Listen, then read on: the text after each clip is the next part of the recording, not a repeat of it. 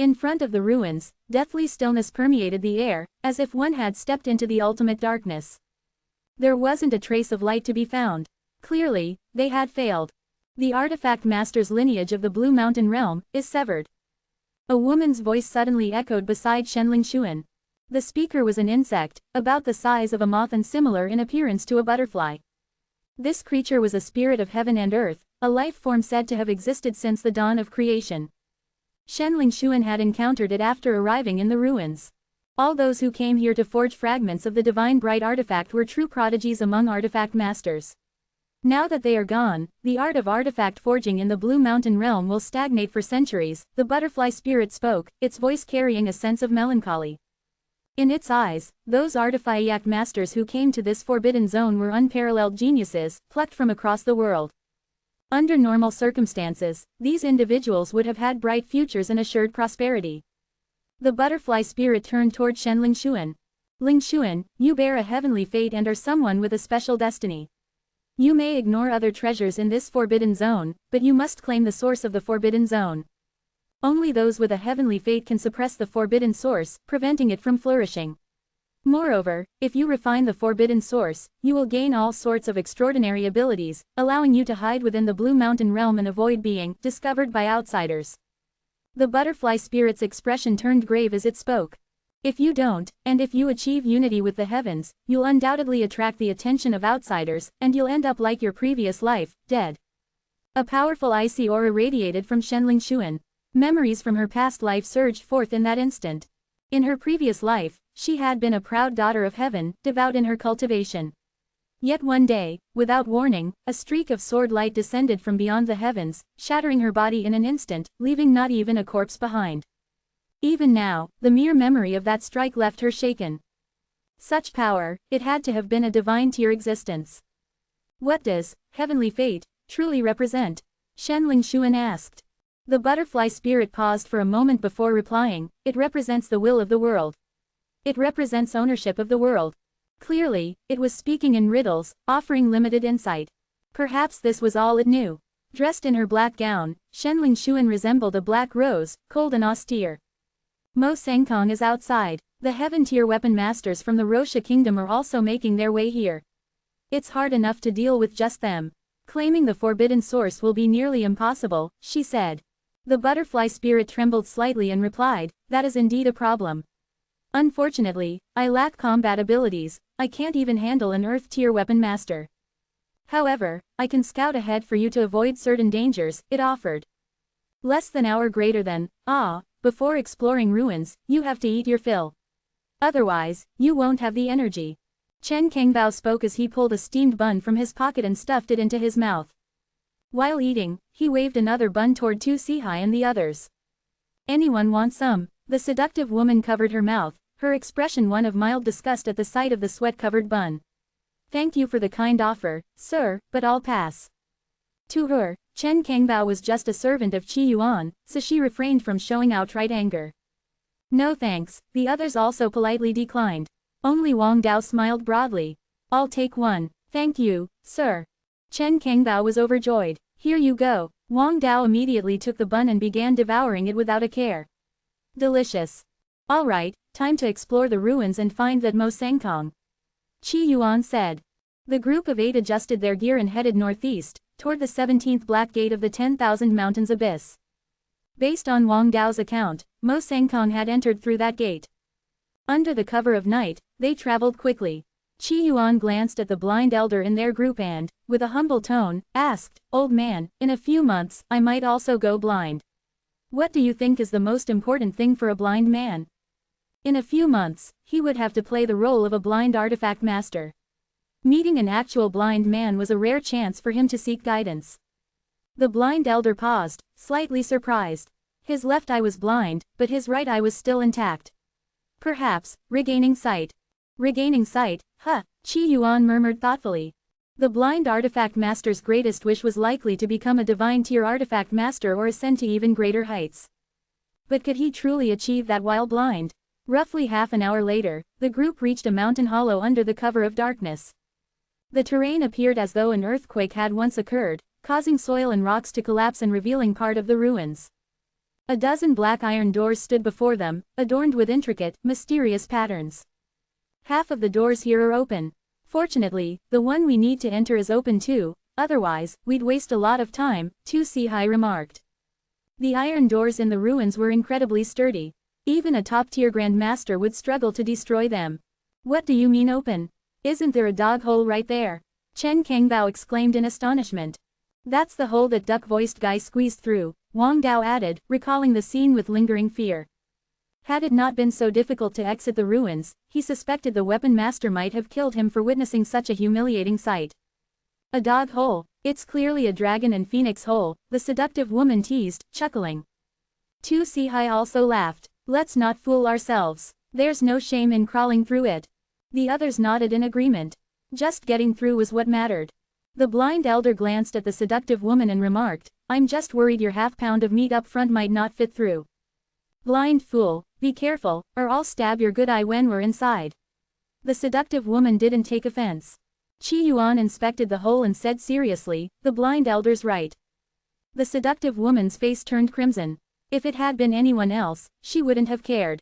But Qi Yuan was a mysterious powerhouse, almost certain to ascend to heaven-tier weapon master status in the future.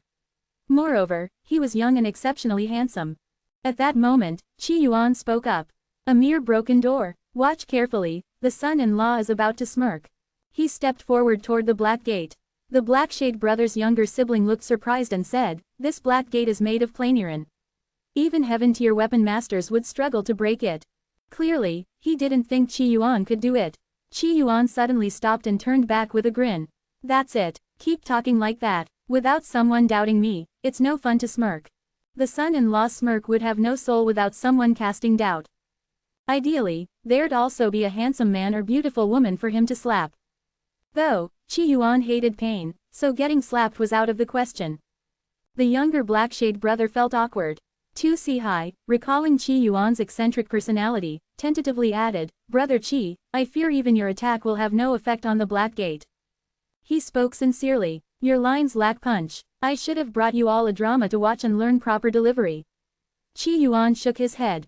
The blind elder said nothing, quietly observing Qi Yuan's antics with distaste. Without wasting further time, Qi Yuan stretched out his hand and gave the Black Gate a gentle push. A massive force erupted. His hand transformed into a razor-sharp blade, shifting from a push to a slash. Boom! With a thunderous crash, the indestructible Black Gate shattered like tofu. A man-sized opening appeared before them. How is that possible? It actually broke. Everyone was stunned, their faces filled with disbelief. They had expected Qi Yuan to be strong, but they hadn't expected this level of power. Breaking the Black Gate with one strike, was that even something a heaven-tier weapon master could do? Qi Yuan, seeing their stunned expressions, decided not to smirk after all. Now your reactions are proper. This is just like on TV. Your earlier taunts lacked conviction, Qi Yuan said, brushing his hands off. The group exchanged confused glances, unsure of how to respond. I didn't expect Brother Qi to be so powerful. It seems this exploration will depend entirely on you, Tu Sihai said, offering timely flattery. The blind elder re-evaluated his opinion of Qi Yuan, retracting his previous judgments. Wang Dao, meanwhile, was overjoyed. Qi Yuan's overwhelming strength gave him peace of mind. At that moment, the elder Blackshade brother asked, if we rely entirely on Brother Qi, how will the spoils be divided if we find treasure? This question caught everyone's attention. If Qi Yuan did all the work, how would the rewards be shared? Would this just turn into a sightseeing tour, with all the treasures going to Qi Yuan? Who says you won't contribute? Chen Kangbao smirked mysteriously, flipping his hand to reveal several trumpets, gongs, and drums. If we encounter enemies, you can assist the young master by playing these instruments. Everyone looked at one another, dumbfounded. The young master is kind-hearted. He doesn't want enemies to die silently, so he's prepared a grand funeral for them. I even brought steamed buns for the wake. Chen Kangbao said proudly. The younger Blackshade brother turned pale. Was this some sort of insult? The blind elder, however, grabbed a trumpet. If playing counts as contributing, I'll play. After all, playing a trumpet was far safer than delving into the ruins' dangers. What a great opportunity, the seductive woman said, taking a trumpet with a sultry smile. I'm very good at blowing. Wang Dao didn't hesitate and grabbed a trumpet.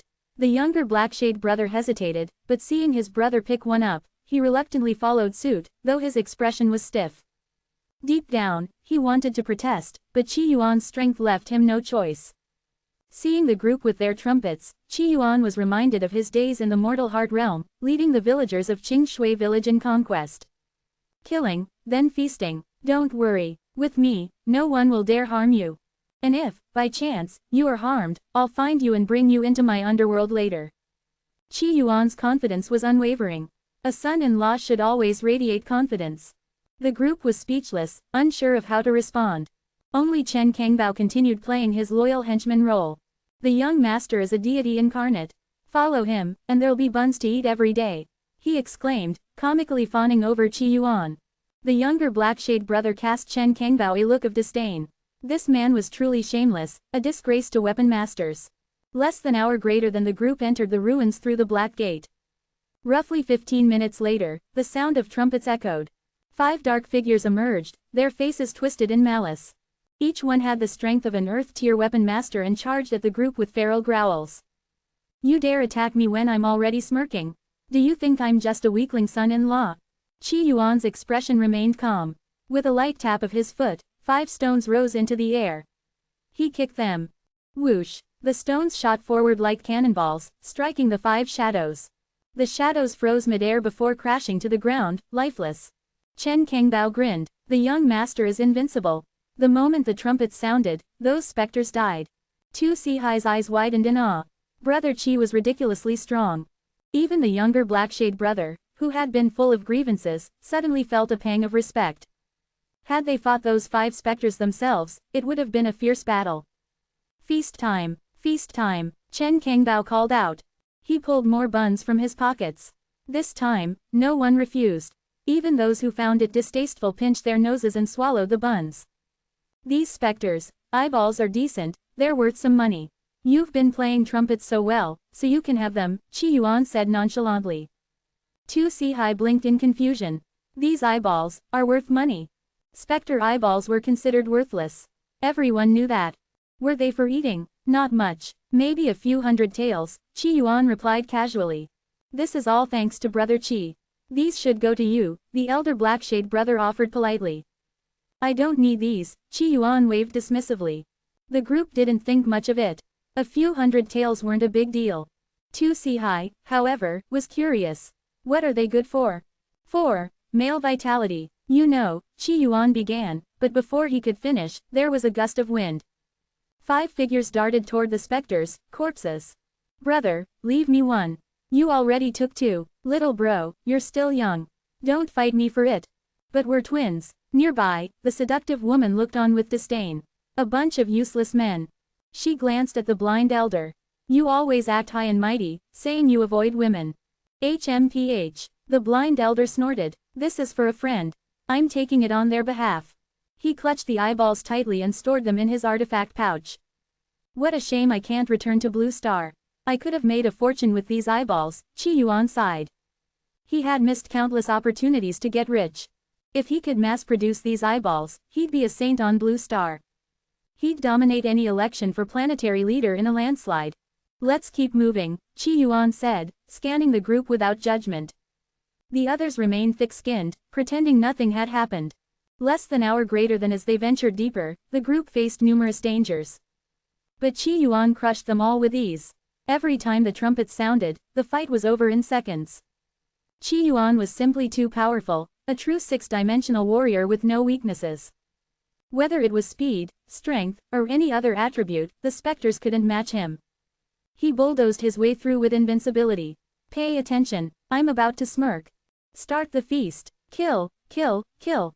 At first, the group hesitated with the trumpets, but as they ventured deeper, they stopped caring. Brother, is my trumpet louder than yours? Less than an hour greater than in the depths of the ruins. A scholar in a Confucian robe coughed, blood dripping from his mouth. Mo Sengkong's gaze was filled with malice. I didn't expect to run into the grand sacrificial wine of the literary platform of Shang Nation here. The Shang Nation was a small kingdom bordering the Rosha Kingdom. It had no king, only a council of elders. Under this system, the Shang Nation revered the mythical god of judgment. In the age of the god's divine presence, the Shang nation had been a vassal state of Rosha kingdom, basking in the light of divine radiance. After the god's destruction, however, the Shang nation had boldly severed ties with Rosha kingdom. This had enraged the Rosha kingdom, especially since the Shang nation had secretly aided the Judgment Society. Thanks to their support, the Judgment Society had managed to preserve much of its strength. Had the destruction of the divine presence not weakened the Rosha kingdom, leaving it vulnerable to enemy nations, they would have long since dispatched armies to wipe out the Shang nation. Now, seeing the grand sacrificial wine of Shang nation, Mo Sengkong's smile turned vicious. Killing this man would be a tremendous achievement. A mere novice heaven tier dares to challenge me. Mo Sengkong sneered, his eyes filled with disdain. His claw-like hand struck at the Confucian scholar, who barely managed to defend himself but still ended up with a bloody gash on his shoulder. As Mo Sengkong prepared to strike again, but the sound of trumpets rang out in the distance. He turned abruptly to see a bronze gate opening. Several figures stumbled through. A group of 8 entered his line of sight. The trumpets abruptly stopped. The trumpet players froze upon seeing Mo Sengkong, their faces filled with shock and fear. Unity with the heavens, that's a heaven-tier weapon master. And the other one is, a heaven-tier weapon master in combat. Wang Dao opened his mouth to speak but swallowed his words. Earlier, he had assumed Mo Sengkong was just a strong earth-tier weapon master because he hadn't displayed his full strength. But now, seeing him in combat, the aura of unity with the heavens was unmistakable. There was no doubt, Mo Sengkong was a heaven-tier weapon master. Though Qi Yuan was powerful, he had yet to display the aura of unity with the heavens. Even if his strength and speed surpassed Mo Sengkong's, unity with the heavens wasn't something that could be overcome by sheer physical prowess. Tu Sihai realized the situation and quickly spoke up.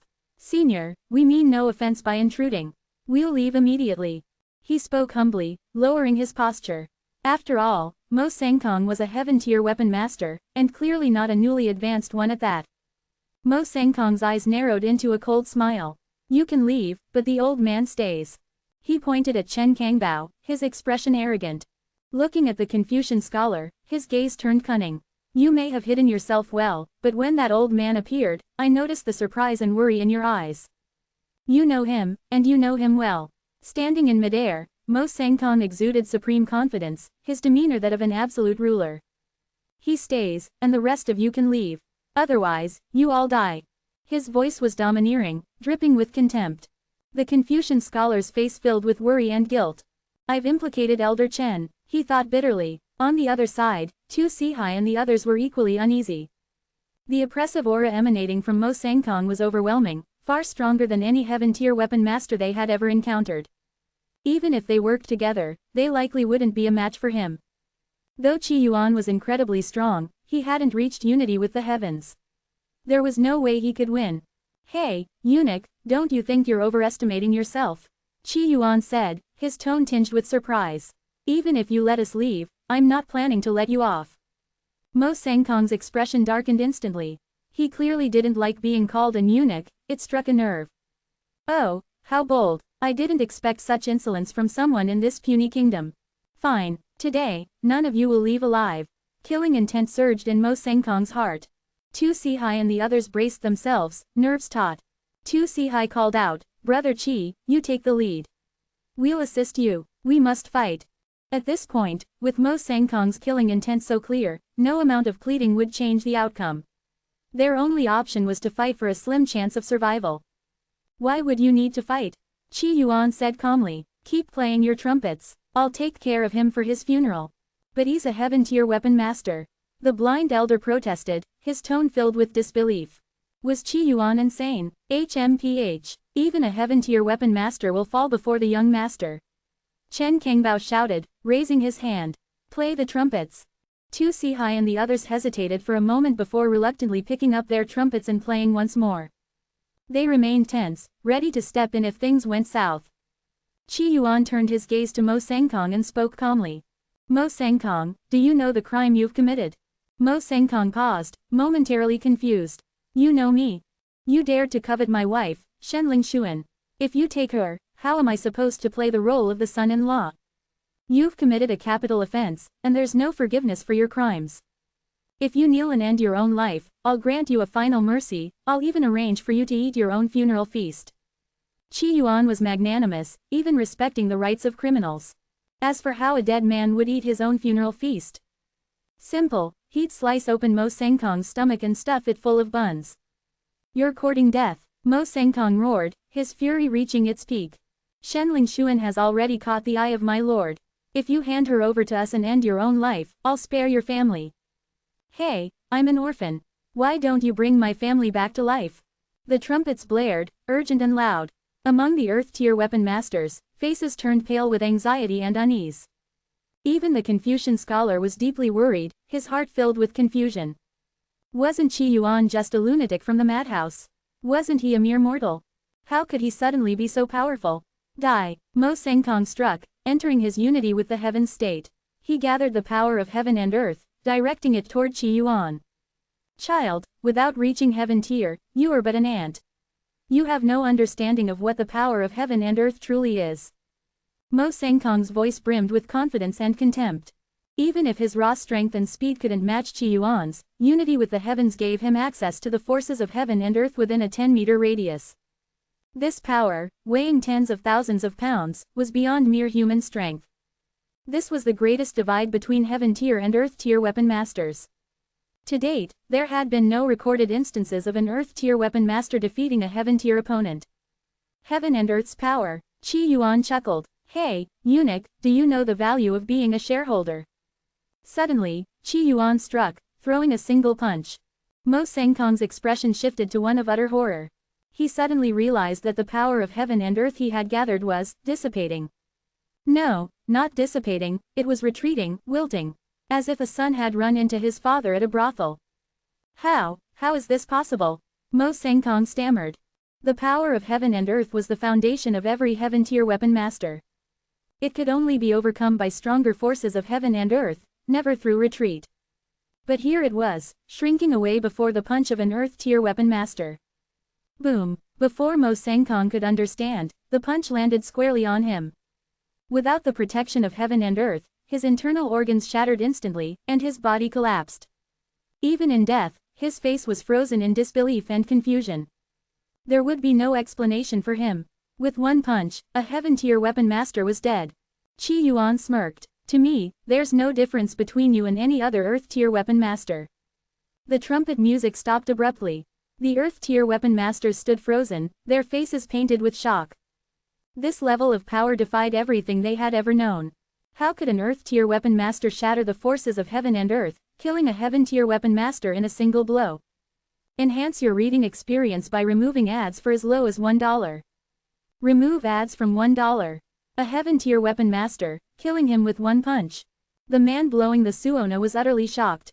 In this world, it was already impossible for an earth-tier weapon master to defeat a heaven-tier weapon master. As for a heaven-tier weapon master achieving the state of unity with the heavens, there was only one recorded case, and even that was of someone whose excessive indulgence in lust affected his cultivation. When he attempted to enter unity with the heavens, he failed to clench his control and died on the spot. But now, right before their eyes, Mo Sengkong had been utterly obliterated with just one punch from Qi Yuan. The sheer weight of such an achievement was utterly terrifying. Confusion, ecstasy, doubt, shock, all kinds of emotions flickered across the faces of the crowd. At that moment, Chen Kengbao wore an exaggerated expression as he exclaimed, "This son-in-law is actually this powerful." Qi Yuan heard this and felt immensely pleased with himself. This was exactly the kind of reaction he was looking for. The Confucian-robed scholar narrowed his eyes upon hearing this. Such a powerful and mysterious individual, he was just a son-in-law. Too strong, too he muttered, swallowing hard. Now, he was utterly humbled by the arrogance he had displayed earlier. As for the younger of the Blackshade brothers, his heart was in his throat, terrified that Qi Yuan might harbor a grudge against him for his earlier dismissiveness. Sigh, I'd really like to see just how breathtaking this Miss Ling Xuan must be, to make such an extraordinary man marry into her family, someone murmured wistfully. Qi Yuan casually took Mo Sengkong's storage artifact, extracted the silver stored within, and then selected a few materials from it.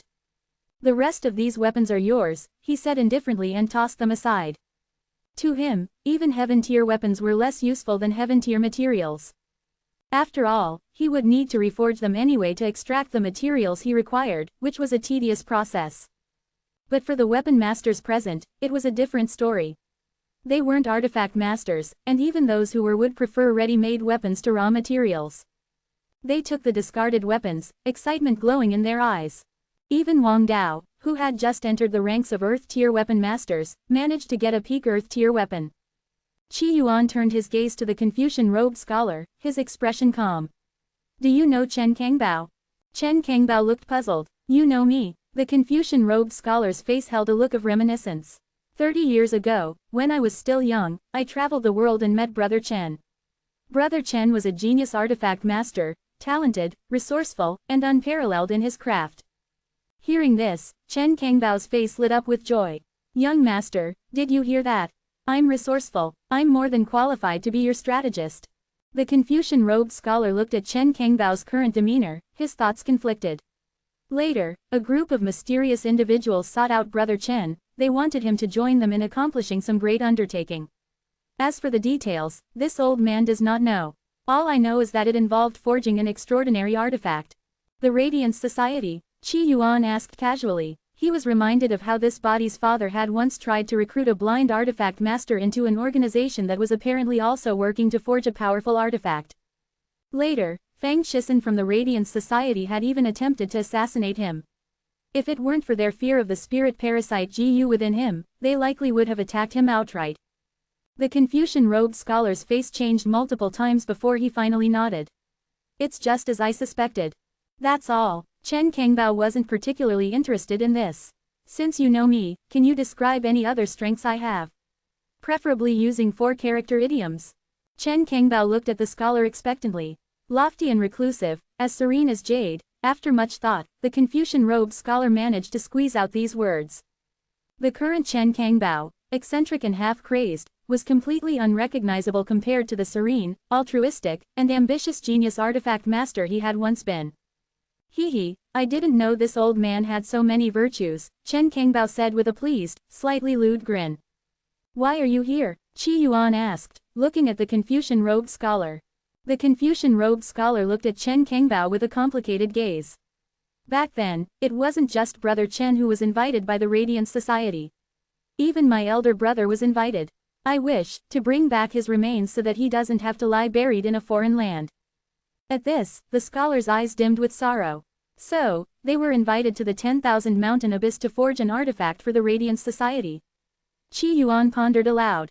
No wonder Chen Kangbao reacted strongly upon hearing the name, 10,000 mountain abyss. It seemed to have triggered his storyline. In that case, let's head inside and take a look. We might also find Shen Lingshuan along the way, Qi Yuan said, striding forward. The others quickly followed. The Confucian-robed scholar hesitated but ultimately pressed on despite his injuries. The ruins were dimly lit, with an eerie atmosphere. The corners were damp, and the entire place felt uninviting. After walking for about 15 minutes, the group stopped before a massive stone slab. The slab was enormous, at least 100 meters in both length and width, and appeared to be a single piece.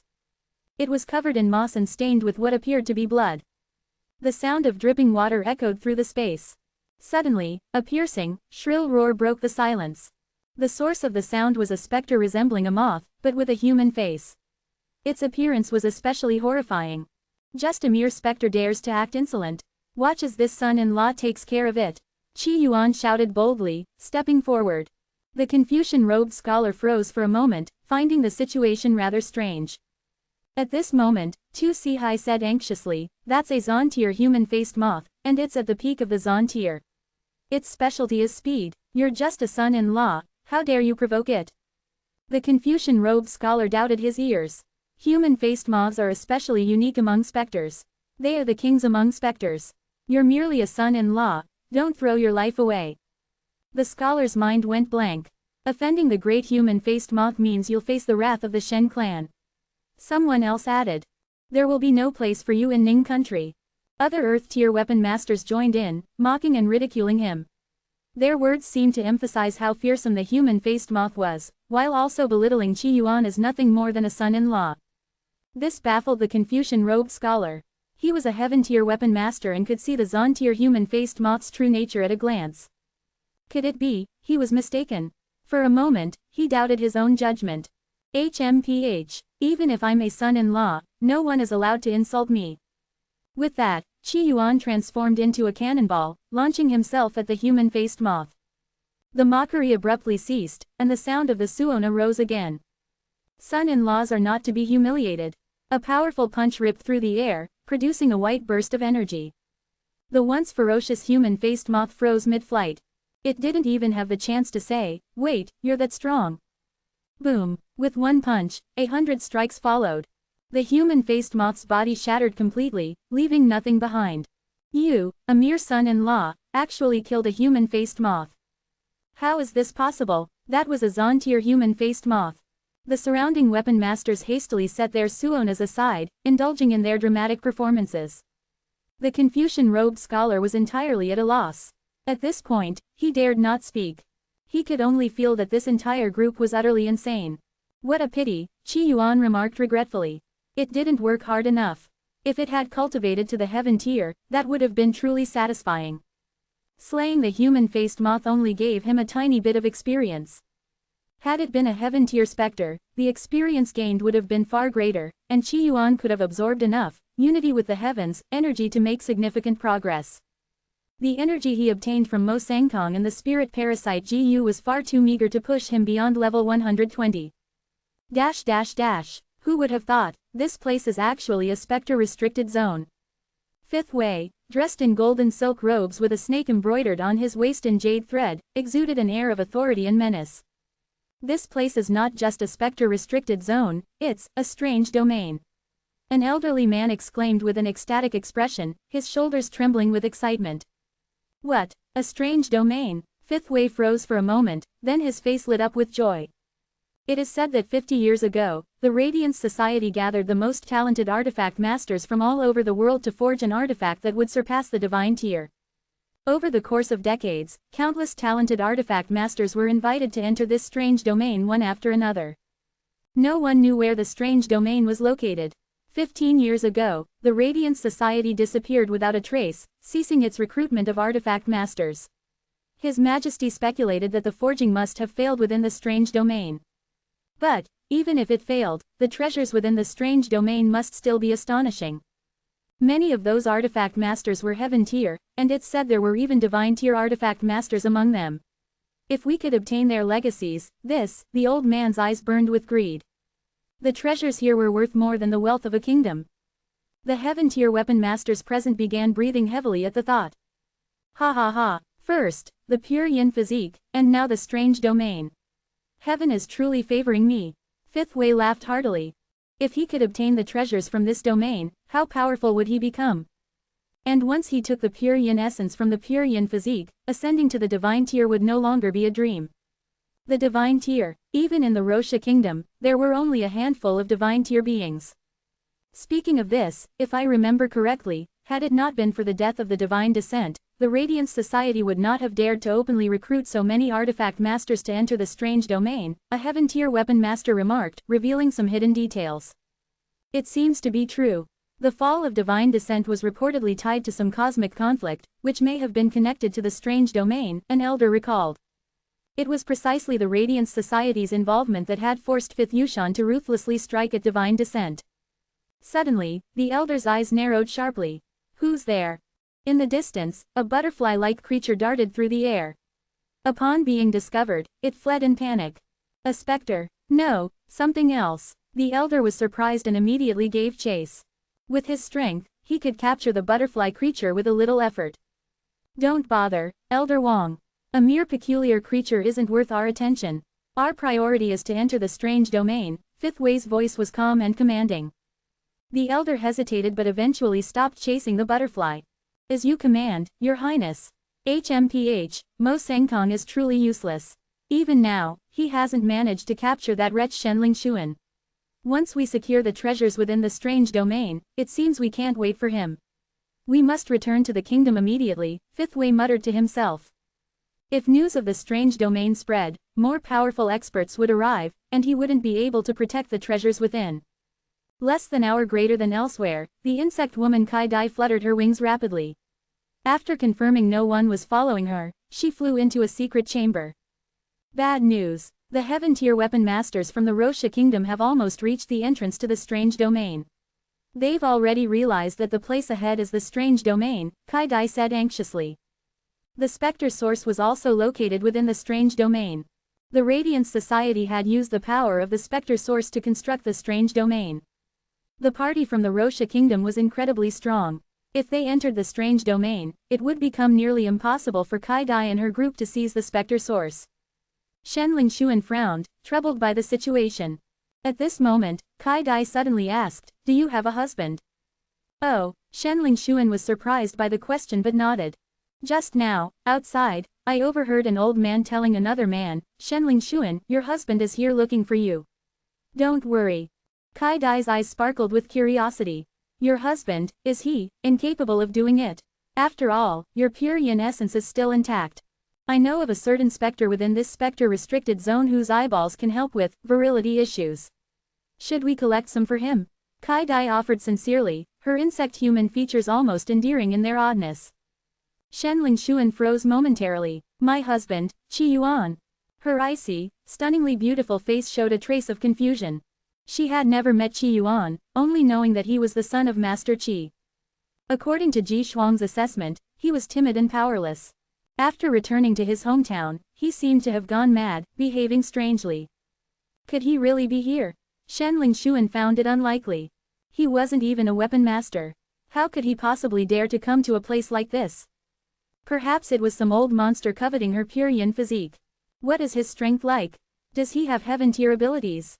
If he does, finding him would greatly improve our chances of obtaining the Spectre Source, Kai Dai suggested. This person is likely not my husband, Shenling Xuan replied calmly. Not your husband, he's an ordinary person, and you married him. To be precise, he's a son-in-law. A son-in-law. Less than an hour greater than a group of 9 stood before a massive gate. The sight before them left everyone stunned. What they saw wasn't just an underground palace, it was a fortress.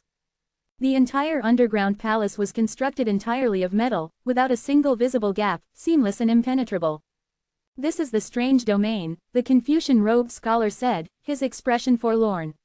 Within this strange domain are approximately 300,000 artifact masters from all over the Blue Mountain realm. They entered this domain anonymously to forge a mysterious artifact. The Confucian-robed scholar didn't know much more about it. Before his elder brother left, he had only mentioned that this artifact was tied to the survival of the Blue Mountain realm. Without it, the Blue Mountain realm would face catastrophe in the near future. They're all inside. Qi Yuan's voice was calm. The Confucian-robed scholar looked at Chen Kangbao. Yes, only a handful of people ever made it out alive. Other than Brother Chen, the rest were tortured to death. Hearing this, the scholar sighed deeply. Back then, a major incident occurred within the strange domain. It was rumored that something went wrong during the artifact's forging. Only a few people managed to escape. Afterward, powerful figures hunted down those who had fled the strange domain, subjecting them to brutal torture in an attempt to extract the location of the strange domain. Yet, despite the most excruciating punishments, even threats to their families and loved ones, none of them revealed its location. The punishments were excruciating, not only physically but also spiritually. Eventually, all those who had escaped perished. That's why, when the Confucian-robed scholar later discovered Chen Kangbao living in obscurity in Ning County, he chose not to disturb him. What secrets does the strange domain hold? Why were they so determined to die rather than reveal it? The younger Blackshade brother asked. According to you, they failed. If they failed, why were they afraid of being discovered? Tu Sihai asked, puzzled. Perhaps, even though they failed, they didn't entirely fail. They feared that someone entering the domain would cause their efforts to fail completely, Qi Yuan speculated.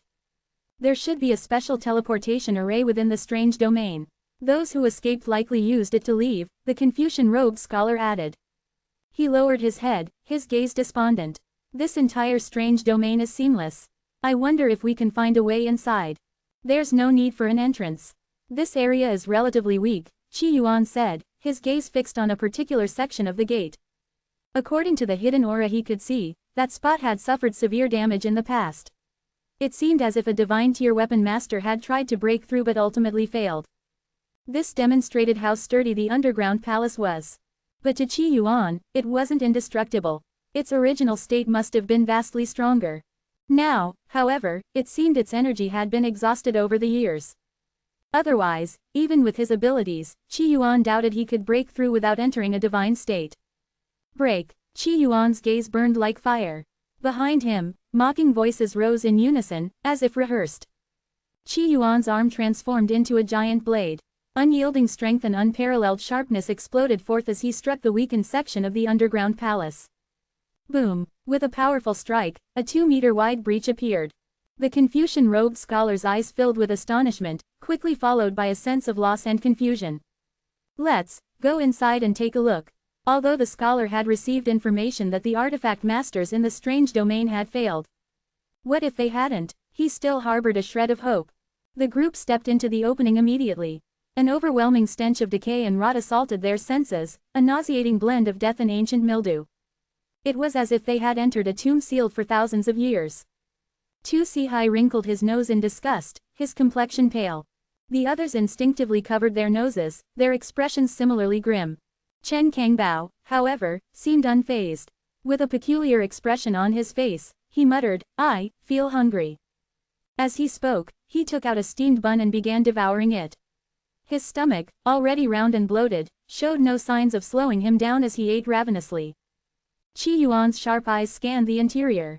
What stretched out before him was a desolate sea of white, endless skeletons. The remains of countless individuals were scattered across the ground, their postures twisted in agony, as if they had endured unbearable suffering before death. Some skeletons, however, were seated upright, their bones arranged neatly and solemnly, as though they had faced death with calm resolve.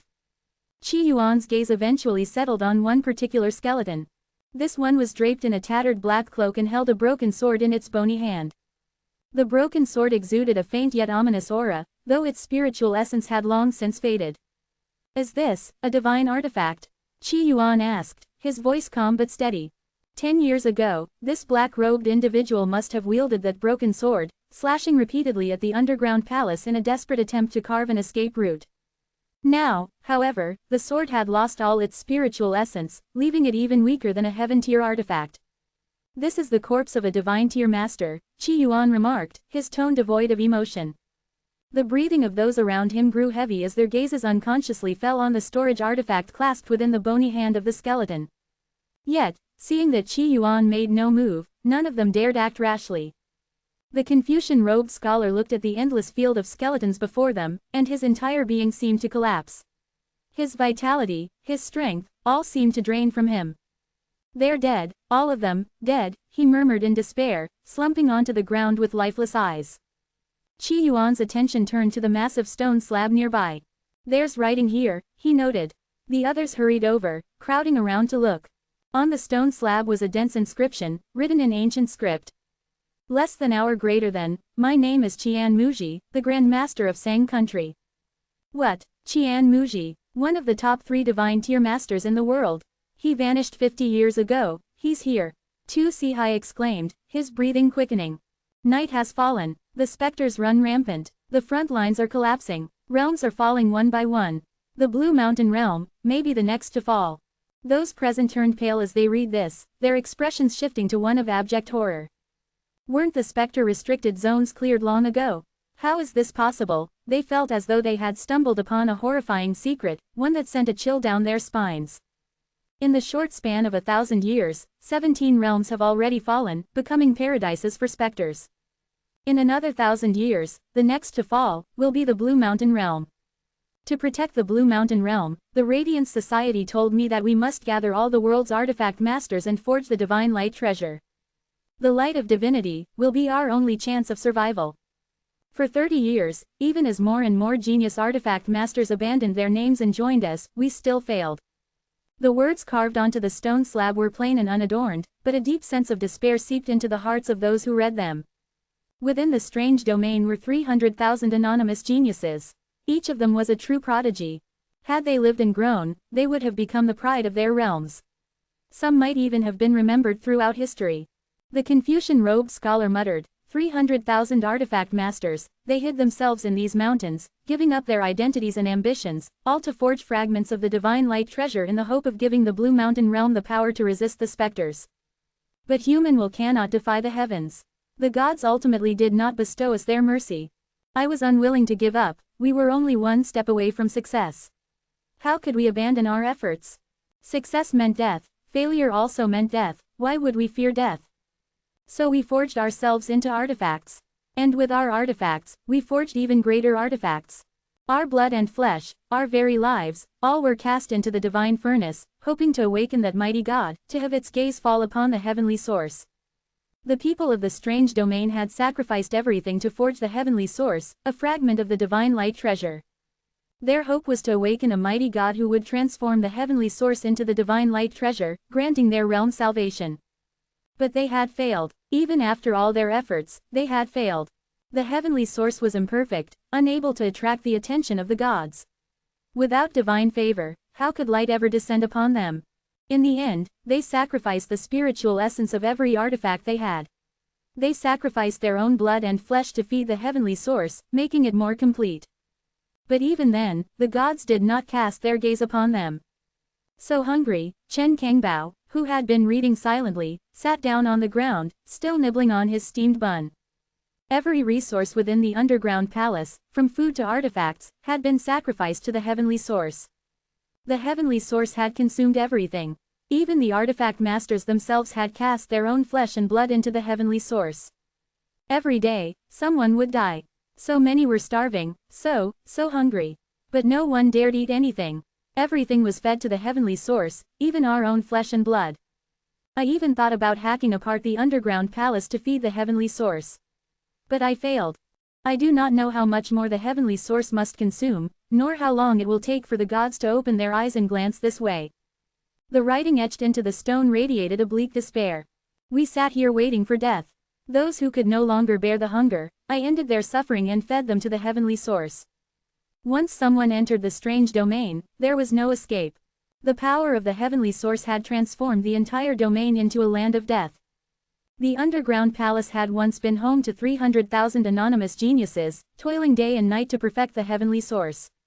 They poured their very lives into it. But even after all this, they failed. In the end, I used the Radiance Society's teleportation array to send 5 people out. I hoped they could return in 5 years, bringing the Radiance Society back to the strange domain. 5 years should be enough for the heavenly source to consume everything here. Whether or not the gods opened their eyes, I will never know. The inscription ended abruptly. Qian Muji sat upon the cold stone slab, his skeletal hand still clutching the broken sword. His flesh had long since been devoured. Whether his final moments were filled with hope or despair was a mystery lost to time. Chen Kangbao stuffed the last of his steamed bun into his mouth. After chewing for a moment, he suddenly had a thought. Young master, so many people have died here. Should we host a feast for them? Let them eat something too. Enhance your reading experience by removing ads for as low as $1. Remove ads from $1. Chen Kangbao pulled several steamed buns out of his robe and began placing them one by one in front of the skeletons scattered around the room. He had brought a lot of steamed buns with him. It took him 7 or 8 minutes just to finish placing them. However, as he looked at the vast number of pale, skeletal remains that filled the chamber, his expression grew pained. Young master, I didn't bring enough steamed buns, there aren't enough for all of them to eat, he said sorrowfully. Qi Yuan remained calm and replied, I have plenty of ingredients with me. You can cook something. As he spoke, various ingredients, cabbage, pork ribs, rice, and flour, flew out of his storage artifact. While playing the role of the cleaver, he had prepared a large stock of food. Chen Kangbao immediately got to work cooking. Meanwhile, the other weapon masters present were staring at the inscriptions carved into the stone slab, occasionally lost in thought or sighing. However, to them, the words, despite describing the apocalyptic catastrophe of worlds falling into ruin, felt too distant and abstract. Without the proper background music to set the atmosphere, it was hard for them to feel emotionally connected to what they were reading. The only one who seemed truly distraught was the Confucian-robed scholar. Having lost his elder brother in this place, his grief was palpable. The collapse of worlds, to think that such a grave danger could threaten the heavens beyond, why has no one ever told us about this? Tu Sihai asked, his face full of shock. If the records here are accurate, then the Blue Mountain realm may be in grave danger. The blind old man rasped in a hoarse voice. After all, according to what was written, this place had gathered nearly 300,000 of the most talented artifact masters of the Blue Mountain realm, including many divine tier masters. Their purpose was to forge the heavenly source, draw the attention of the gods, and transform it into a fragment of the divine light treasure to combat the eternal night. 300,000 people abandoned their names and disappeared into obscurity, yet the world remains so silent about their sacrifice. These people, I admire them greatly, the charming, seductive woman said softly. When they had first entered this underground palace, they had expected to find some incredible treasures.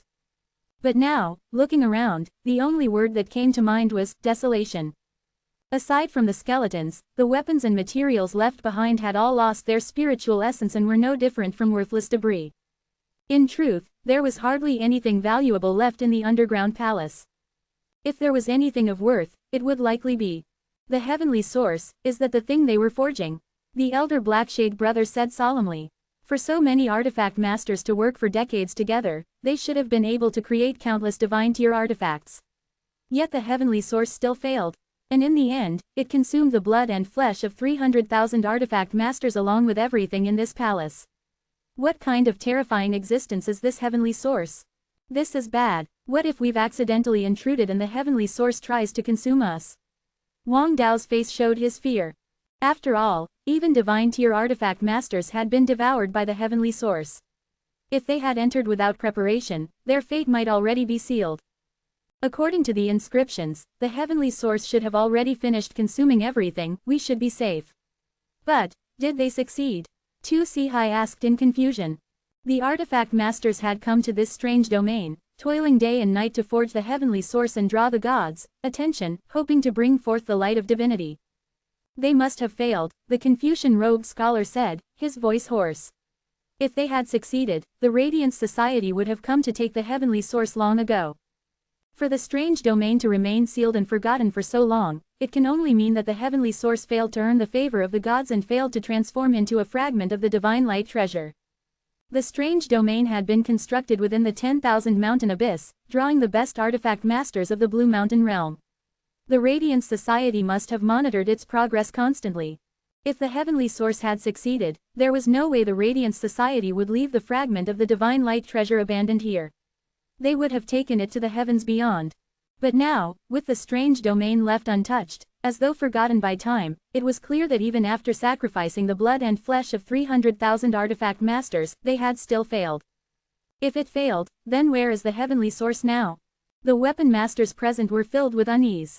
What if this terrifying creation had turned into some kind of cursed weapon of destruction? Currently, the underground palace was nothing but a desolate ruin. The only thing of real value here was likely the heavenly source itself. Having devoured countless divine tier artifacts and the blood and flesh of 300,000 artifact masters, the heavenly source must have become something that surpassed even divine tier artifacts. And yet, even such a terrifying existence had failed to catch the gods' attention and transform into a fragment of the divine light treasure. Just how precious must the legendary divine light treasure be? Less than hour greater than, Sir Qi, I must go deeper into the underground palace to find my elder brother.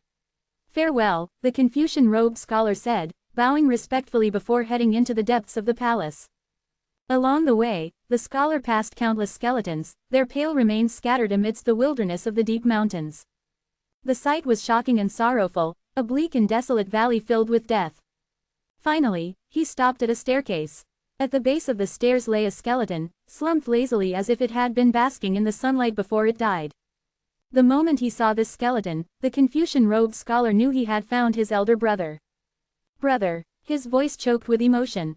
Although he had long suspected that his brother had perished after disappearing, seeing his brother's remains still filled him with overwhelming grief. His elder brother had been the eldest son of their family, proud, carefree, and fond of fine clothes and high-spirited adventures across the land. Their father had always worried, often saying that his brother's wild and carefree nature would prevent him from taking on the family's responsibilities.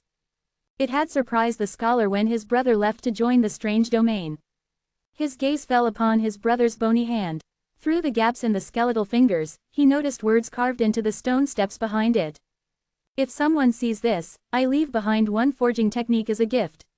All I ask is that you go to the capital of Sheng country and help redeem the courtesan and Shang from Tianxiang Academy. I thank you. These few simple words made the Confucian-robed scholar sigh deeply. The inscription carried his elder brother's unique style. In his younger days, his elder brother had been unrestrained and wild, fond of visiting theaters and pleasure houses. He had fallen in love with a courtesan named Anshang and wanted to redeem her so he could marry her, but their father had fiercely opposed the idea. This had caused a significant rift between his brother and their father. Reaching out, the scholar tried to touch his brother's skeletal remains. But as soon as his hand made contact, the brittle bones crumbled into ash. The traces of his brother's existence in this world disappeared completely. The Confucian-robed scholar froze, his hand pausing mid-air, before sighing deeply. 300,000 lives hidden in the mountains, their loyal hearts shining through the cold night. Buried in the desolate valley, did they regret it? Their heroic names will never pass into eternity. Less than an hour greater than at that moment, a group of more than 10 people approached. Leading them was none other than Fifth Wei. He carried an air of dominance and menace, exuding the pride and arrogance unique to those in positions of power. Striding forward confidently, he stepped on the skeletons littering the ground as though they were mere weeds, showing no regard for the dead. Seeing the newcomers, the Confucian-robed scholar's eyes narrowed. Fifth Wei, the grand scholar of Wentai Pavilion, tangled with the Judgment Society for years, perfect timing. I'll capture you and see if those clowns from the Judgment Society dare to show their faces, Fifth Wei sneered, his voice dripping with mockery. Since arriving in the underground palace, he had found no valuable treasures. His frustration was mounting. Now that he had come across the Confucian-robed scholar, his killing intent surged. Immediately, a burly heaven-tier weapon master stepped forward, ready to strike at the scholar. But at that moment, a calm yet thunderous voice rang out. Stop, son-in-law Qi Yuan is here. Show some respect. The source of the voice was a group approaching from the distance. At the forefront was a young man of strikingly handsome appearance, his expression languid and carefree. It was Qi Yuan. As he arrived, he looked at the Confucian-robed scholar with a relaxed smile. This old man was truly his lucky charm. Previously, the scholar had indirectly brought him Mo Sangkong. Now, the same scholar had brought along not just one but 12 heaven-tier weapon masters. Fifth Wei's gaze swept over Qi Yuan and his companions with disdain. A ragtag bunch of nobodies, daring to come here and seek death. Behind him, the heaven-tier weapon masters also sneered when they examined Qi Yuan and his group's auras. A bunch of earth-tier weapon masters, nothing more. Any one of the heaven-tier masters present could easily slaughter them with little effort. Tu Sihai, however, looked panicked and rushed to speak. Brother Qi, they're heaven-tier weapon masters, their strength is extraordinary. You're just a son-in-law, be extremely careful. Hearing this, Fifth Wei initially thought Tu Sihai had some sense of self-awareness. But as Tu Sihai continued, Fifth Wei couldn't shake the feeling that something was off. The other earth-tier weapon masters also chimed in anxiously. You're just a lowly son-in-law. How could you possibly contend with heaven-tier weapon masters? If you anger these powerful figures, there will be no place for you in Ning Kingdom. Exactly. Hurry and kneel to beg their forgiveness. Maybe the esteemed heaven-tier masters will show mercy. Their words were laced with worry, their performances so convincing that even Fifth Wei found himself momentarily swayed. However, as the heaven-tier weapon masters listened further, their expressions turned strange. While the words seemed humble on the surface, there was an underlying tone, mocking and oddly sarcastic. It felt almost intentional. What is going on? The heaven-tier masters wondered. Fifth Wei couldn't hold back any longer. Are you not afraid? He asked coldly, his voice tinged with suspicion. Afraid? Of course, we're terrified. You're a heaven-tier weapon master, after all. Tu Sihai quickly responded, his face full of exaggerated fear. We're doomed. Son-in-law Qi Yuan, beg for their mercy. Perhaps they'll spare us. Wang Dao added from the back, his tone equally dramatic. Their voices were dripping with false humility, and their performances were excellent. On the surface, they seemed genuinely afraid. However, Fifth Wei and the other heaven-tier weapon masters were growing increasingly irritated. The tone, the phrasing, it all felt sarcastic. Fifth Wei's patience finally snapped, and fury erupted on his face. Enough. You dare mock me? Die. He was a proud genius, used to being revered and flattered. He could not tolerate even the slightest insult. This time, his anger boiled over, and he attacked directly. I'll rip your mouths apart. However, instead of targeting Qi Yuan, he aimed at the chattering earth-tier weapon masters. Tu Sihai's face turned pale with fear. No, Don't rip my mouth, rip Brother Chi's instead. His is crooked anyway. Tu Si trembled as the overwhelming aura of a heaven-tier master bore down on him. His body felt frozen, as if he were being stared down by a massive predator, unable to move a muscle. Enough. Qi Yuan's cold voice cut through the tension like a knife. Fifth Wei, I can't believe you're the kind of person who bullies ordinary people, let alone a son-in-law. Fifth Wei's movements came to an abrupt halt. You know who I am. When the Confucian robed scholar had called out Fifth Wei's name earlier, Qi Yuan's group had not yet arrived. You sent Mo Sengtong to capture my wife and make her your servant. Did you think I wouldn't know? Don't you understand that, for a son-in-law, a wife is the ultimate bottom line? Qi Yuan's voice rose, impassioned and righteous. As they say, every dragon has a reverse scale. Touch it, and you die. A son-in-law's woman, you dare to provoke her. Having traversed so many worlds, Qi Yuan's acting skills had become extraordinary. With his current appearance and delivery, he could easily star in a drama like Dragon King's son-in-law and win an award. Fifth Wei paused for a moment, his expression shifting. You're Shanling Xuan's husband. He stared at Qi Yuan, his gaze flickering before a wicked smile spread across his face. Well then, I've changed my mind. I won't kill you. I'll castrate you and send you to the palace. I'll make you watch as your wife. Before he could finish his vile threat, something strange happened. Fifth Wei found that he couldn't speak the rest of his sentence. Or rather, even though he spoke, no sound came out. Hey, this is a proper game. Don't use inappropriate words. What if you summon the harmonization deity and get us all banned? Who's going to compensate me for my investments if that happens? Qi Yuan looked at Fifth Wei, visibly annoyed. This game isn't rated for adults. Can you please not use prohibited words? Fifth Wei was stunned. Everything about this encounter was beyond strange. Most baffling of all was how his words earlier had seemingly been muted. He could hear himself, but no one else could. What are you looking at me for? Just die already. Qi Yuan launched a punch straight at Fifth Wei. The heaven-tier weapon masters behind Fifth Wei watched with relaxed expressions. Although Qi Yuan seemed unusual, he wasn't in the state of unity with the heavens. There was no way he could harm Fifth Wei. Fifth Wei shared their confidence. A mere trickster, what's there to fear? As he spoke, the surrounding 30 meters of space began to gather around him, the power of the heavens and earth pooling to his command. Standing there, he seemed like the sovereign of this space, controlling everything within it. This was the power of the heavens and earth, true, unmatched strength. All illusions and tricks would crumble before such overwhelming might. You've worked so hard to cultivate your strength. Don't you think my steady progression from leveling up is much more reliable? Qi Yuan remarked nonchalantly as he threw another punch. After embodying the cleaver, Qi Yuan's body had been hardened to an absurd degree. Even direct strikes from heaven-tier artifacts couldn't harm him. He showed no mercy to Fifth Wei. The terrifying punch crashed down. Instantly, the heavenly power surrounding Fifth Wei dissipated like a receding tide. His face twisted in shock and disbelief. In that moment, a voice echoed in his mind. See, relying solely on your hard-earned strength isn't always the best option. Qi Yuan's punch landed squarely on Fifth Wei's chest. Blood splattered as a gaping hole appeared in Fifth Wei's heart. His expression was one of sheer disbelief. How? Your greatest mistake was underestimating a son-in-law. Let me tell you, across the heavens and myriad worlds, son-in-laws, security guards, bodyguards, and truck drivers, they're never to be trifled with. Without sparing a glance at Fifth Wei's lifeless body, Qi Yuan turned his attention to the 11 remaining heaven-tier weapon masters. A sly smile played on his lips. Now, it's hunting time. In an instant, Qi Yuan's speed surged tenfold. The Earth-tier weapon masters couldn't even track his movements. The remaining heaven-tier weapon masters were still reeling from the shock of Fifth Wei's death. A monster. He's a monster. Run. Even their prince had been killed.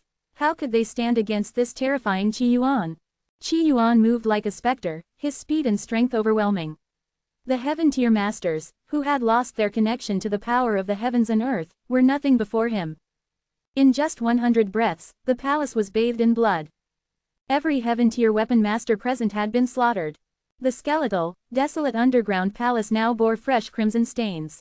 Qi Yuan stretched lazily, looking satisfied. Not a bad haul, he muttered. The Rosha Kingdom elites had carried plenty of gold, silver, and rare materials. More importantly, Qi Yuan had gained a massive amount of experience. Even his unity with the heavens' energy had been significantly boosted, though he was still far from breaking through. His role-playing as a son-in-law had also reached a new level of completion. Now, the only thing missing might be mounting Shenling Xuan. Enhance your reading experience by removing ads for as low as $1. Remove ads from $1. Just a mere heaven-tier weapon masters. That's all they amount to. After 100 breaths of time, Qi Yuan returned. His blue robe was spotless, untainted by blood. However, his waist now carried several additional storage artifacts. Seeing this, Tu Sihai took a deep breath. Although they had previously witnessed Qi Yuan obliterate Mo Sengkong in an instant, they still harbored doubts. What if that strange method he used was a one-time thing? Now, facing 12 heaven-tier weapon masters, they couldn't help but feel uneasy, even though they had been mocking Qi Yuan earlier. The pressure was immense. However, seeing Qi Yuan return safe and sound, everyone finally breathed a sigh of relief. Brother Qi, your strength truly deserves the title, the tyrannical son-in-law. Tu Sihai couldn't help but exclaim. The others chimed in as well. The #1 son-in-law of Ning country, without a doubt, is Brother Qi. 12 heaven-tier weapon masters, the seductive woman's eyes gleamed with admiration. Seeing Qi Yuan display such power, she wanted to offer herself to him. Unfortunately, while she was interested, Qi Yuan clearly was not. However, the blind old man spoke up at this moment. Senior Qi, these heaven-tier weapon masters, they should be from Roxia Kingdom. Their leader's surname is Fifth, likely a member of the royal family. Hearing this, the blind old man's expression grew cautious. The Roxia Kingdom was once the most powerful empire in the Blue Mountain realm. Although a major upheaval a century ago caused its national strength to decline, it was still one of the top 3 countries in the Blue Mountain realm. The kingdom still had several divine-tier weapon masters. If heaven-tier weapon masters were considered transcendent beings, then divine-tier weapon masters were gods. The blind old man had once been fortunate enough to witness the majesty of a divine-tier weapon master. He had seen one carry a mountain in their hand, stride over vast oceans, and control water effortlessly. What mortal could witness such a being without kneeling in awe? While the strength of heaven-tier weapon masters was something the blind old man could comprehend, divine-tier weapon masters were entirely beyond his imagination. They weren't mortals, they were gods. The Roxia Kingdom has divine-tier weapon masters. If the royal family learns what happened here, I fear, the blind old man hesitated, concern evident on his face. He wanted to suggest to Qi Yuan that they clean up the scene to prevent the Roxia Kingdom from discovering what had transpired here. Perfect. Qi Yuan looked at the blind old man and nodded with satisfaction. This was exactly the reaction he wanted. The others exchanged puzzled glances. Ah, I understand that many people in this world like to use humor to speak the truth. But there's no need for that with me. If the Roxia Kingdom doesn't come looking for trouble with me, I'll go looking for trouble with them, Qi Yuan said, his tone calm. After concluding his role as a son-in-law, his next destination would be the Roxia Kingdom. First, it was close to the Divine Wood Abyss. Second, to fulfill his role as divine descent, how could he not return to the place where it all began? Young master is a god descended to earth. The Roxia Kingdom is nothing in comparison, Chen Kangbao declared enthusiastically. Beside him, the Confucian-robed scholar stared at Qi Yuan, his expression a mixture of confusion and bewilderment. This Qi Yuan was simply too mysterious. Let's go deeper and see what this so-called heavenly source truly is, Qi Yuan said, taking the lead. Now that they were here, of course, he wanted to see what the heavenly source was. The Confucian-robed scholar tensed up immediately. He, too, wanted to see the heavenly source, which had been forged from the blood and bones of 300,000 artifact masters. Even if it had failed to attract the favor of the gods, it was still the life's work of his elder brother and so many others. Tu Sihai and the others didn't object. Not that it would matter if they did. Even though they were terrified of the dangers they might encounter, they figured that if a powerful figure like Qi Yuan dared to venture forward, how could they, as mere mortals, not follow? Less than an hour greater than Qi Yuan led the way, descending deeper into the underground palace, stepping carefully down the stone stairs. Along the path, broken skeletons were scattered everywhere. The further they went, the more pristine and snow-white the bones became. Eventually, they encountered 2 more skeletons, both belonged to divine-tier artifact masters. My name is Zan Feng. I leave behind a forging manual, inscribed upon this stele. The inscription was found next to one of the divine-tier skeletons. This particular master had left behind no long-winded last words, only the forging manual they had created, ensuring that their knowledge would not be lost to the ages. Seeing this, everyone immediately memorized the manual's contents. The value of such a manual far surpassed that of heaven-tier artifacts. Qi Yuan didn't stop them, he memorized the manual as well. If he wanted to play the role of the blind artifact master, he would need to master as many forging techniques as possible. During his time in the Heaven and Earth mystical land, he had already learned quite a few forging techniques, but it wasn't enough. Perhaps, I could create my own forging technique, Qi Yuan mused to himself. The blind artifact master's ambitions were vast. Becoming a divine tier master might not even be his ultimate goal. To become a truly powerful artifact master, one must not only stand on the shoulders of giants but also forge their own path forward. Alright, now that we've memorized it, let's move on. Be cautious, Qi Yuan reminded them. The ground was clean, other than the skeletons, there was nothing else. However, Qi Yuan's sharp eyes could detect traces indicating that a living being had recently passed through. Understood, young Master Qi, the group replied as they followed him deeper into the palace. The deeper they ventured, the more forging furnaces they encountered. Gold and stone fragments were scattered everywhere, piled haphazardly. But these once precious items had long since lost their spiritual essence, now little more than debris. The heavenly source consumed the spiritual essence of so many treasures, as well as the blood and flesh of 300,000 artifact masters. Just how terrifying is this thing? The further they went, the more frightened everyone became, their imaginations running wild at the thought of the heavenly source. And yet, despite all this, the heavenly source had still failed. Was creating even a single fragment of the divine light treasure truly this difficult? All the elite artifact masters of the Blue Mountain realm were gathered here, and yet they still failed. Is it even possible for anyone to forge a fragment of the divine light treasure? Tu Sihai lamented. And this was just a fragment. How incomprehensibly powerful must the complete divine light treasure be? As the group pondered this, Qi Yuan suddenly received a message through his divine wood token. Qi Yuan glanced at the divine wood token, noting the message. Brother Cleaver, I heard there's a strange domain in Ning country. Since you're already in Ning country, could you do me a small favor? If you help me, I'll personally push Thorned Blood members to train harder, and when you reach the divine wood abyss, I'll even prepare a little gift for you. The sender was none other than a staff member of Thorned Blood, as expected. You should be training yourself instead of making them train while you slack off. What's the favor? Qi Yuan replied without hesitation. I've accepted a small mission, it's to record some information. Specifically, I need detailed intelligence on what's happening inside the strange domain. Asterisk. In the Void Paradise, the staff member had taken on several such missions. One of these tasks involved collecting information and documentation about the strange domain. Interestingly, the person who had commissioned this mission was a native of this nascent universe. It seemed they were traveling across various realms, documenting histories, and writing a comprehensive chronicle. That's all, Qi Yuan pondered for a moment. He didn't see the need to keep secrets. After all, now that the strange domain had been exposed, it wouldn't be long before news of this place spread throughout the world. There was no point in hiding the information. In the strange domain, there are numerous skeletons. Some inscriptions on stone slabs document the thoughts of divine tier artifact masters. These masters hid their identities for decades at the invitation of the Radiance Society to forge. Qi Yuan relayed all the information he had uncovered in the strange domain to the Thorned Blood staff member. Of course, he left out any mention of his role as a son-in-law, the arrival of people from the Rosha kingdom, and other sensitive details. So they failed. The staff member from Thorned Blood sounded somewhat regretful. A strange domain like this, created with the resources of a single minor realm, might only be possible to construct once. In contrast, larger realms could have several, even 10 strange domains. Still, if 2 or 3 of those succeed, that would already be impressive.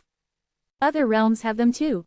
Qi Yuan's attention immediately caught onto this critical piece of information. The divine light treasure, do you think a single realm could craft such a thing? Even a fragment of it is beyond the grasp of mere divine tier artifact masters. When the staff member from Thorned Blood mentioned the divine light treasure, their tone carried a deep reverence. Less than an hour greater than meanwhile, Ji Wuyun, another Thorned Blood member, sent a message after hearing the story. To think that something like this happened in Ning country's 10,000 mountain abyss. Ji Wuyun felt an inexplicable sense of sorrow. Thorned Blood was eyeing the divine wood abyss, intending to transform the divine wood into a specter. But the Blue Mountain realm itself was far from peaceful. 300,000 artifact masters had given up their lives in obscurity, all for the sake of bringing light to the realm. To the common people, the realm seemed largely unchanged aside from an increase in specter activity. However, Ji Wuyun understood the truth. The Blue Mountain realm was teetering on the edge of collapse, like a hot air balloon riddled with leaks. The waters here are incredibly deep. Even at the divine tier level, one can barely scratch the surface of the truth. Brother Cleaver, I'd advise you not to get too involved. Otherwise, you might never make it to the divine wood abyss. The gift I prepared for you, I might not even have the chance to give it to you. Asterisk. The Thorned Blood staff member added a word of warning. Less than hour greater than Qi Yuan thought of something and asked, what's the relationship between the Radiance Society and Thorned Blood? They're probably enemies. Both think they're saving the world, the staff member replied with a laugh. In the world of cultivators, everyone had their own beliefs and convictions, and it was impossible to convince one another. Take Thorned Blood, for example. Their doctrine claimed that becoming a specter was simply another form of existence, a continuation of life in a different way. But who, in their right mind, would want to lose their sanity and individuality to become a mindless specter? The heavenly source is likely still in the strange domain. Since it failed, its only remaining value is as a collectible. But if you can bring the heavenly source to me, I can help you escape the Blue Mountain realm, or even this ruined and chaotic starfield altogether, the staff member offered temptingly.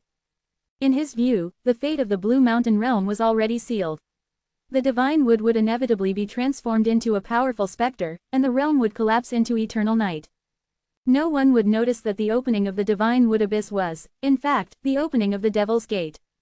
Thanks, but I'm playing a game here. I don't want to go offline, Qi Yuan replied casually as he exited the divine wood token's communication interface, his thoughts calm and collected. Less than hour greater than, the backstory of this game just keeps getting more convoluted, Qi Yuan thought to himself. Thorned Blood wanted to transform all living beings into specters. Obviously, they were the antagonists. The Radiance Society, on the other hand, had gathered 300,000 artifact masters to forge the divine light treasure. While their methods seemed extreme, they appeared to be well-intentioned for now. However, their ultimate nature was still undetermined. In any case, whether heroes or villains, to Qi Yuan, they were all just NPCs. If any of them were old and unkempt, who didn't bathe often, they might even end up becoming his white moonlight. Less than hour greater than the group continued their exploration deeper into the underground palace. With every step forward, the weight on their hearts grew heavier. The pressure was suffocating, and no one dared to speak. Suddenly, Qi Yuan stopped in his tracks. In front of them, at the very deepest part of the palace, was a corpse and a lone figure. The others halted as well, their expressions tense. The corpse lying on the ground appeared to have been another heaven-tier individual. Meanwhile, the figure standing there resembled a servant, emanating an eerie and unsettling aura. The figure slowly turned its head toward them. When its gaze landed on Qi Yuan, a flicker of surprise flashed in its eyes. Qi Yuan, Fang Shisan, Qi Yuan replied, his expression calm. The figure bore an uncanny resemblance to Fang Shisan from the Radiance Society. And according to the information his eyes provided, this person could indeed be considered Fang Shisan. But hadn't Fang Shisan already committed suicide? Back in the dungeon, Fang Shisan had taken his own life right in front of Qi Yuan. To think, you managed to make it this far. Could it be that this world also favors you? Fang Shisan said, his face filled with astonishment. Are you some sort of respawning NPC? Qi Yuan asked with amusement. Having played so many games, Qi Yuan had encountered all kinds of NPCs before. Back on Blue Star, such instances were common. However, ever since arriving in Kanglan Realm, he hadn't seen anything similar, until now. Fang Shisan's face showed a hint of confusion, clearly not understanding Qi Yuan's words. However, he seemed to grasp the general idea and responded proudly, "Are you curious about how I'm still alive? Do you want to know the reason?" The ability to come back from the dead, this was enough to make any living being tremble with both fear and envy. Fang Shisan's tone grew even more triumphant as he continued, the ability to come back to life, it's the pinnacle of what all living beings seek. Power, wealth, immortality, aren't they all just a means to escape death? Aren't you curious about this? Not really, Qi Yuan replied flatly. It's not that hard to figure out. Either you've got some kind of respawn point, or you're cloned. Qi Yuan's tone carried a faint hint of boredom, as if he'd seen this kind of thing too many times before. Having played countless games and watched plenty of shows, Qi Yuan was already desensitized to this kind of miraculous resurrection. Even the most intricate murder mystery plots didn't faze him anymore. Fang Shisen froze for a moment. This reaction wasn't what he expected. In the past, whenever he came back from the dead and showed himself again, people were always shocked, terrified, or outright hysterical, like they'd just seen a ghost. But Qi Yuan's indifference threw him off. You're really not curious? How is that possible? Surely you want this power for yourself? Fang Shisen asked, a bit thrown off. Curious? Sure, I guess. But, Qi Yuan's voice remained calm, I want to rely on myself to achieve it. This calm response left Fang Shisen speechless. For Qi Yuan, Fang Shisen's resurrection was nothing more than a system mechanism or a scripted feature in a game.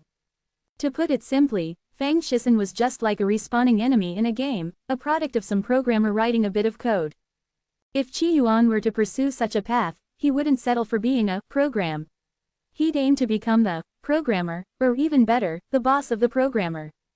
Fang Shisen's silence lingered for a moment before he sneered, what a big mouth you have. The weapon masters standing nearby, including Tu Sihai and the Confucian robed scholar, were utterly baffled by the cryptic exchange between Qi Yuan and Fang Shisen. Some of them managed to grasp fragments of their conversation and couldn't help but be shocked.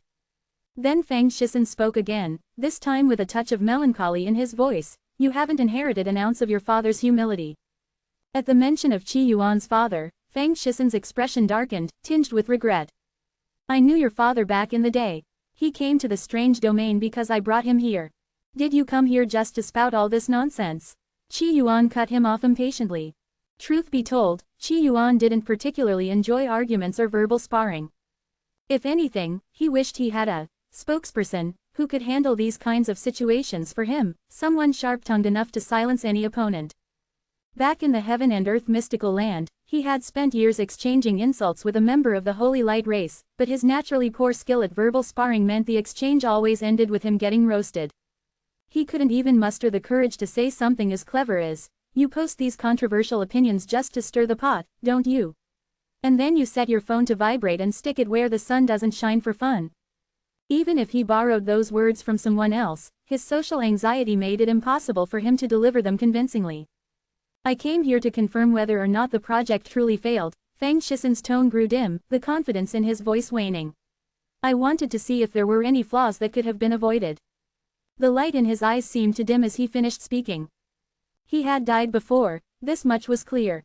Now that the project had indeed failed, the heavenly source was no longer of any value. If it had any worth at all, it would be as nothing more than a collector's item. But few people would care about a failed heavenly source. Fang Shisen's body suddenly collapsed to the ground, coming to rest beside another lifeless corpse. Both bodies looked as if they had been completely drained of their spiritual essence, leaving them hollow and lifeless. Tu Sihai and the Confucian robed scholar, along with the rest of the group, stared at this eerie scene, a sense of dread creeping into their hearts. Meanwhile, Qi Yuan stood there in thought, his expression contemplative.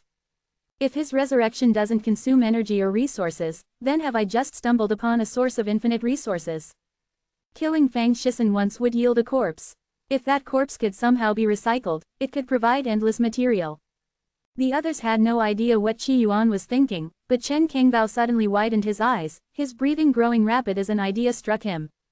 Then he exclaimed in a tone full of regret, why couldn't Fang Shisen have been a steamed bun instead? If Fang Shisen were a steamed bun, wouldn't that mean endless buns to eat? Qi Yuan's eyes lit up at this remark. Truly worthy of being my strategist, your words have awakened me from a dream. Why isn't Fang Shisen my white moonlight? If Fang Shisen were a figure of sentimental beauty, someone he could admire and revisit endlessly, Qi Yuan thought he might never grow tired of it. Hearing this bizarre exchange, the group's earlier fear evaporated completely.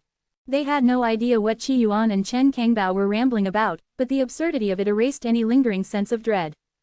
They probably died because of the heavenly source, Tu Sihai said solemnly.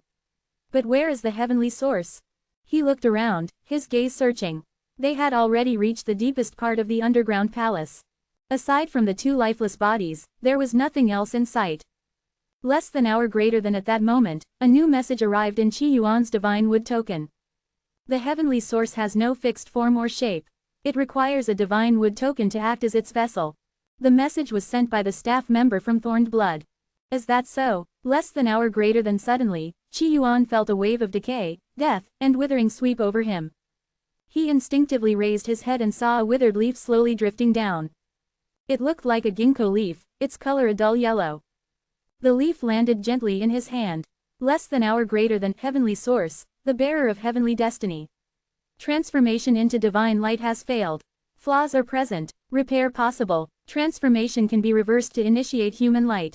Less than hour greater than a torrent of information flooded Qi Yuan's mind. The sheer volume of it left him momentarily dazed. His body seemed to weaken as he struggled to process all the knowledge. It was as if his body simply wasn't strong enough to handle so much information at once. This heavenly source can be repaired. Qi Yuan's mood lifted. A failed heavenly source had virtually no value, barely even worth a basic heaven-tier artifact. But if it could be repaired, if it could be refined into a fragment of the divine light treasure, that was something extraordinary. Qi Yuan had heard of the divine light treasure back in the heaven and earth mystical land. Such treasures were said to surpass even the most powerful offensive-type creation artifacts. Their power was terrifying. Back in the sixth heaven of the immortal realm, Qi Yuan had spent years crafting a human sovereign banner, using every ounce of his effort and skill. With that banner, supreme truths, and his relentless hard work, he had managed to sweep through the sixth heaven. If he were to obtain even a fragment of the divine light treasure, his power would soar to unimaginable heights. Even when facing the enigmatic Soul Hall, he might have a fighting chance. Qi Yuan's expression brightened as he examined the heavenly source. The withered yellow leaf seemed to imprint itself into his palm, leaving behind a faint mark before disappearing entirely. None of the others present, neither Chen Kangbao nor the Confucian-robed scholar, had seen the leaf. Less than hour greater than, all right, the treasure hunt is over. Let's leave, Qi Yuan said. The others were somewhat disappointed. They had hoped to catch a glimpse of the fabled heavenly source but came away empty-handed. Still, if Qi Yuan was leaving, they dared not linger. If they ran into another heaven-tier weapon master, they'd surely perish here. Let's go. Less than hour greater than the group departed quickly, much like how they had arrived. As the last of them exited the strange domain, the underground palace began to collapse. In mere moments, it was reduced to dust, as if it had never existed. The Confucian-robed scholar looked back, his expression forlorn, before letting out a long, melancholy sigh. 300,000 artifact masters, along with his elder brother, and the heavenly source, were now buried in the annals of forgotten history. Would anyone, even 1,000 years from now, remember this place or their sacrifices? Enhance your reading experience by removing ads for as low as $1. Remove ads from $1. Night fell once more. Inside the inn, Qi Yuan stared at the returning drones, his expression complicated. Still no sign, still no sign. The Earth-tier weapon masters who had ventured into the ruins returned one after another, all bringing back the same news. None of them had seen Shenling Xuan. Qi Yuan had also dispatched several drones into the depths of the ruins, looping the sound of his voice calling for Shenling Xuan. At the time, these drones had been disguised as moths, startling many weapon masters. However, even with the aid of the drones, Qi Yuan still failed to locate Shenling Xuan. It was as though she had vanished into thin air. Could it be, I can't ride her now?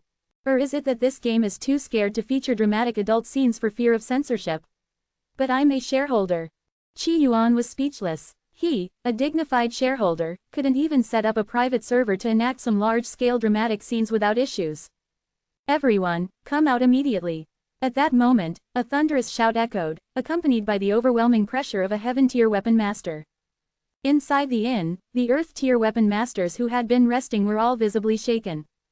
What's going on? That's the fallen Void Lord. A heaven-tier weapon master. The Earth-tier weapon masters in the inn wore a mix of expressions, whispering among themselves. Fallen Void Lord, what's he here for? A top-tier weapon master cautiously inquired. Outside the inn, 3 heaven-tier weapon masters hovered midair, exuding murderous intent. The leader, the fallen Void Lord, wore a long green robe with a white bone hairpin stuck diagonally in his hair, making him look like someone from a demonic sect. The presence of the 3 heaven-tier weapon masters brought immense pressure to the Earth-tier weapon masters inside the inn. Any one of these three could nearly effortlessly decimate the inn. We three ventured into the ruins and discovered the embryonic form of a divine weapon within the lair of a heaven-tier spectre. After a grueling battle, we joined forces to slay the spectre. However, just as we secured the divine weapon embryo, a male earth-tier weapon master suddenly appeared and snatched it away, said the fallen Void Lord, his eyes blazing with fury. He was incredibly fast, and with the three of us entangled by other specters, he managed to escape. I suspect that he is currently hiding in this inn, added another heaven-tier weapon master in a raspy voice. Everyone here must come out immediately and hand over their storage artifacts for inspection. Inside the inn, the others' expressions subtly shifted upon hearing this. Although the fallen Void Lord claimed that an Earth-tier weapon master had stolen the divine weapon embryo, everyone knew better than to trust his words. What if the three heaven-tier weapon masters had simply grown greedy and fabricated this excuse? Regardless, the Earth-tier weapon master they sought was cornered in the inn.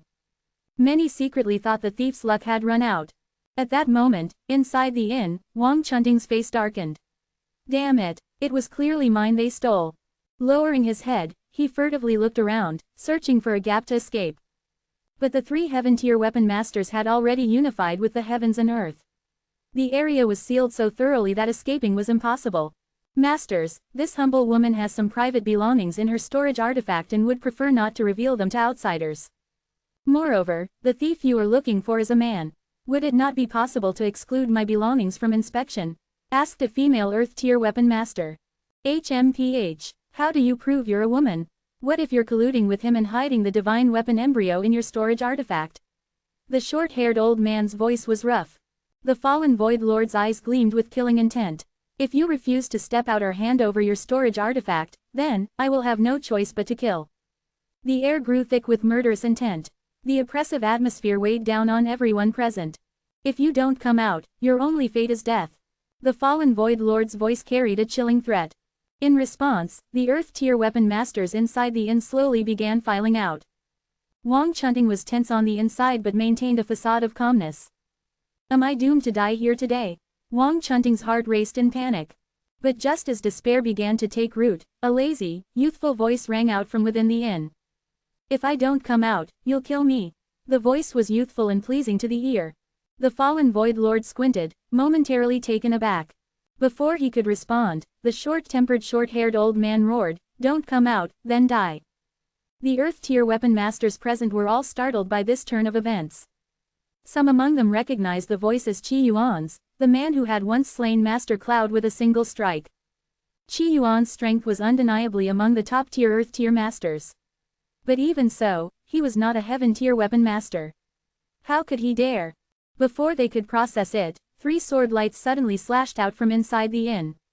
People like you exist in this world for one purpose only, to piss others off as much as possible, get yourselves killed, and allow the rest of us to laugh at your deaths as a form of catharsis, Qi Yuan said nonchalantly, once again plagiarizing someone else's words. As his words faded, the terrifying sword lights flashed, sharp and overwhelming. The expressions of the 3 heaven-tier weapon masters shifted. They quickly summoned the power of heaven and earth, regaining their confidence. But in the next instant, to their utter horror, they witnessed something unthinkable. The power of heaven and earth they had just summoned began to recede like a retreating tide. Terrifying sword light surged forth, impossibly sharp. No! Agonized screams echoed as 3 lifeless bodies fell from the sky. With a single strike, 3 heaven-tier weapon masters were effortlessly slain, as if they were mere fakes. Hiss! The remaining Earth-tier weapon masters collectively gasped, their faces etched with disbelief. Wang Chunting's eyes widened, and his breathing became erratic. 3 heaven-tier weapon masters, just like that. Dead. He felt as if he had just escaped from a wolf's den only to stumble into a tiger's lair. At that moment, a tall figure appeared by the window. This game has terrible balance. Why bother giving so much dialogue to a low-level boss I killed with a single move? 0 class, 0 charisma. Qi Yuan's tone was calm, his gaze upon the 3 corpses no different from how one might glance at ants. The Earth-tier weapon masters trembled, not daring to speak a word. Wang Chunting dared not even move, his mind racing with thoughts. If this senior wanted the divine weapon embryo, what should he do? Could he still manage to keep his life? Stop sucking in cold breaths, all of you. Go wash up and sleep. It's late, don't disturb me, Qi Yuan said casually before shutting the window. After a brief moment, Qi Yuan's eyes suddenly lit up. No wonder the scenario played out like this. I've just stepped into the unity with the heavens. Having slain countless heaven-tier weapon masters in the mysterious domain, Qi Yuan had accumulated vast amounts of experience and absorbed the harmony of heaven and man. Now, after casually killing these three, he had accumulated enough to break past level 120. Level 135. Combat strength, not much change. Heaven-tier weapon masters are still one-hit kills. But, my strength has grown significantly. If I return to Earth, I could carry buildings on my back and probably make a few thousand yuans a day, Qi Yuan muttered to himself.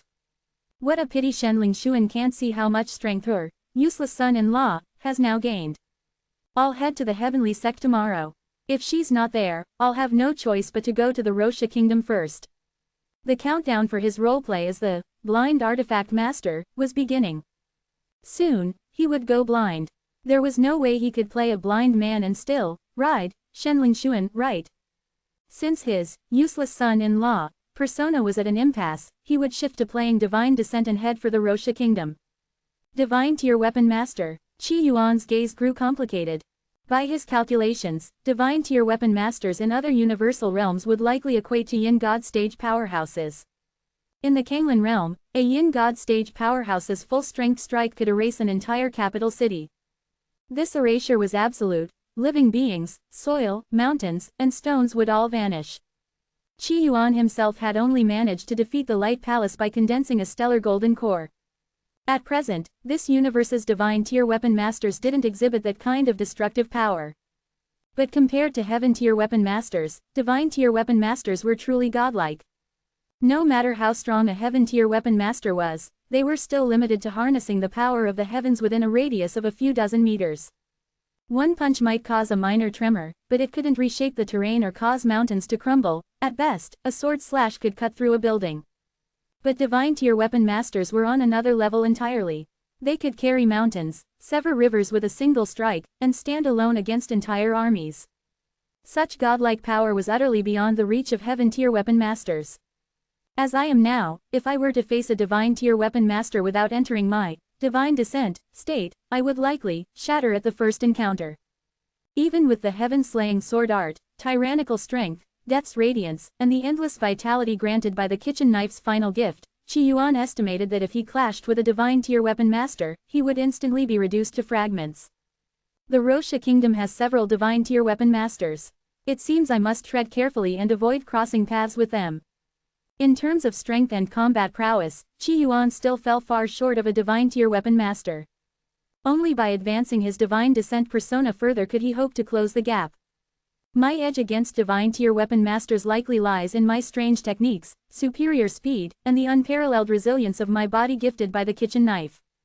So, as long as I avoid direct confrontations, I should be fine against an average divine tier weapon master.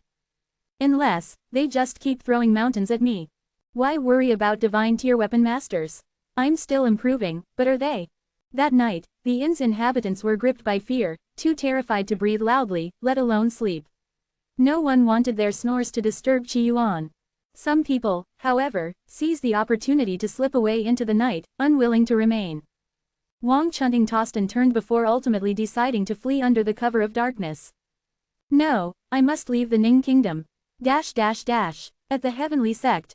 How much longer must we keep the mountain sealed? Sigh, if the heaven tier weapon masters truly get angry, can we even withstand them? I say we hand over senior sister Shen. I heard that a prince from the Rosha kingdom has taken a fancy to her. The Rosha kingdom is a nation with divine tier weapon masters as protectors. Watch your tongue. If the elders hear you, you'll be sent to the back mountains for hard labor. Am I wrong though? She's brought this trouble upon us. It's truly unwise. The man muttered. HMPH, speaking ill of a true disciple. Slap yourself. At that moment, a sharp, overbearing female voice rang out. The man's expression shifted, his face turning pale with fear. Senior sister Yi Zhen. Yi Zhen, though a member of the Heavenly Crafting Hall, was also a disciple of the Heavenly Sect, though not a true disciple. However, her status far surpassed that of the gossiping male disciple. After the man slapped himself, Yi Zhen and her group slowly walked away. A shadow of worry lingered on Yi Zhen's face. Sigh, I can only be tough on ordinary disciples. Senior Sister Yi Zhen, those people are going too far. Zhang Yunxi said. She had recently left Yeshan Lake and was invited to the Heavenly Sect, where she had arrived just today. The Heavenly Sect's invitation to Zhang Yunxi was likely not without ulterior motives. That prince from the Roxia kingdom is even more despicable. Senior Sister Ling Xuan already has a husband, yet he still dares to try and take her. If the Arbiter God were still alive, princes or not, they'd all die just like the third prince in that story. Zhang Yunxi, an avid reader of biographies, had, of course, read The Prostitute Sword Maiden Slays the Third Prince. We can only blame ourselves for being too weak, Yi Zhen lamented. Other than the Heavenly Sect offering some support, the Shen family is powerless. As for Senior Sister Ling Xuan's husband, he's even less dependable. If only the Arbiter God were still alive, this kind of thing would never happen, Zhang Yunxi said wistfully. Go ask your father, or the Emperor of the Ning Kingdom. Did they really want another Arbiter God hanging over their heads? Yi Zhen said lightly.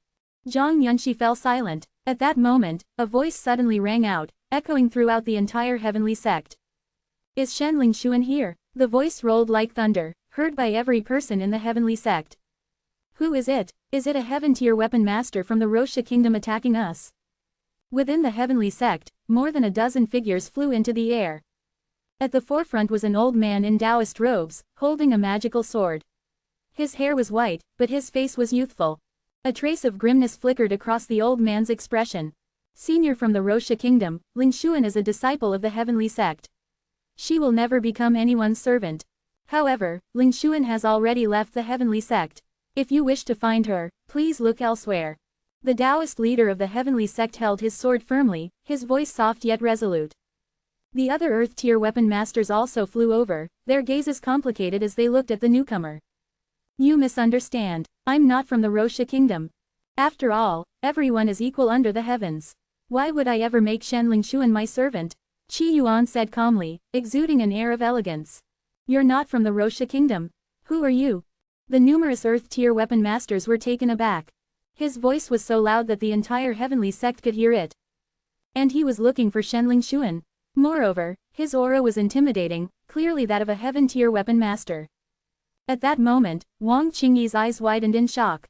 You're Qi Yuan. Her expression was one of disbelief. Wasn't Qi Yuan just an ordinary person?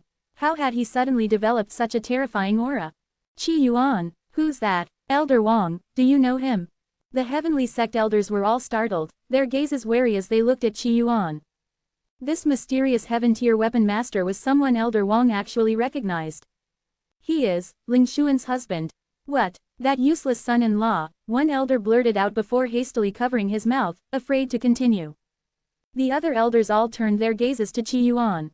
In the distance, Yi Zhen and Zhang Yunxi also studied Qi Yuan. One wore a peculiar expression, while the other was filled with curiosity.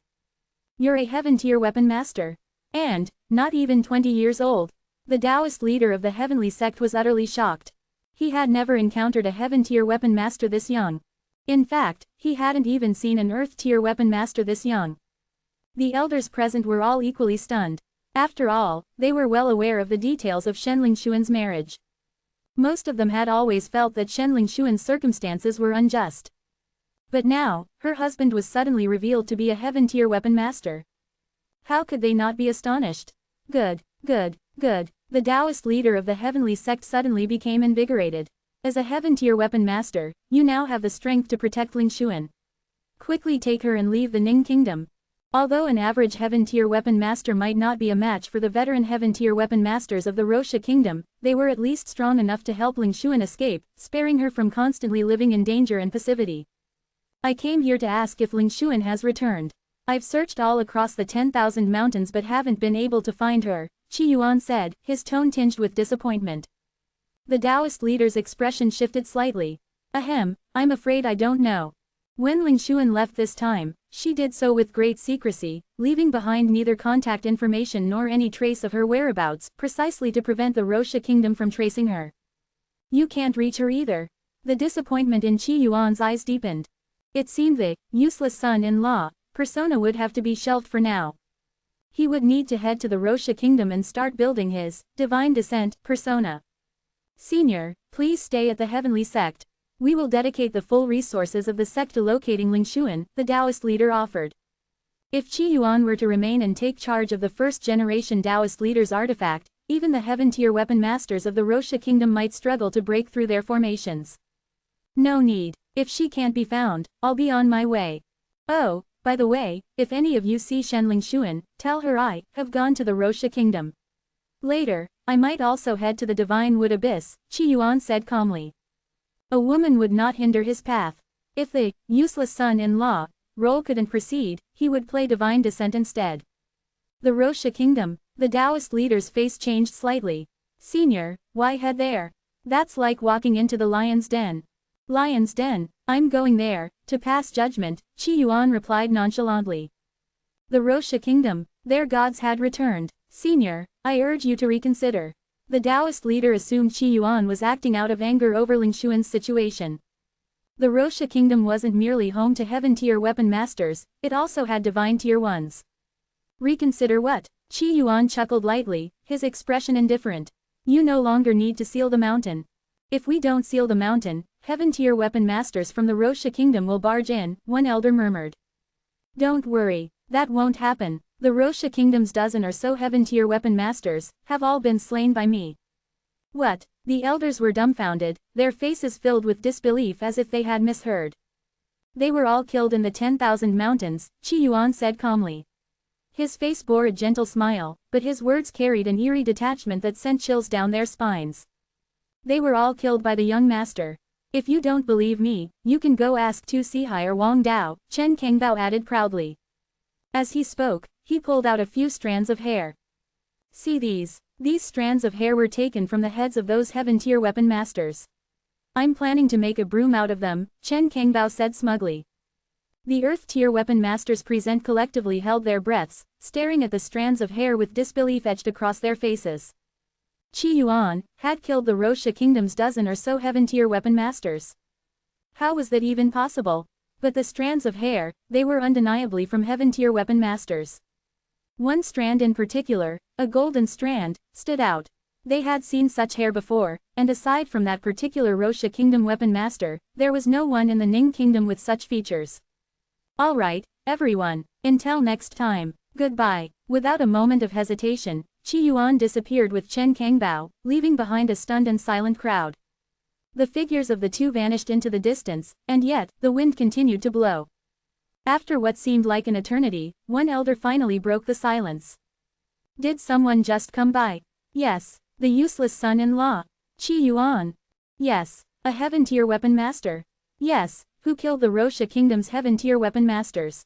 I must still be dreaming. Time to go back to sleep, the elder muttered to himself. In the distance, Yi Zhen watched everything unfold. The shock in her heart lingered for a long time. After a while, she squinted and murmured, these two, they seem familiar to me somehow. Senior sister Yi Zhen, you feel that way too. I also feel like I've seen them before. Less than an hour greater than the sun rose from the remnants of the night, and the bright moon shared the sky with the tides. The Rosha kingdom and the Ning kingdom were separated by mountains, rivers, and even an ocean. A large ship sailed through the night. Qi Yuan stood on the deck, gazing at the sparse stars above. The useless son-in-law persona has been steadily increasing in performance points over the past few days. It's now stuck at 90. After leaving the heavenly sect, the playthrough rate for the useless son-in-law role continued to rise. Even though Qi Yuan hadn't done much, the rate still increased. Qi Yuan speculated that the news of him slaughtering the Rosha kingdom's heaven-tier weapon masters was gradually spreading across the Ning kingdom. Even the Shen family had likely heard of it by now. The useless son-in-law name was now famous across the land. As expected, even a useless son-in-law like Qi Yuan has a heart that wants to show off. Just going to the heavenly sect and flexing a little caused the performance rate to rise by nearly 30%. At 30%, Qi Yuan had awakened the heart of craftsmanship. At 60%, he had awakened the yin-yang white flame. And at 90%, Qi Yuan had awakened the faint trace of destiny. This faint trace of destiny, is it what I think it is? What exactly does it represent? Qi Yuan pondered this. After awakening this faint trace of destiny, he didn't feel any significant changes compared to before. Hey, what exactly is destiny? When faced with questions he couldn't answer, he would normally ask Baidu on Earth. Here, however, he turned to the forums on the Divine Wood token. Among the users, the staff member, Thorned Blood, was particularly knowledgeable. He seemed like an NPC specialized in answering such queries. Why are you asking about this? Thorned Blood replied instantly. Destiny is a very enigmatic concept. Simply put, those who carry destiny are more loved by the heavens and earth. That sounds like a good thing, Qi Yuan replied. Being favored by the heavens and earth would presumably bring good fortune, as well as faster progress in cultivation. It's a good thing, but also a bad thing, Thorned Blood suddenly replied. Do you know about the divine descent? I know about it. It was an artifact imbued with destiny.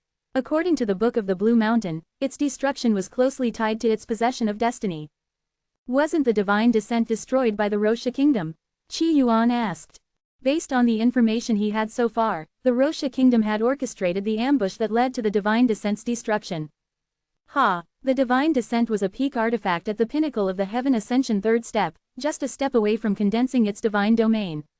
Do you really think a mere Rosha kingdom could destroy something of that caliber?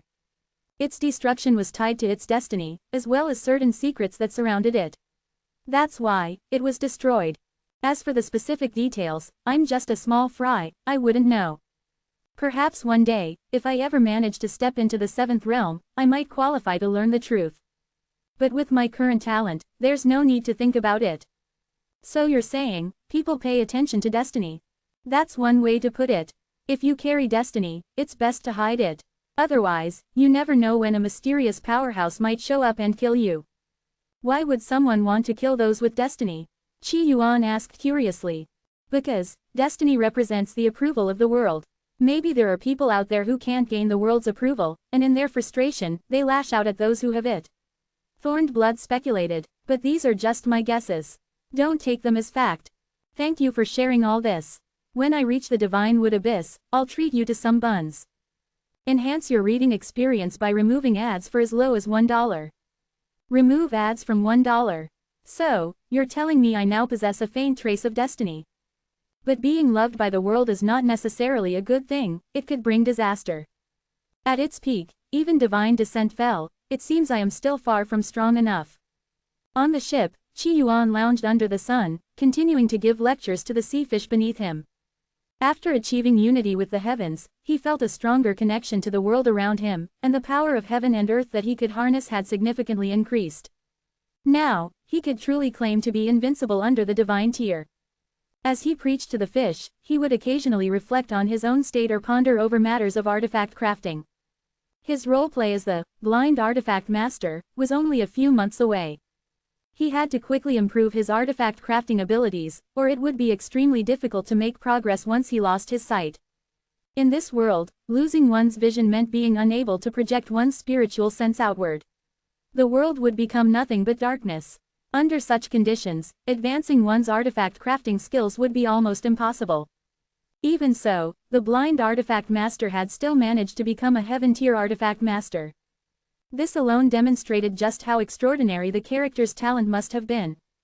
It seems that every bit of my blood that has entered this game is doing quite well.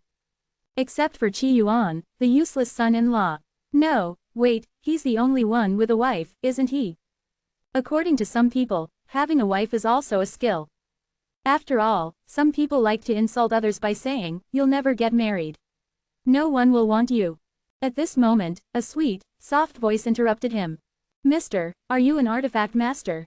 A young girl with twin pigtails, her big, sparkling eyes full of curiosity, was looking at Qi Yuan. The girl was petite, less than 1.6 meters tall, with a baby face and a youthful appearance that made her look as if she hadn't yet reached her teenage years. "Hey, judging by age, I'm probably only a year older than you." "How am I already mister, to you?" Qi Yuan retorted, unable to help himself. He was still in his prime. How could he be mistaken for a middle-aged man? Lu Chudong chuckled mischievously, her voice soft and sweet. "I'm only 12 years old." Her face was still chubby with baby fat, making her look even younger, exuding the unique freshness of a young girl. "You're clearly 17, Qi Yuan said casually. Lu Chudong's face showed a brief flash of surprise. "You know me. Quit pretending to be young, you old lady," Qi Yuan said bluntly. After all, if she was going to call him Mr., then calling her an old lady, was fair game, right? Hey, what's wrong with being an old lady? Is there a problem with pretending to be young? Lu Chudong asked, dissatisfied. Qi Yuan paused. He suddenly felt like he was dealing with a certain stubborn older sister from his past life.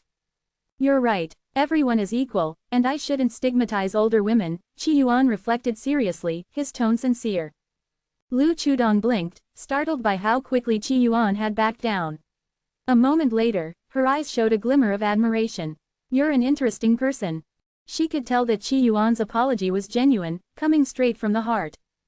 I've always been law-abiding and good-natured, Qi Yuan said proudly. When I see ants on the ground, I can't bring myself to step on them. When I see fish, I can't bear to kill them. Lu Chudong believed him. Qi Yuan's words were so sincere, his expression so earnest, that they couldn't possibly be fake. Beside him, Chen Kengbao remained silent. He wanted to say, young master, you don't step on ants, true, but how many mosquitoes and flies have you killed?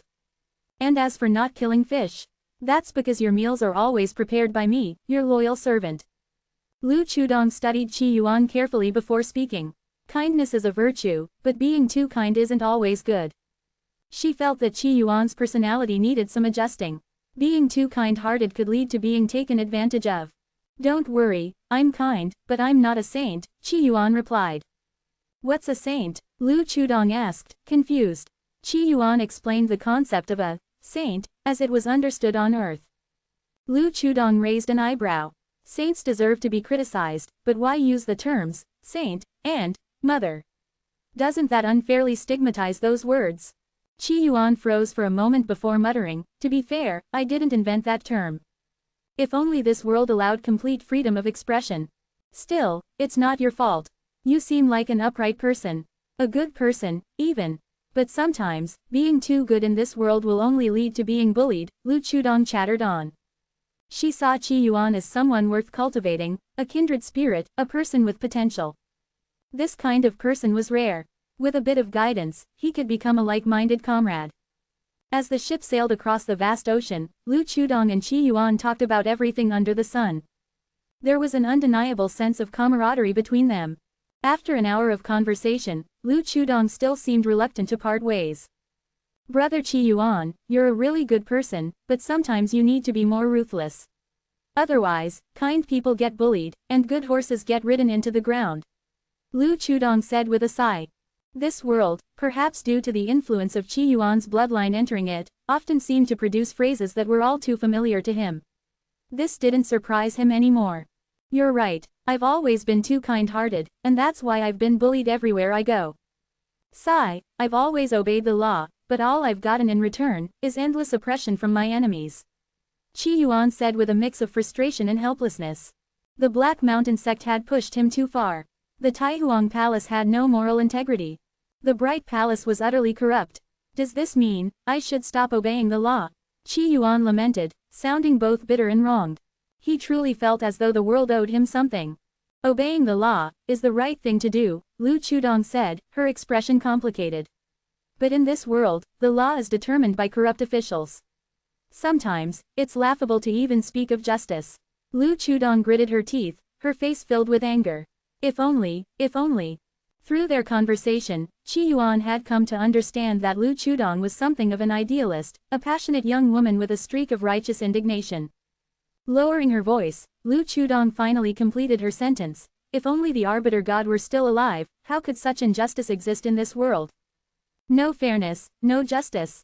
Qi Yuan silently added a sarcastic thought to himself. As Lu Chudong spoke, she kept a close eye on Qi Yuan's expression. After all, the ship they were on was headed for the Rosha Kingdom. In the Rosha Kingdom, the Arbiter God was a taboo topic. Reporting someone for even mentioning it could lead to massive rewards. Seeing that Qi Yuan remained calm and unfazed, Lu Chudong became convinced that she had judged him correctly. Brother Qi Yuan, do you also feel dissatisfied with the state of the world? Qi Yuan shook his head. Not exactly dissatisfied, it's just, the culture is terrible. Sigh, some people hold high positions despite being lazy and incompetent.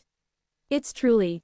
He was, of course, referring to the so-called paragons who didn't work hard to cultivate and provide him with experience points. Lu Chudong's eyes lit up. What she heard was Qi Yuan criticizing the Roxia kingdom, lamenting that the court was full of useless officials who only occupied their posts for appearances. Brother Qi Yuan, do you want to change this world? I do. I want to make them work harder. Qi Yuan said seriously. He was ready to grab a whip and start urging the old men in Thorned Blood's organization to cultivate more diligently. Hearing this, Lu Chudong's gaze grew determined. Brother Qi Yuan, since you have this desire, it seems we are of the same mind. Would you like to join us in changing the world? But let me warn you first, if you join us, you'll face persecution, arrests, and even death at the hands of the corrupt court.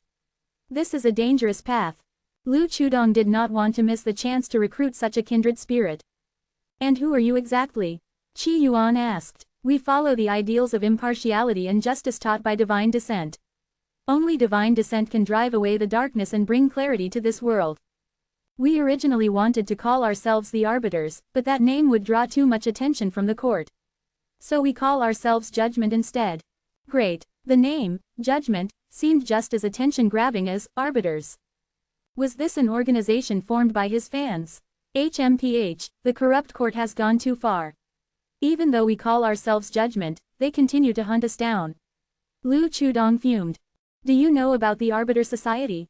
Qi Yuan asked. As divine descent, Qi Yuan naturally knew that the Arbiter Society was his true fan club, the official one. To properly roleplay divine descent, he would definitely have to connect with the Arbiter Society. I know, Lu Chudong's face showed longing. Our Judgment organization hopes to become something like the Arbiter Society. But, the Arbiter Society is riddled with corruption. Many of its members have secretly sided with the royal family. So if you encounter someone from the Arbiter Society, don't trust them. Lu Chudong warned him cautiously. Qi Yuan took note of this, gaining more insight into the Arbiter Society. But such matters didn't concern him much. Do you kill specters? Qi Yuan asked. This Lu Chudong seemed idealistic but also naive. Yet she was still alive and well. That suggested the Judgment organization must have considerable power, or perhaps Lu Chudong herself had powerful backing. After all, she had only known him for a couple of hours, yet she was openly sharing information that could get her executed. Remaining unharmed under such conditions was no easy feat without a strong background or extraordinary luck. Yes, we specialize in killing evildoers and wicked specters. Lu Chudong said seriously. Don't underestimate our small organization. Our members may not be the strongest, but we've even taken down a heaven-tier specter before. Pride flashed across Lu Chudong's face as she mentioned this. She glanced around to ensure no one was listening before lowering her voice and continuing, I once saved an injured divine-tier weapon master, helping him escape from his enemies. He's been deeply grateful ever since and often helps me out. Ah, so that's the reason. It turned out she had the backing of a divine-tier weapon master. Qi Yuan's gaze grew complicated.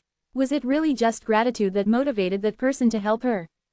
I'm willing to join you, but I want to kill specters and reduce the number of injustices and unfairness in the world, Qi Yuan said seriously. He needed to roleplay divine descent. To increase his performance score, he needed to act as a righteous figure, fight injustice, and root out the forces behind the chaos. Increasing his divine descent score would bring him significant benefits. Great. Lu Chudong was thrilled. She had successfully recruited another capable ally for Judgment. Less than an hour greater than that night, the sea was dark as Lu Chudong returned to her cabin.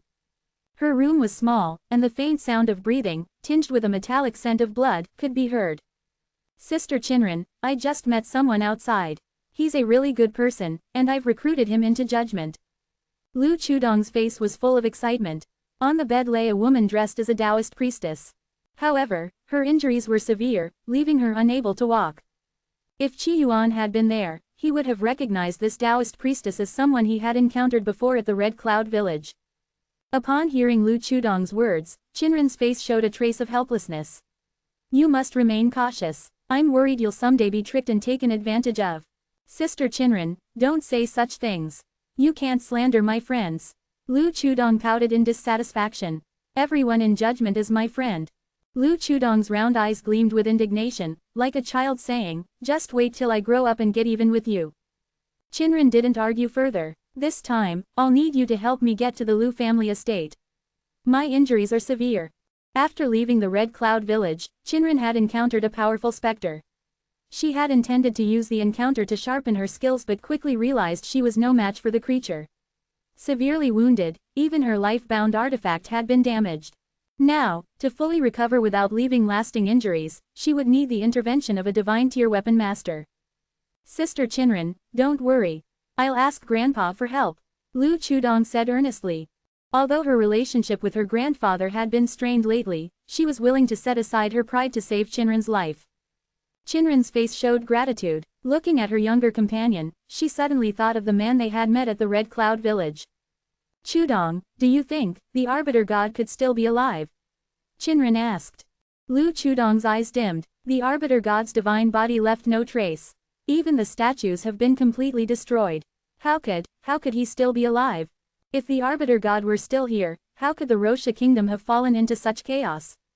How could it retreat and cede land when faced with the advancing forces of the Ascension Kingdom? Her voice was filled with frustration, not just disappointment, but anger toward the Rosha kingdom's royal family. What if he is alive? Chinran asked casually. The Rosha kingdom would see the light once more, Lu Chudong replied earnestly. Chinran seemed lost in thought but said nothing further. If the Arbiter God were to return, would he still be the same Arbiter God? Would he be the Arbiter God that Lu Chudong and so many others revered and believed in? After all, the Arbiter God was not meant to have his own consciousness. He was supposed to represent absolute fairness and justice. Less than an hour greater than 10 days passed. During this time, Lu Chudong visited Qi Yuan daily, engaging in discussions about fairness, justice, kindness, and harmony. The more she interacted with Qi Yuan, the more she admired him. Brother Qi Yuan, with you joining us, I believe judgment has a bright future ahead. Lu Chudong gazed out at the vast ocean, her heart filled with hope for the future. Don't worry, I'll make sure those who don't work hard are motivated to put in the effort. Qi Yuan replied earnestly. What he truly wanted was to push those lazy paragons to stop wasting their lives. If everyone were like you, Brother Qi Yuan, this world would be a beautiful place, Lu Chudong said with admiration. After all, you can't even bring yourself to step on ants. And after catching a fish, you even apologized to it. In the time she had spent with Qi Yuan, she realized his kindness wasn't just talk. He genuinely avoided stepping on ants and would even go out of his way to avoid them. When he caught fish, he would release them back into the water. He never prepared or cooked fish because he couldn't bear to witness their deaths. Such a man was truly a saint. Too kind. Tonight, we'll likely reach the shore, Brother Qi Yuan. I have something urgent to attend to, so I won't be able to accompany you to judgment. Someone will guide you to our branch headquarters, Lu Chudong said. She had to take Chinran back to the Lu family estate to treat her injuries. Otherwise, she would have personally led Qi Yuan to judgment and joined him in fighting for justice and fairness.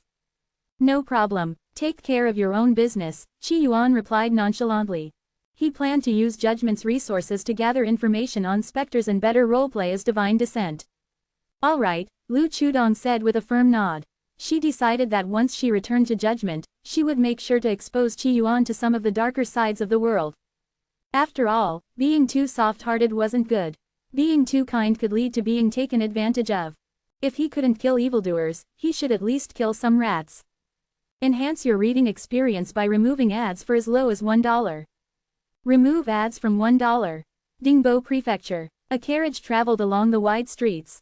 A young man with a gentle smile on his face spoke softly. Of the 13 prefectures in the kingdom, Dingbo Prefecture has the cleanest governance, where the people live in peace and prosperity. Kai Chongla was a thin man with sunken eyes. The long robe draped over his shoulders made him look like a walking coat rack. Qi Yuan gazed out the window. Street vendors lined both sides of the road, shouting to sell their wares. While many wore coarse linen clothing, it was rare to see faces gaunt with malnutrition or skeletal frames. By appearance alone, if Kai Chongla took off his robes, he might look like the poorest person on the street. It's certainly better than other places, Qi Yuan commented. Compared to Ninghe County, Fengshan County, or Lake Yeshan, this prefecture indeed appeared far better. Dingbo Prefecture is also known as Lu Prefecture, Kai Chongla said meaningfully. The Lu naturally referred to the Lu family. In the past, many policies left behind by the divine descent were overturned by the royal court. Only Lu Prefecture has preserved a small portion of them, Kai Chongla said wistfully. However, ever since Prince Junyuan took charge of Dingbo Prefecture, I don't know how much longer these peaceful days will last. He spoke with a trace of worry in his voice. Is Prince Genuan very powerful? Qi Yuan asked. Kai Chongla froze for a moment, surprised that someone didn't know about Prince Genuan. One of the 7 gods of the kingdom, Prince Genuan is among them, Kai Chongla said in a low voice. Lord Lu is also one of the 7 gods. Lord Lu was the strongest in Dingbo Prefecture, the sole divine tier weapon master here. It seems Prince Genuan has been working hard in his cultivation, Qi Yuan remarked. Kai Chongla chuckled. You'd best not mention Prince Genuan's name so casually. In Dingbo Prefecture, his spies are everywhere. They are known as the Blood Hands. Wherever they appear, bloodshed follows. How strong are they? Qi Yuan asked. The 4 commanders of the Blood Hands are all peak heaven tier weapon masters, and the 1,000-man captains beneath them are all heaven tier. They don't sound like they're working hard enough, Qi Yuan commented lightly. Brother Qi, be cautious with your words. If you offend the Blood Hands, not even the government can save you. Kai Chongla said anxiously. What's there to be afraid of? We're already walking targets with a bounty of 500,000 on our heads. What's another enemy to us? Qi Yuan replied calmly. Kai Chongla was momentarily stunned but then realized Qi Yuan had a point. After all, they had joined judgment. Being discovered by the royal court meant execution on the spot. Why should they fear offending Prince Genuan's lackeys, the Blood Hands? You're right, Kai Chongla nodded seriously. The carriage slowly made its way through the streets, passing through the bustling marketplace. The shouts of vendors rang out constantly. Candied hawthorn skewers. Hot steamed buns. Golden plums. Fresh golden plums. Qi Yuan's gaze paused for a moment on the overly bright-colored fruits being sold. What's that? Kai Chongla smiled. That's a higher fruit. You're not from around here, so this must be your first time seeing it. Why is it called a higher fruit? No one knows. It's just called that, Kai Chongla replied. Qi Yuan's expression grew thoughtful. Higher fruit, only fools would buy higher fruit. He muttered to himself. It seemed this world had indeed been deeply influenced by him. Even the higher fruit existed here. He had once told the story of the higher fruit to the enigmatic silent voice. Less than an hour greater than after settling down at Judgment's base, Qi Yuan's life entered a period of relative calm. Although peaceful, there was plenty to keep him busy. For one, he was working diligently to advance his artifact crafting skills, aiming to reach the level of a divine tier artifact master as soon as possible. However, it was an exceedingly difficult task. Even with the talent of the blind artifact master, his progress was slow. Second, he was preparing to take on the role of the divine descent, gradually seeking out believers to solidify his image. Lastly, he was waiting for updates from Judgment, keeping an eye out for news of specters and wrongdoers to bring justice to the land. Brother Qi, we've got a mission. A loud voice came from outside the door. Qi Yuan's eyes lit up with delight. Finally, something to do. Wong Kong, just come in. The door's not locked. Outside, a short, lean man with dark, sweaty skin hesitated for a moment as he sniffed at his sweaty clothes. Still, he decided to push the door open and step in. I just finished unloading some cargo at the docks. I'm covered in sweat, Wong Kong said sheepishly, rubbing his short, cropped hair. Standing in the room, he didn't sit down, likely worried about dirtying the chair. You've had a long day. Sit, Qi Yuan said, pouring Wong Kong a cup of water. Only then did Wong Kong sit down, barely, as if half his body was still suspended in midair. Wong Kong was also a member of Judgment. His background, while not extraordinary, was somewhat unique. He came from a family of laborers who specialized in unloading cargo at the docks. Just as a tiger's cub becomes a tiger, the son of a laborer remained a laborer. 100 years ago, Wong Kong's great-grandfather had also been a laborer, but not just any laborer. During the era of the divine descent, the Rosha kingdom had numerous peculiar and special laws. One of these laws was that all are equal, and no profession is more noble than another. Even as a laborer, as long as one did their job well, they could still enjoy rights and have a voice comparable to that of nobles. Laborers, night soil collectors, weavers, all were treated equally. Wong Kong's great-grandfather had been such a laborer, one whose contributions were considered as significant as those of a minister. The man had been a genuine, hard-working laborer.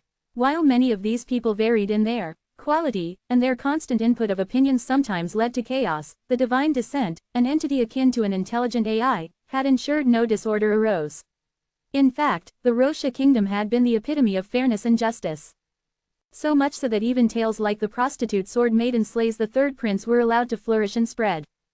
However, after the fall of the divine descent, all the policies from that era were abolished. According to the royal family, Wang Kong's great-grandfather had merely been a laborer whose contributions were limited to moving goods. How could that compare to the contributions of the court ministers? Hence, such rights were stripped away. Today, while unloading cargo at the docks, I picked up some information. The Blood Cloud bandits are planning to attack the Zhao family caravan. Wang Kong said, gulping down a mouthful of water. 10 years ago, a group of bandits known as the Blood Cloud bandits had emerged in Dingbo Prefecture.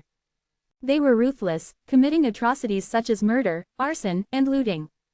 The Liu family had dispatched troops to exterminate them, but the bandits quickly re-emerged. Using this as an excuse to accuse the Liu family of incompetence, the royal court sent Prince Zhenyuan to oversee Dingbo Prefecture.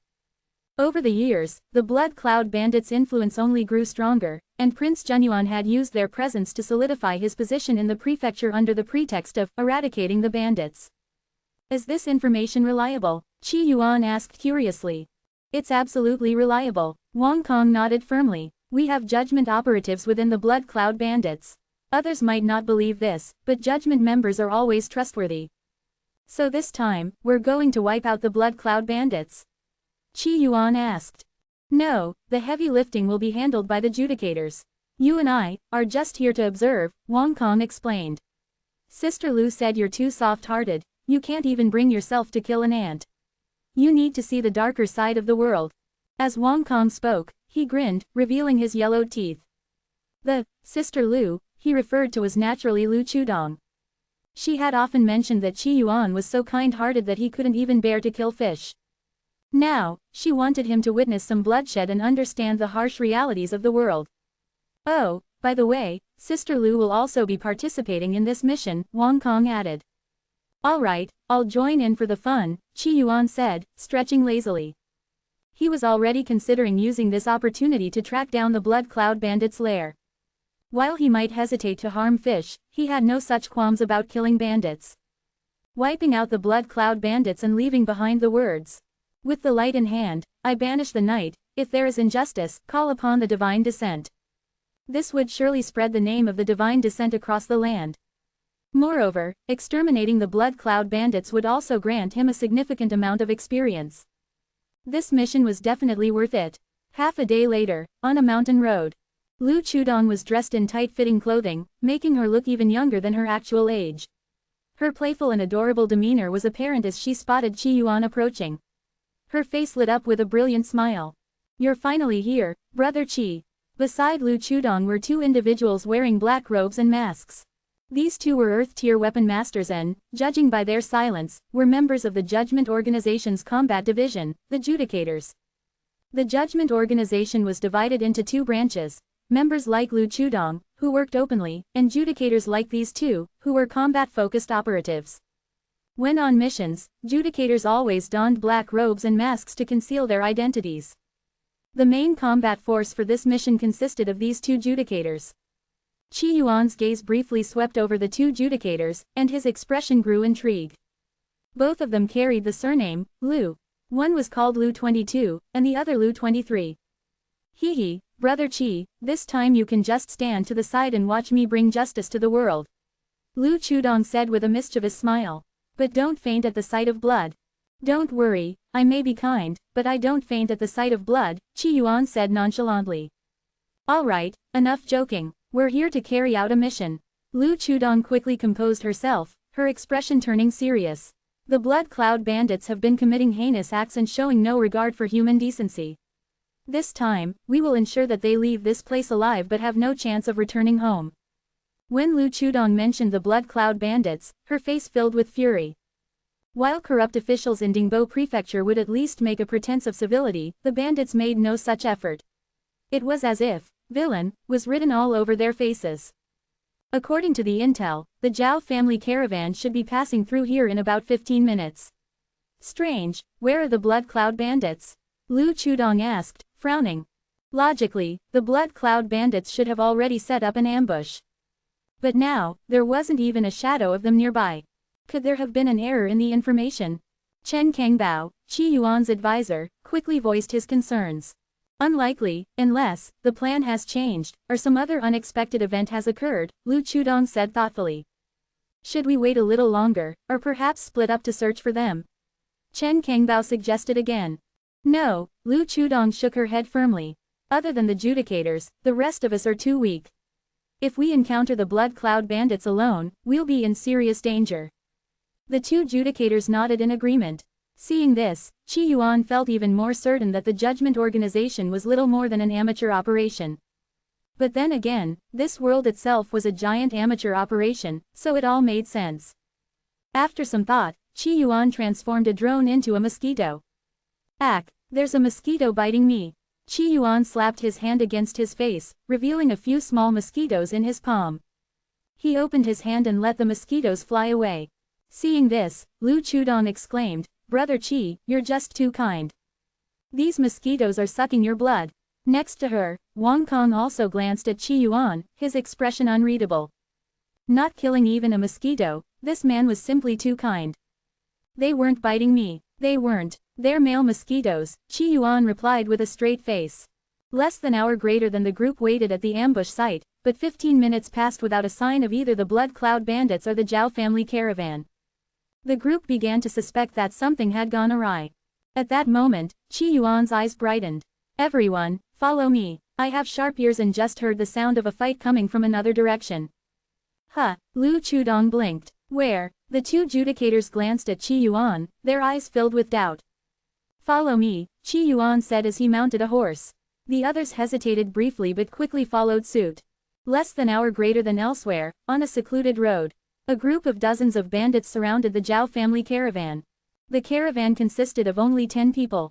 Other than the leader, an elderly man, and a young woman, the rest were burly men. Old Zhao, you've got some nerve. Miss Zhao is someone Commander Lu personally requested. What's the matter? Now that you've gotten close to General Li, you're ignoring Commander Lu. The leader of the Blood Cloud bandits was a one-armed swordsman, his face twisted into a menacing expression. Hearing this, old Zhao's face turned pale. As a wealthy man in Dingbo Prefecture, old Zhao had quickly realized the political landscape was shifting after Prince Zhenyuan arrived. His daughter, renowned for her beauty and listed among the top beauties of Dingbo Prefecture, was his most valuable asset. Old Zhao had recently found an opportunity to offer his daughter to General Li, one of Prince Zhenyuan's trusted subordinates. However, Commander Lu, a powerful leader of the Blood Hands, had also taken a liking to his daughter. Commander Lu wielded enormous influence as one of Prince Zhenyuan's 4 commanders. But to old Zhao, the Blood Hands were ultimately just spies, and the godson of a spy wasn't worth comparing to General Li. So he had secretly taken his daughter and fled toward Nanshan County to present her to General Li. Unfortunately, the Blood Cloud bandits had intercepted them. Now, surrounded by dozens of bandits, old Zhao was visibly trembling with fear. Chief, it was foolish of me. I'll immediately offer my daughter to Commander Lu. Old Zhao stammered, his voice trembling. The one-armed bandit leader sneered, his expression cruel. Too late. Commander Lu has already said he's no longer interested in Miss Zhao. As he spoke, his lecherous gaze landed on the young woman. Before you die, consider it your good fortune to enjoy some time with me. Miss Zhao's beautiful face turned deathly pale, her body trembling like a fragile rose battered by wind and rain. Old Zhao was terrified to the core. It's over. We're finished. The Zhao family was no match for the Blood Cloud bandits. At that moment, the sound of galloping hooves echoed in the distance as several riders approached. Miss Zhao's pale face lit up with hope.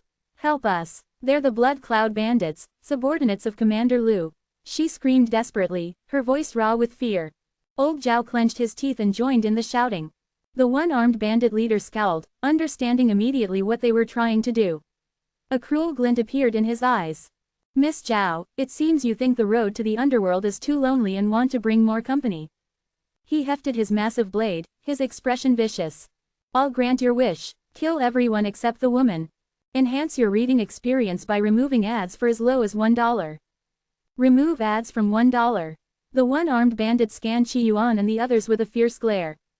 Several of the bandits leapt forward, surrounding Qi Yuan, Lu Chudong, and the rest of their group. Qi Yuan, however, showed no sign of fear. Instead, he appeared calm and even a little amused. If I had some sort of mental issue, I might question why you'd only kill the men and spare the women, he said casually. Ridiculous. The one-armed bandit bellowed angrily.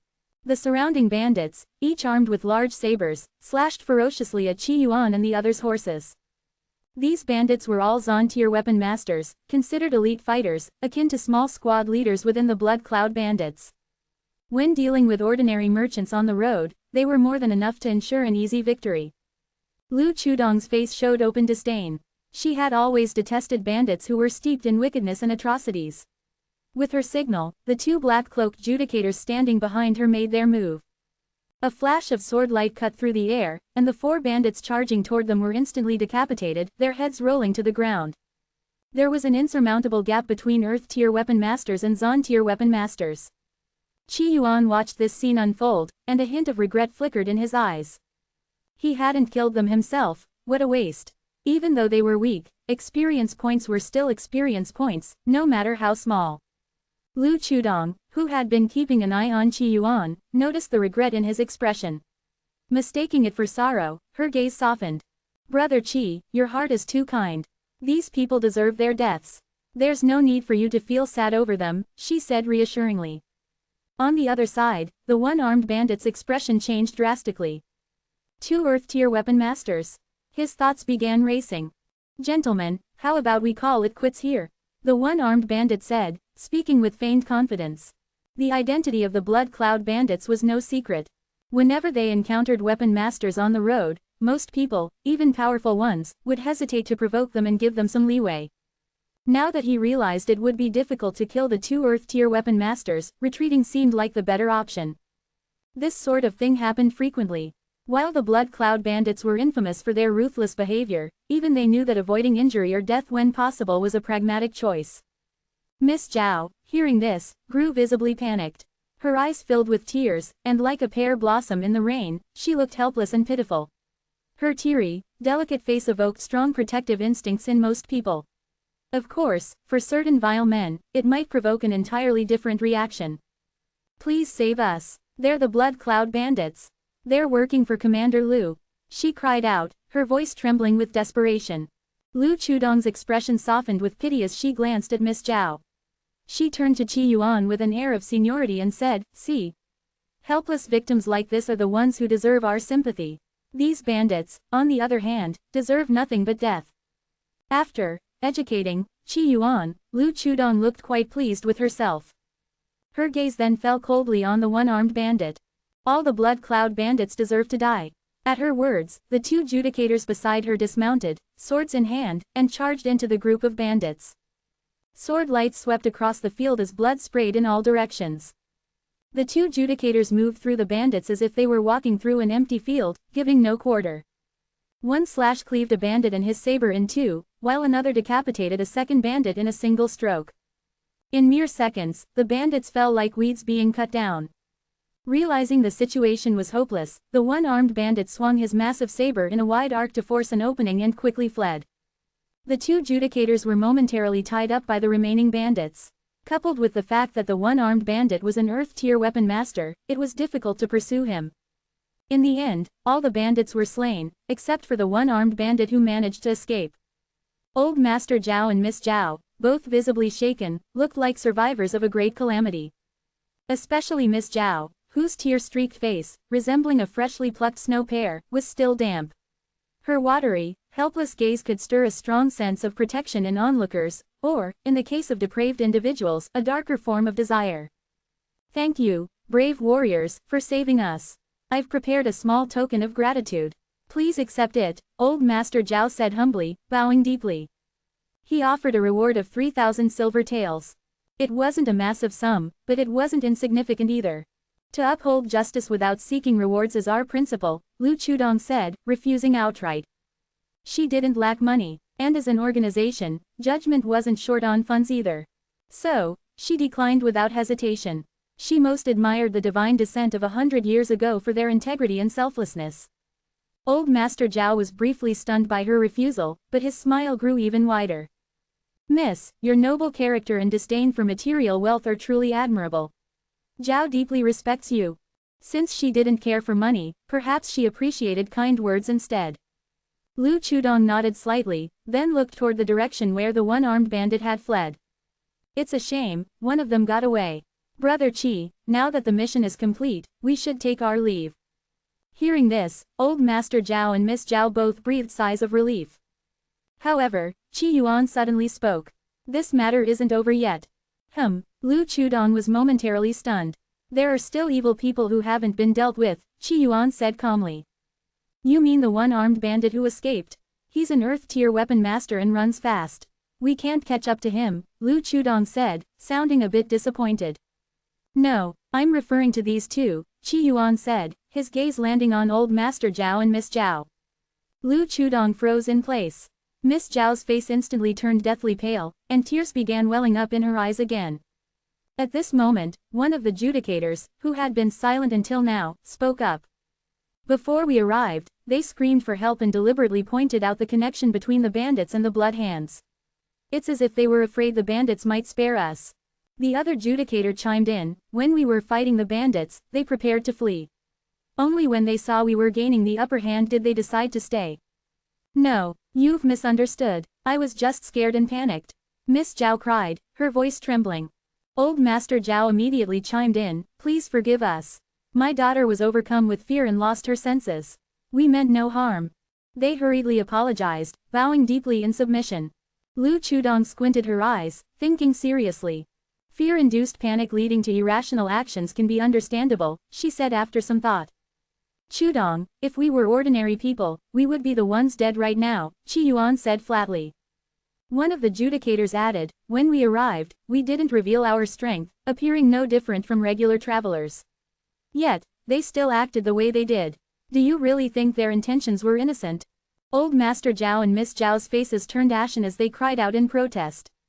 Lu Chudong hesitated, conflicted.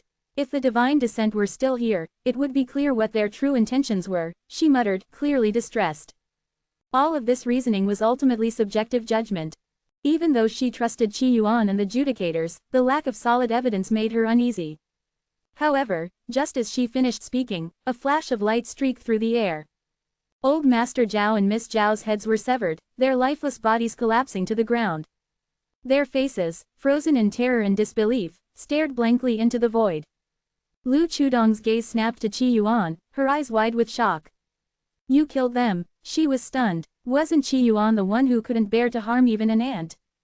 And now he had just killed two people. I'm gentle with kind ants, Qi Yuan said firmly. But when it comes to evildoers, I show no mercy. His tone was righteous, his demeanor unyielding, exuding the kind of attitude often seen in those who claimed animals were family but thought nothing of punishing humans. Lu Chudong stared at him deeply, her mind swirling with unease. Taking a deep breath, she said, Brother Qi, you were too impulsive. You should have ensured they were guilty before killing them. Still, the deed was done, and she decided not to dwell on it further. Yet, doubt crept into her mind. Had her method of teaching Qi Yuan caused him to change from a kind-hearted soul into someone overly extreme? Less than an hour greater than at the judgment base. Kai Chongla's face was filled with anger. I'd wager that 1/3 of the suffering in Dingbo Prefecture today is caused by these blood cloud bandits. Wang Kong nodded in agreement. In Dingbo Prefecture, who doesn't know that the blood cloud bandits are backed by the Blood Hands, and ultimately by Prince Junyuan himself? Originally, Dingbo Prefecture wasn't a paradise where people could leave their doors unlocked at night or enjoy meat every day. But bandits and thieves certainly didn't dare to act as openly and brazenly as they do now. Prince Junyuan's so-called efforts to exterminate bandits were clearly targeting the Lu family, not the blood cloud bandits. If I were the head of the Lu family, I'd immediately mobilize troops to wipe out the blood cloud bandits. Lu Chudong couldn't hold back her indignation. Kai Chongla shook his head at her words. The royal court sent Prince Junyuan here under the pretext of suppressing the bandits. Who else but Prince Junyuan himself would dare take action against them? Killing the bandits, that would be tantamount to opposing the royal court. Hearing this, Wang Kong's expression grew dark. Government officials colluding with bandits, yet every so often, the blood cloud bandits provide severed heads as trophies to be counted as military achievements. Lu Chudong clenched her teeth in frustration. She had already heard about this. The blood cloud bandits committed atrocities, burning, looting, and slaughtering entire villages. They collected the heads of the villagers and merchants they killed, handing them over to Prince Junyuan's generals as bandit trophies. Enough of this. There's no point in dwelling on these things, it'll only scare Brother Qi, Kai Chongla interjected. In truth, it wasn't so much about scaring Qi Yuan as it was about the futility of bringing up these matters. All it did was leave them with a sense of anger and helplessness, without any way to resolve the situation. After all, could judgment's current strength change the status quo? It couldn't. If the divine descent were still here, both the Blood Cloud Bandits and Prince Junyuan would have faced judgment for their crimes. In the era of the divine descent, there's no way such evil would have gone unpunished. Lu Chudong said indignantly. Qi Yuan responded casually, even without the divine descent, there's still judgment. As long as everyone puts in the effort, there's hope for better days. Less than hour greater than meanwhile, in the Blood Cloud Bandits' hideout. The one-armed bandit knelt on the ground, his face pale with terror, and beads of sweat the size of soybeans rolled down his forehead. You didn't capture the targets? A young man with long hair asked coldly. He stood still, quietly toying with a finely crafted bone dagger in his hands. The bone dagger was made from the bones of a beautiful woman, and it was one of the young man's most prized creations. Master, they were rescued by a group of people. Among them were 2 Earth-tier weapon masters. I wasn't their match, the one-armed bandit said as he prostrated himself on the ground. The young man before him was none other than Lu Wen, the godson of Commander Lu. Even the leader of the Blood Cloud Bandits had to show Lu Wen respect. For a low-ranking squad leader like the one-armed bandit, Lu Wen could decide his fate on a whim. Were they General Li's men? Or someone else? Lu Wen asked. I'm not sure, the one-armed bandit answered, shaking his head. A dangerous gleam flashed in Lu Wen's eyes. If you're unsure, what use do I have for you? With a flick of his hand, the bone dagger flew through the air. The one-armed bandit clutched his throat as blood poured out from the wound. His breath grew weaker and weaker until he finally collapsed, lifeless. The other weapon masters nearby remained calm, unfazed by the scene. Lu Wen walked forward and retrieved his bone dagger. He calmly wiped the blood off the blade before turning to a burly man standing nearby. Seventh leader, how were the results of the recent operation? He asked in an even tone. The seventh leader hesitated briefly before responding with a troubled expression. Young Master Lu, this time we only collected 300 human heads. In the language of the Blood Cloud Bandits and Prince Junyuan's forces, human heads was a euphemism for the severed heads they used to claim military achievements. 300, that's far too few, Lu Wen said, his gaze growing colder. In half a month, take your men and slaughter the village of Shaoliang. The seventh leader's face stiffened, and cold sweat began to form on his forehead. Young Master Lu, Shaoliang village is near General Li Jiao's camp. If we massacre the village, it could embarrass General Li Jiao. That's exactly what I want, Lu Wen replied with a chilling smile. His eyes burned with anger. That bastard dared to compete with me for a woman. As if unable to contain his rage, Lu Wen kicked over a nearby table with explosive force. But just as quickly as his anger flared, it vanished. A gentle smile returned to his face as he said, "Don't worry, I'm not unreasonable. We'll give all the severed heads from Shaoliang village to General Li Jiao as a gift of military merit." Hearing this, the seventh leader's back was drenched in cold sweat. These officials, they were truly ruthless. If I don't knock him down a peg, he'll start thinking this world belongs to his kind. Let me remind him, it was my ancestors who built this kingdom, not theirs. Lu Wen declared passionately. Less than hour greater than 5 days later. Qi Yuan was feeling unusually relaxed. He had deployed drones disguised as mosquitoes to scour the mountains, and so far, they had located 2 Blood Cloud Bandit hideouts. However, their main base remained undiscovered. Otherwise, Qi Yuan would have already launched an attack to exterminate them. Never mind, let's wait a bit longer, Qi Yuan said, his tone casual. His gaze fell on a string of copper coins lying on the table. A strange look crossed his face. The coins reeked of sweat. These were coins that Wang Kong had given him. Earlier that day, Wang Kong had been unloading cargo at the docks when he accidentally bumped into the steward of a wealthy household. The steward, who was used to throwing his weight around, had threatened to have Wang Kong thrown into the sea. At that moment, Qi Yuan had secretly intervened, causing the steward to accidentally fall into the sea himself. Wang Kong, realizing that Qi Yuan had helped him, had brought him his savings as a gesture of gratitude. While this was a minor incident, what surprised Qi Yuan was that his faint destiny had increased slightly because of it. Hey, do you know what circumstances can cause one's destiny to improve? Qi Yuan asked through the divine wood token, once again turning to the staff of thorned blood. To Qi Yuan, the staff member was like an AI, ready to answer questions at any time. My name includes the word, thorn, not, hey, the staff member replied, as if attempting to mimic human conversational habits. But after the quip, they got straight to the point. Well, there are generally 3 ways for destiny to improve. By devouring the destiny of others who bear destiny. By acquiring certain rare treasures. By altering the original trajectory of specific individuals' lives. However, not every life you alter will elevate your destiny. Otherwise, every destiny bearer would just run around changing others' fates. It only works for certain special people or specific events. Hearing this, Qi Yuan nodded in understanding.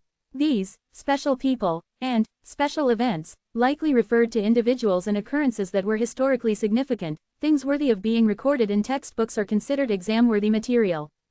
Could it be that saving Wong Kong had altered his destiny? How special are we talking? Qi Yuan asked. If the event is significant enough to be recorded in the Blue Mountain Chronicles, then it qualifies as special.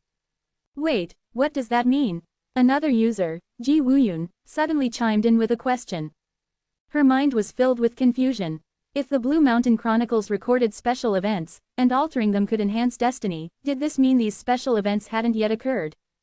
If they hadn't, then how could the Blue Mountain Chronicles record them in the first place? Enhance your reading experience by removing ads for as low as $1. Remove ads from $1. It's exactly what you think it means. The staff member from Thorned Blood sent this message with an air of calm, waiting to see the shock on both the Cleaver and Ji Wuyun's virtual faces.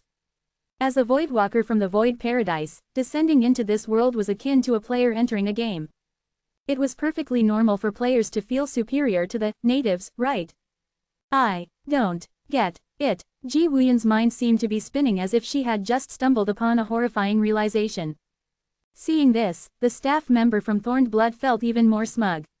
Brother Cleaver, what do you think? He was especially looking forward to seeing Cleaver's astonishment and disbelief this time. After all, in their past interactions, Cleaver had always been calm and composed, effortlessly taking the upper hand. But this time, the staff member was confident that he would leave Cleaver utterly shocked. After all, telling someone that the world they live in has its future already written out, and that everything unfolds according to a predetermined trajectory, was bound to unsettle those who thought highly of themselves. So, can you lend me the Blue Mountain Chronicles? I want to check out the walkthrough. The staff member was momentarily speechless. Why was Cleaver so nonchalant? This wasn't a normal reaction. Your fate is already predestined. Aren't you, even a little curious? How is it predestined? I just changed a significant event and got my destiny upgraded, didn't I? Qi Yuan replied casually. He accepted the situation quite easily. Wasn't this just like playing a game? Come on, tell me which special event I altered. Qi Yuan asked, curious. The Thorned Blood staff member fell silent for a moment. This Cleaver guy was just too composed. If someone had told him that everything he experienced was predetermined, it would have been difficult to accept. Where are you right now? The staff member finally asked. In Dingbo Prefecture. According to the Blue Mountain Chronicles, there are 2 special events happening soon in Dingbo Prefecture. Both events are currently in their early stages and have not yet truly unfolded. Leaking information from the Blue Mountain Chronicles is like revealing the secrets of the heavens, but since this is the Divine Wood token, it doesn't matter what I say. Oh, by the way, don't share what I'm about to tell you with anyone, or you'll face divine retribution, the staff member warned earnestly. After all, his role here was simply to complete his mission. He didn't actually harbor any malice toward Cleaver or Ji Wuyun. Ji Wuyun, hearing this, felt her tension rising. The first event is known as the Daliang Mutiny. It is set to happen in about 3 months. Lu Wen, the godson of Commander Lu, suppresses General Li Jiao with unbearable force, ultimately driving Li Jiao to mutiny. The second event is called the Anjie Uprising. Laborer Wong Kong, humiliated by a merchant steward, kills the man in a fit of rage. The local officials, drunk on power, not only kill Wong Kong but also carry out a massacre at the docks. This enrages the working class people. Kai Chonglo organizes the laborers and surrounds the local government office, demanding justice. This event ultimately alarms the prefect. The staff member paused deliberately. What happened in the end with the Anjay uprising? Ji Wuyun asked, her curiosity piqued. She was more concerned about the uprising than the mutiny. In her view, the fault lay squarely with the corrupt officials. If the royal court punished them, it would be an excellent opportunity to win back the people's trust. If she were the prefect, she'd seize this chance to consolidate public support. The result? Naturally, the leaders of the uprising were executed in public, while the corrupt officials responsible for the massacre at the docks walked away unscathed. The staff member replied with a light chuckle. What? Ji Wuyun couldn't believe her ears. But the common people were in the right. This should have been an opportunity to win public favor. If the authorities gave in to the demands of these commoners today, wouldn't that embolden them to defy their superiors in the future? Today, they punish some minor officials. Tomorrow, they'd come after the magistrates, the day after that, the prefect. And one day, would they try to overthrow the emperor himself? The staff member's tone was dripping with sarcasm. Having seen countless worlds in his missions, he was deeply familiar with the mindset of those in power. So, by taking certain actions, I changed these special events and thus increased my destiny. Qi Yuan asked. It seemed like his intervention, causing the merchant steward to drown, had been interpreted as an accident. As a result, the authorities didn't target Wong Kong, and the massacre at the docks, along with the Anjay uprising, never happened. This world is filled with countless special events. If you already possess destiny and manage to alter the trajectory of these events, your destiny will naturally grow stronger, the staff member explained. However, having more destiny wasn't necessarily a good thing. So, our fates are predetermined. Everything follows a set course. Even if I bite myself or try to end my own life right now, it's all predestined. Ji Wuyun seemed on the verge of a breakdown. It was as if an invisible hand were manipulating her every move, reducing her to nothing more than a puppet on strings. Even her current reaction might have been part of the script. Is my name in the Blue Mountain Chronicles? She asked anxiously. She was desperate to find the book and act contrary to whatever was written about her. Everything is already written, save for those with special fates who can slightly alter the predetermined outcomes. Everyone else is no different from puppets. Oh, and by the way, not just anyone can make it into the Blue Mountain Chronicles. I'd wager your name isn't even worthy of being recorded, haha, the staff member laughed mockingly. Ji Wuyun fell silent. If you're eager to leave a mark on history, why not come to the Divine Wood Abyss? I may not be able to add your name to the Blue Mountain Chronicles, but I have another book where I can guarantee you'll be mentioned, the staff member offered, half-jokingly. Ji Wuyun remained silent. What's the point of being mentioned in a book? If you give me 10,000 taels of silver, I'll remember you for the rest of my life, Qi Yuan interjected. That's far more practical than being in some book. The staff member chuckled. Even after countless eras, the Blue Mountain Chronicles will still exist. Cleaver, even if you're the sharpest of blades, you'll long have rusted away. Ji Wuyun also thought Qi Yuan was just being nonsensical. Being remembered by one person, what good would that do? Less than an hour greater than night fell, and the mountains were pitch black. Aside from the faint twinkling of stars in the sky, the world was shrouded in darkness. Outside the Blood Cloud stronghold, torches blazed, their thick smoke billowing as they burned various herbs to ward off mosquitoes. Even so, the swarms of insects were relentless. Inside the stronghold, laughter, drunken revelry, and the cries of women echoed ominously through the night. The guards stationed at the entrance listened to the faint sobs of women, their eyes glinting with greed. Damn it, a fresh batch of two-legged sheep just arrived, and were stuck guarding the gate, one of the bandits muttered bitterly. Haha, don't be too upset. I heard this batch came from the military, camp women who've been passed around by those soldiers. They're probably no good anymore, another guard replied. Still, I prefer the ones who've been shared. They're more. Hold on, what's that sound? The slant-eyed bandit's expression shifted suddenly. You've probably gone crazy from thinking about women, another bandit teased. No, listen carefully. The slant-eyed bandit's heart began pounding violently. Thump, thump, thump, the ground beneath them started trembling as if something massive was approaching. Then, the slant-eyed bandit's gaze shifted skyward, and he let out a terrified scream. Ah, what the hell is that? All the guards looked up, their faces turning ghostly pale. In the faint starlight, they saw a colossal silhouette towering in the distance. It was a giant clad in blood-red armor, the plates of which shimmered with a crystalline sheen that exuded an aura of danger. Its body was covered in jagged, spiked protrusions, reflecting what little light there was. Its exposed eyes were cold and merciless, radiating an inhuman, predatory malice. This was no man, it was a dragon, a god. The monstrous figure stood silently, staring at the blood cloud stronghold. Wherever its gaze fell, terror followed. Monster! A monster! The guards screamed as they fled in every direction. The 100-meter-tall colossus remained motionless, standing outside the stronghold like a reaper from the abyss. Moments later, chaos erupted within the stronghold. The flames of torches fell to the ground, igniting patches of straw. In the commotion, 3 figures emerged from the depths of the stronghold, their powerful auras radiating authority. These were the 3 Heaven-tier weapon masters of the Blood Cloud Bandits. A Heaven-tier weapon master could be conferred the title of Earl in Rosha Kingdom, yet there were 3 of them in a bandit stronghold. At the center stood their leader, a towering man over 2 meters tall, his body rippling with muscle like a living fortress. On his shoulder rested a massive broadsword capable of cleaving mountains. "What nonsense are you all screaming about?" He looked dissatisfied. "Bandits are bandits, rustic and useless. If it weren't for the overall interests of the prince, how could he become the leader of the bandits?" The towering leader cut down a fleeing bandit with a single slash. "Where is the enemy?" Before anyone could respond, the leader's eyes turned skyward. His expression froze. So did the expressions of the other 2 Heaven-tier weapon masters. 100-meter-tall giant. Even as Heaven-tier weapon masters, capable of wielding the power of heaven and earth, they had never faced anything like this. This was no mere mortal foe. It was a god. A cold, detached voice echoed across the mountains. "One-fold Overlord Fist." The 10-fold Overlord Fists were created by Qi Yuan when he was in Gongxing. These days, he used his eyes to adapt this boxing technique to this world. Even now, he only adapted it into the One-fold Overlord Fist. Anyone who tortured ordinary mortals would have no place to survive under this punch. The giant struck with its fist. The sheer force of the attack shook the heavens and earth, a power beyond mortal comprehension.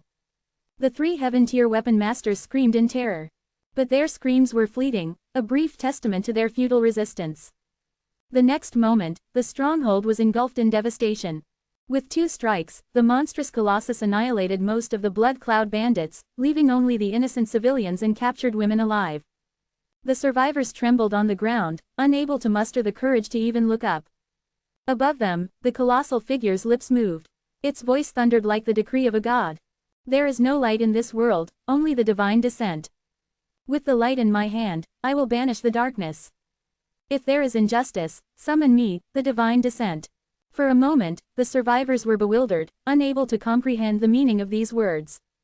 Then, an elderly man, trembling with age, raised his head. Tears welled in his eyes as he whispered, "He has returned." More and more people seemed to realize something, their faces lighting up with astonishment and joy. "He has returned." Enhance your reading experience by removing ads for as low as $1. Remove ads from $1. In Dingbo Prefecture, inside the main tent of the military camp. Prince Junyuan, clad in full military armor, was seated with a yellowed, ancient book in his hands, carefully reading through it. Nearby, 2 Blood Hand commanders stood in complete silence, holding their breaths, not daring to move. They feared disturbing the divine tier weapon master. The Blood Hand's leader, however, had a slightly more casual demeanor. Compared to the rigid posture of the commanders, his stance was almost languid. His sharp gaze, however, betrayed his readiness. Roughly 100 breaths later, Prince Junyuan finally put the book down. "Ah Gui, how is Old Man Lu doing these days?" Old Man Lu was none other than Lu Sheng, the true patriarch of the Lu family and a powerful divine tier weapon master. Lu Sheng wielded the divine weapon Fuzang, which granted him an endless well of vitality. Among the 7 divine tier masters of the Rosha kingdom, he was regarded as the hardest to kill. Prince Junyuan, on the other hand, was one of the 7 gods known for being in the top 3 in raw offensive power. His expertise in poisons made him especially fearsome. "He has remained in seclusion," the Blood Hand leader responded, his voice calm. "This past month, he hasn't made a single appearance. A few days ago, Qinren was brought to the Lu family estate after sustaining severe injuries, but even then, Old Man Lu did not show himself." Prince Junyuan didn't immediately reply, so the Blood Hand leader continued, "From what we can deduce, Old Man Lu is likely deeply poisoned, which is why he doesn't dare show himself. Otherwise, it would risk exposing his condition." The two Blood Hand commanders quickly chimed in. Your Highness's mastery of poisons is unparalleled. With time, you will undoubtedly slay one of the 7 gods and shake the entire Blue Mountain. Prince Genyuan chuckled softly, his gaze turning contemplative. Fusang is, after all, a divine weapon. Its limits remain unknown. Perhaps the old man is simply fishing for information. A divine tier weapon master could annihilate armies numbering in the tens of thousands with ease. If 2 divine tier masters fought head to head, the battle would be devastating, capable of shattering mountains and rivers. Without complete confidence, Prince Genyuan had no intention of making a move. Cornering Lu Sheng could force him to flee, which would create an ongoing threat to the Roxia kingdom. The Blood Hand leader lowered his head respectfully. Your Highness represents the will of the royal court. The hearts of the people belong to the imperial family. You embody the greater momentum. Here in Dingbo Prefecture, the Lu family's influence will only continue to wane. All your Highness needs to do is wait patiently, and the old man will inevitably lose. Prince Genyuan sighed deeply. Do you think I don't know this? But, His Majesty hasn't given me much time. If I cannot secure Dingbo Prefecture within 30 years, I won't be the one sitting here. The glory will belong to someone else. His tenure in Dingbo Prefecture was limited to just 30 years. If he failed to achieve this monumental feat within that time, someone else would be assigned to take over. He couldn't bear the thought of such a massive achievement slipping through his fingers. The 2 commanders and the Blood Hand leader all lowered their heads, unwilling to provoke him further. Suddenly, the silence was shattered by hurried footsteps and a voice shouting urgently outside the tent. Something terrible has happened. One of the Blood Hand commanders, Lu Du, burst into the tent without even waiting for permission to enter. The Blood Hand leader's sharp eyes flashed as if preparing to scold Lu Du for his lack of decorum.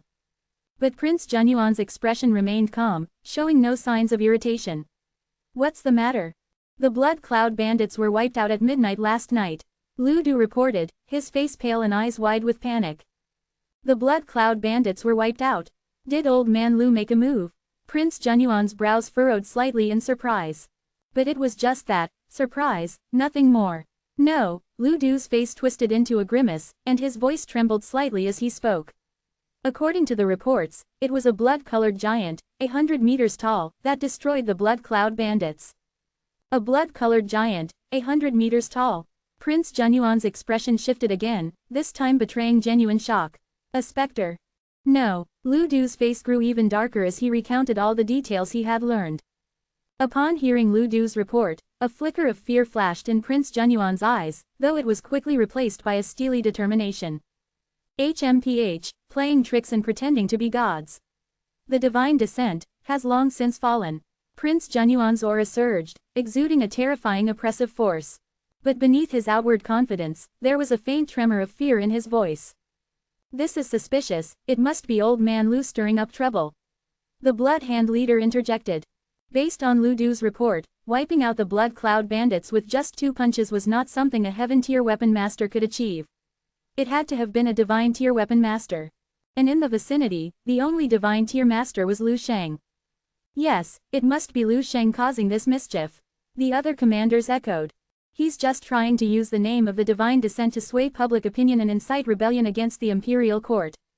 Prince Genyuan's expression shifted several times as he mulled over the situation. He recalled a report sent from the royal court not long ago.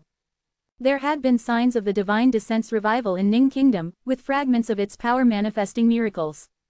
The 5th prince had been dispatched to Ning Kingdom to investigate, but as of now, there had been no word. Anxiety crept into his heart. Finally, he spoke. This matter must be reported to His Majesty.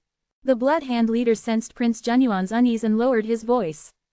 In the battle all those years ago, the divine descent was struck down. Even if it has revived, it surely cannot compare to its former peak. Your Highness could suppress it with a mere flick of your wrist. Prince Genyuan squinted his eyes, recalling the events of the past. Deep within his gaze lay an unmistakable terror. There was one thing he didn't say aloud. Even at its so-called, weakened, state, he would not have been its match. The divine descent was a true god. One divine weapon had been enough to suppress the entire royal family. Uncertainty gnawed at his thoughts. What if this wasn't a scheme by old man Lu? What if it truly was the divine descent? What then? Finally, Prince Genyuan made his decision. I will go to the Blood Cloud stronghold myself. That same day, he disguised himself as a hunter and quietly made his way toward the Blood Cloud stronghold. Ningbo Prefecture, Lu County. Lu Chudong, dressed in a green lotus leaf dress, appeared lively, her whole presence as light and fresh as a dragonfly skimming the surface of water. Standing beside her was Li Fengji, a senior elder of the Judgment Association, her expression respectful as she gazed toward the Lu family estate. After roughly a quarter of an hour, an elderly steward emerged from within the estate. "What did Grandpa say?" Lu Chudong asked eagerly, her face full of anticipation. Li Fengji, originally planning to leave earlier that morning, had decided to stay longer for a chance to meet Lu Sheng. The elderly steward sighed and shook his head, a trace of helplessness visible on his face. The patriarch remains in seclusion and will not see guests. Hearing this, the steward felt a pang of frustration in his heart. This young lady truly didn't understand the weight of her actions. The situation in Ningbo Prefecture was already complex, with Prince Junyuan's forces eyeing them like a hungry tiger. Yet this young miss had gone and brought an elder of the Judgment Association, considered a rebel group by the court, straight to the family estate. Was she trying to give Prince Junyuan a reason to act? Lu Chudong's bright expression dimmed slightly, a trace of disappointment flashing across her face. So, Grandpa still refused to meet anyone. Li Fengji, standing beside her, also showed signs of disappointment. The Judgment Association was currently plagued by internal strife and external threats. Their room to maneuver was shrinking day by day. Among the 7 divine-tier weapon masters of the Rosha Kingdom, Lu Sheng was the only one the Judgment Association had any hope of persuading to their side. If Lu Sheng could be convinced to support them, the Judgment Association would have far greater opportunities to survive and thrive. But now, Lu Sheng wouldn't even meet them, his stance clear. "Chudong, don't worry too much," Li Fengji said, forcing a smile. Her voice was warm and gentle. Lu Chudong felt even more frustrated. "Let's go. Since there's still time, you might as well check to see if that young man from Ning Kingdom has returned. You mentioned wanting to ask him about Ning Kingdom, didn't you?" Li Fengji suggested, her tone filled with patient encouragement. Hearing this, Lu Chudong's mood brightened a little, her thoughts becoming more animated. "Brother Qi," however, before she could finish her sentence, the elderly steward suddenly spoke up again. "The patriarch has said, you may enter." Lu Chudong froze, her eyes widening in disbelief. Grandpa changed his mind. Li Fengji also showed a hint of surprise, mingled with a trace of cautious confusion. Why had Lu Sheng, a divine-tier weapon master who had so decisively refused earlier, suddenly changed his mind? She couldn't quite figure it out. Nevertheless, the chance to meet a divine-tier weapon master was a rare and precious opportunity. "Come, let's go see your grandfather," Lu Chudong said excitedly. But when they reached the inner estate, Lu Chudong was stopped outside while Li Fengji was invited to enter alone to meet Lu Sheng.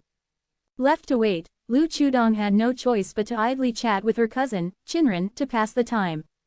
Roughly half an hour later, Li Fengji emerged from the estate, her face glowing with delight.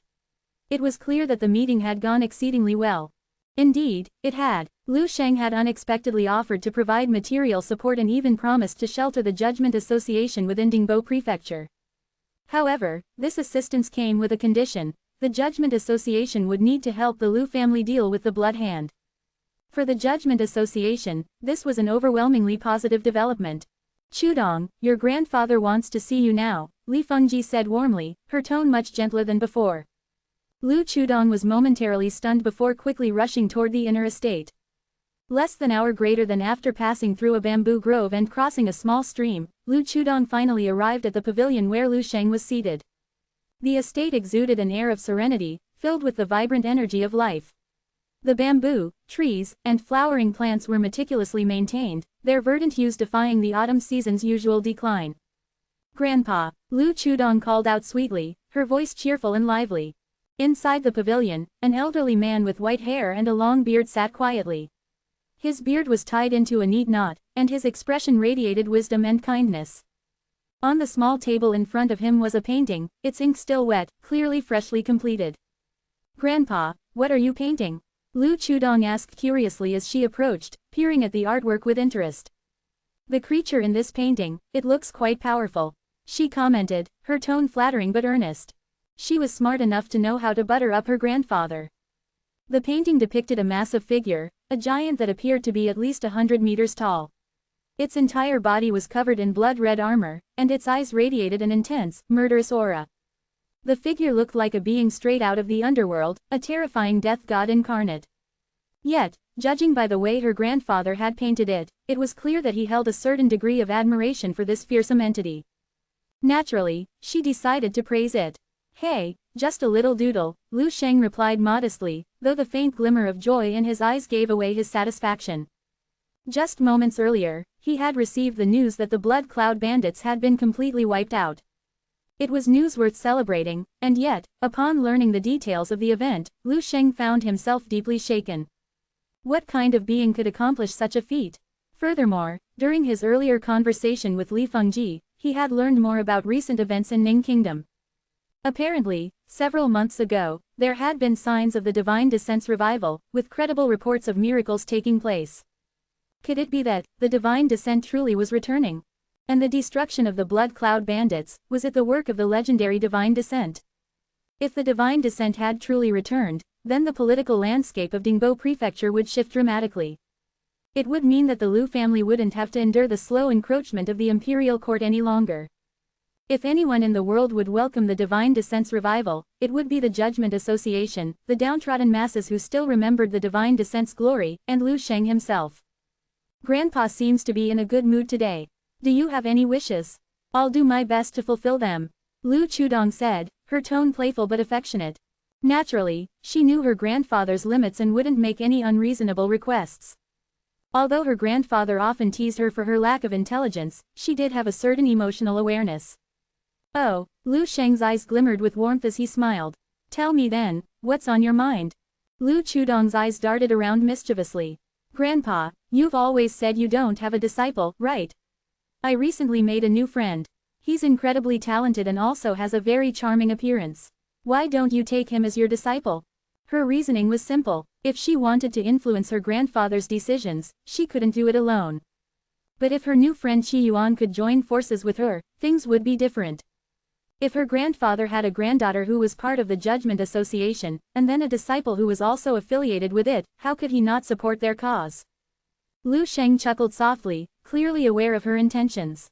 "I'm too old to take disciples." "Grandpa," Lu Chudong protested, her tone showing her dissatisfaction.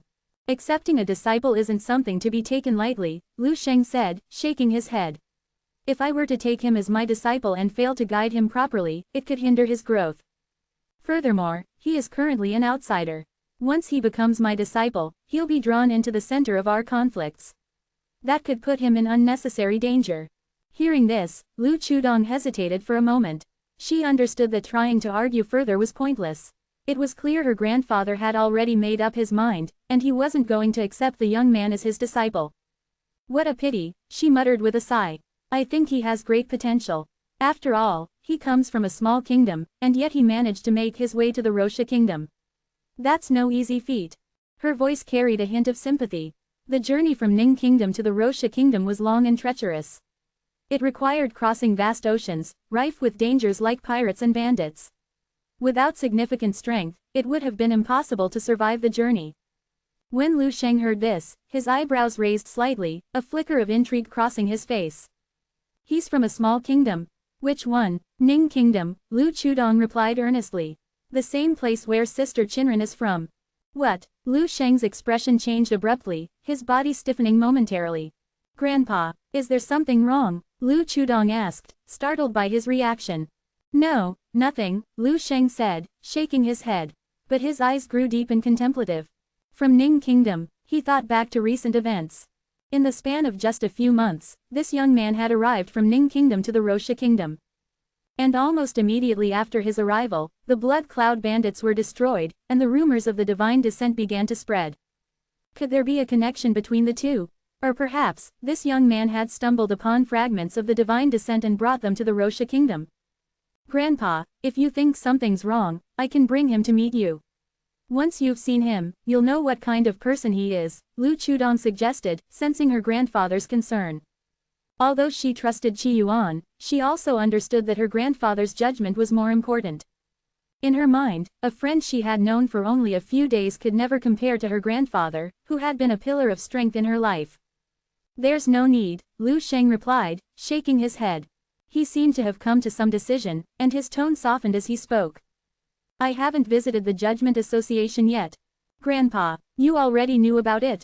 Lu Chudong exclaimed, covering her mouth in surprise. Fuzang has a spiritual connection. It can sense those whose hearts harbor ill intent, Lu Sheng explained with a faint smile.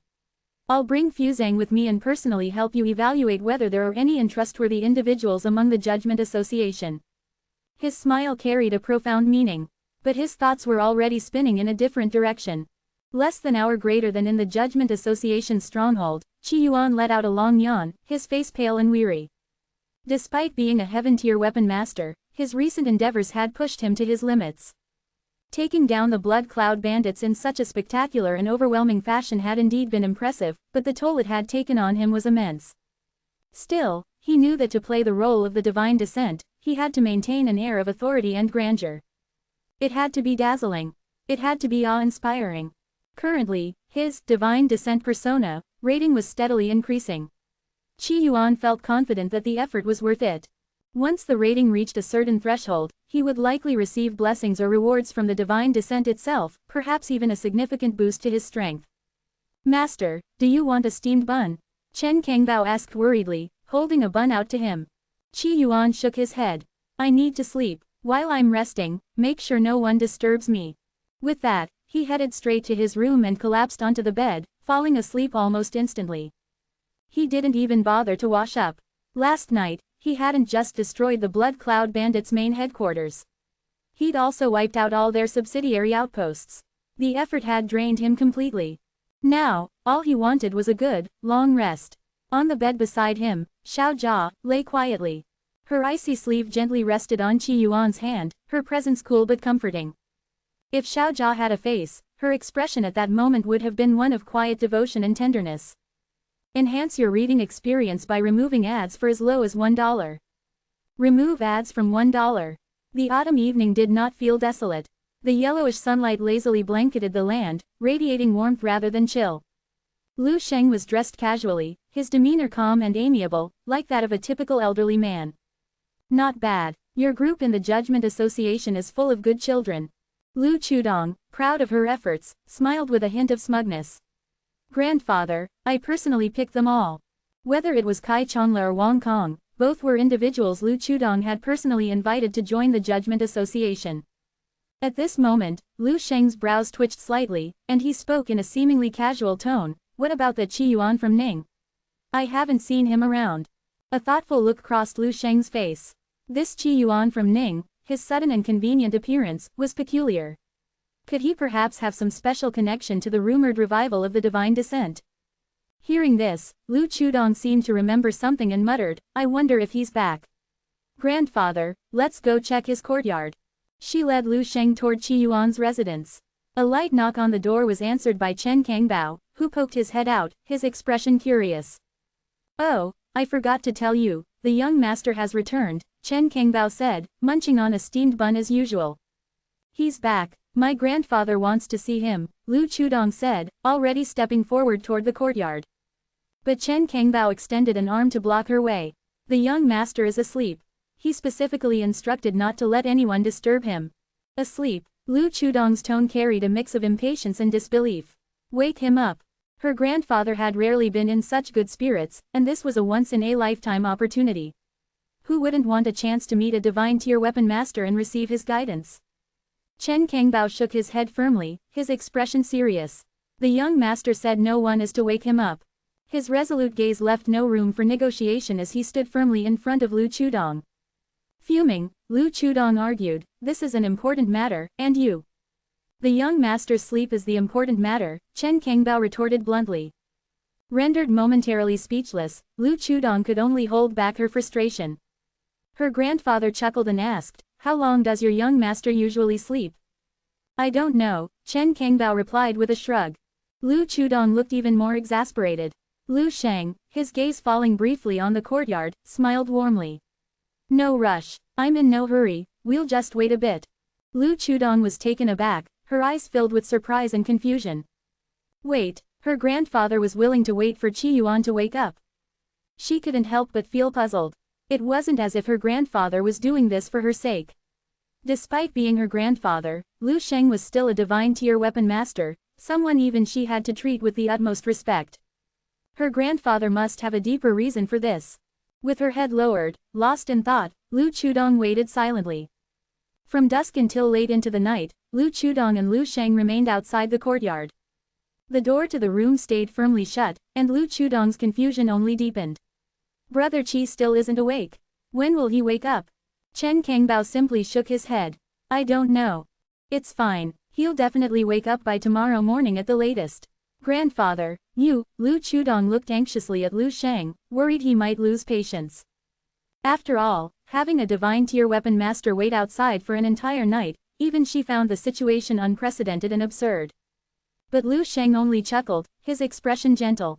He glanced at the closed room and said, "It's no problem. I have nothing urgent to attend to." Chen Kangbao chimed in, "Even if he doesn't wake up tomorrow morning, it's not a big deal." "What?" Lu Chudong exclaimed in disbelief. "Is he injured? How can a normal person sleep this long?" "Ha, the young master is like a god descended from heaven.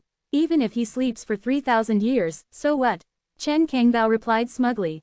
Lu Chudong fell silent, convinced that Chen Kangbao was utterly delusional. Meanwhile, Lu Sheng squinted, studying Chen Kangbao's expression closely. After a long moment, Lu Sheng smiled again and said, "What an amusing situation. I'll wait here and see just how many months your young master can sleep." Less than an hour greater than the rain fell steadily over Linhai City, the soft drizzle building into a heavier downpour. Winds swept through the streets, stirring waves in puddles and rivulets. Inside a modest tea house, an elderly storyteller stood at the front, his figure short and stooped. His patched clothing bore 6 or 7 neatly sewn repairs. He cleared his throat, preparing to continue his tale. Now, as the story goes, it was the 6th month when snow fell from the skies. The courtesan was bound by ropes, tied to 5 horses positioned to the north, south, east, west, and center. Her crime: she had slain a prince, and for this, the punishment was to be torn apart by 5 horses. The storyteller's voice rang out with practiced rhythm, his delivery both steady and dramatic. But then, on that fateful day, snow fell from the summer sky. The gathered crowd listened with rapt attention, expressions ranging from fascination to trepidation. One young scholar in the corner lowered his head nervously, muttering to himself, "Is this really something we should be hearing?" Though the tale of the courtesan who had killed the 3rd prince was well known, it had long since been banned by the court. To speak of it openly, even in Dingbo Prefecture, was bold, perhaps even reckless. And in her moment of despair, the divine descent appeared. The courtesan was declared innocent, and her life spared. The storyteller's voice boomed, filled with righteous fervor. A prince? Bah! Before the divine descent, even royalty must face justice like any commoner. The crowd erupted in applause and cheers of approval. Suddenly, a patron leaned in toward his companion, speaking in hushed tones. "Have you heard the news? That scourge, the Blood Cloud Bandits, has been wiped out. And they say the one who did it was the divine descent." "Ha, you must be from out of town. Everyone in Linhai City already knows about it." "Still," the first man persisted, "isn't it incredible? The divine descent has returned." "Yes," murmured an older man in worn clothing as he nursed a cup of cheap wine. "Finally, he has returned." In the dimly lit corner of the tea house, an old woman in simple, coarse clothing sat silently. The storyteller's voice reached her ears, stirring something deep within. Her wrinkled face bore a look of quiet reminiscence. "To think, 120 years have already passed," she murmured. Though her attire was plain, her dignified demeanor set her apart. Despite the weathered lines on her face, remnants of her youthful beauty could still be discerned from her sharp features and delicate bone structure. "Vice Master, it has been a century since the divine descent disappeared." "Finally, the wait is over," said the man sitting across from her. He was a lame elder, his leg twisted unnaturally, a cruel reminder of the day a noble had broken it for failing to kneel. It was the divine descent who had sought justice for him, restoring not his leg but his dignity. The elderly woman, a figure of renown in her youth, had been the central figure of the tale that now captivated the tea house, the courtesan who slew a prince. She was one of the 2 vice masters of the Arbiter Society. "Indeed, it has been far too long," the woman replied, her voice heavy with emotion. Though the Arbiter Society's leader remained trapped in the capital, unable to move, and her fellow vice master had to remain behind to safeguard their base, the recent emergence of the Divine Descent's name had prompted her to personally make the journey to Linhai City. Her face, though lined with age, radiated hope. This current era, it is far removed from the days of old, the old woman said softly, her eyes reflecting the burden of her memories. Age often led one to dwell on the past, but for her, the weight of history was a responsibility she could not shirk. Even though the court had spent a century suppressing the legacy of the Arbiter Society and erasing all traces of the Divine Descent, the stories and faith of the people had never truly vanished. The tales of the Divine Descent, whispered among the people, had endured, passed down in secret.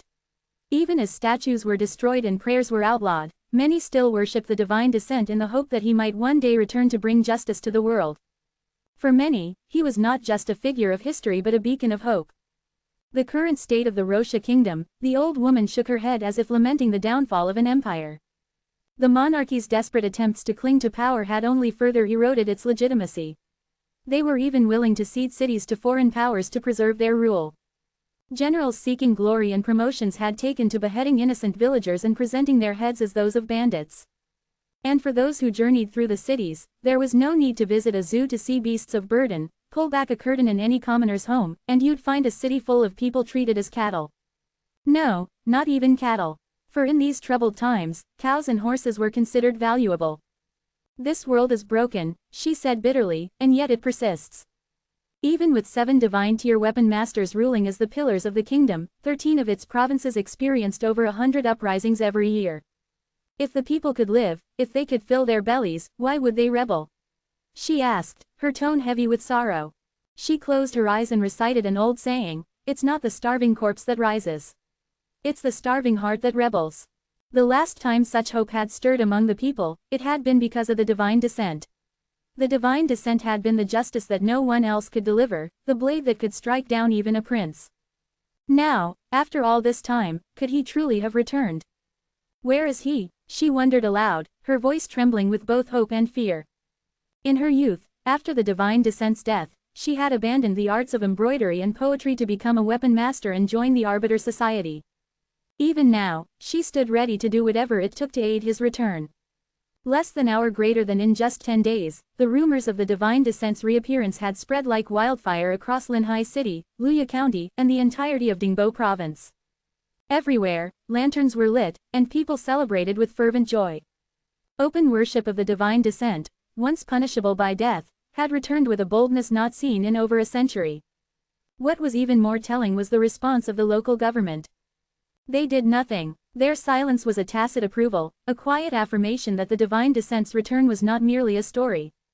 This deliberate inaction carried the unmistakable mark of the Liu family, whose influence dominated the province. Even the most skeptical had to wonder, was the Divine Descent truly back? Less than an hour greater than meanwhile, in the military camp, Prince Junyuan was pacing back and forth, a rare sight for someone of his stature. His usual composure, his air of unassailable confidence, was gone. Several long moments passed before the Blood Hand's leader entered, bowing respectfully. What news? Prince Junyuan asked sharply. The events surrounding the destruction of the Blood Cloud bandits had left him restless, haunted by an unease he couldn't shake. Your Highness, the Blood Hand's leader began, the news of the Blood Cloud bandits' demise and the Divine Descent's return has spread throughout Dingbo province. Everywhere, people are talking about it. And what of the officials? How have they reacted? They remain silent. In fact, they seem to be encouraging the spread of the rumors. The prince's eyes darkened. Encouraging it? Why would they? He stopped mid-sentence, realization dawning on him. The Liu family, that coward Liu Sheng, usually so cautious, now dares to fan these flames. Could it be? The prince's unease deepened. Where is Liu Sheng now?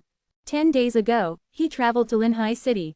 He hasn't left since, but his activities remain unclear. Prince Junyuan clenched his fists. That isn't like him at all. A chilling thought struck him. Could the Divine Descent truly have returned? And if so, was Liu Sheng in secret negotiations with him? If that were the case, I must inform the Emperor at once. I will depart for the capital immediately. Prince Junyuan declared, his voice grave. Your Highness, if you leave, what will become of the gains you've made here? The Blood Hand's leader asked hesitantly. But the prince's tone was resolute. What use are gains if I'm dead? Less than hour greater than half a month had passed since Lu Sheng began his vigil outside Qi Yuan's residence. By now, Lu Chudong had pieced together the threads of the mystery. The timing of the divine descent's appearance and the destruction of the Blood Cloud bandits was no coincidence. Could it be? Her thoughts were interrupted by the creak of a door opening. A tall, slender man in white robes stepped out, his hair dampened by the light rain but still appearing effortless and elegant. Stretching lazily, Qi Yuan glanced at the gathered crowd and said with a yawn, "Good morning." Lu Chudong's expression was complex. "Brother Qi." "Young master," Chen Kengbao exclaimed, his face lighting up with joy. Lu Sheng rose to his feet, his sharp gaze fixed on Qi Yuan. After a moment, he bowed slightly. "This old man, Lu Sheng, greets you, sir." Qi Yuan glanced at Lu Sheng, his expression calm and unbothered. He gave a small nod in response, acknowledging the elder's presence without further comment. Glancing up at the rainy sky, Qi Yuan remarked, "The rain's getting heavier. Traveling in this weather, what a hassle." "You're leaving, brother Qi?" Lu Chudong asked, startled. Qi Yuan smiled faintly. "Now that I'm well rested, it's time to move on." Having slept for over 2 weeks, Qi Yuan's connection to the divine descent had deepened significantly, reaching a critical threshold. With his newfound strength, a new plan began to form in his mind. If he could embody the divine descent to the fullest, he might bring about true change. "And where does the young master intend to go?" Lu Sheng asked politely. Out of Dingbo province, through Shan'al, Quilian, and Longgu, and then to the capital," Qi Yuan said casually. He had charted a long and winding route, one that would take him through nearly every province of the kingdom before reaching the heart of its power. "Such heavy rain, perfect for sleeping, but I pride myself on diligence. Rain or shine, I move forward," Qi Yuan remarked with a grin. Lu Sheng suddenly stepped forward.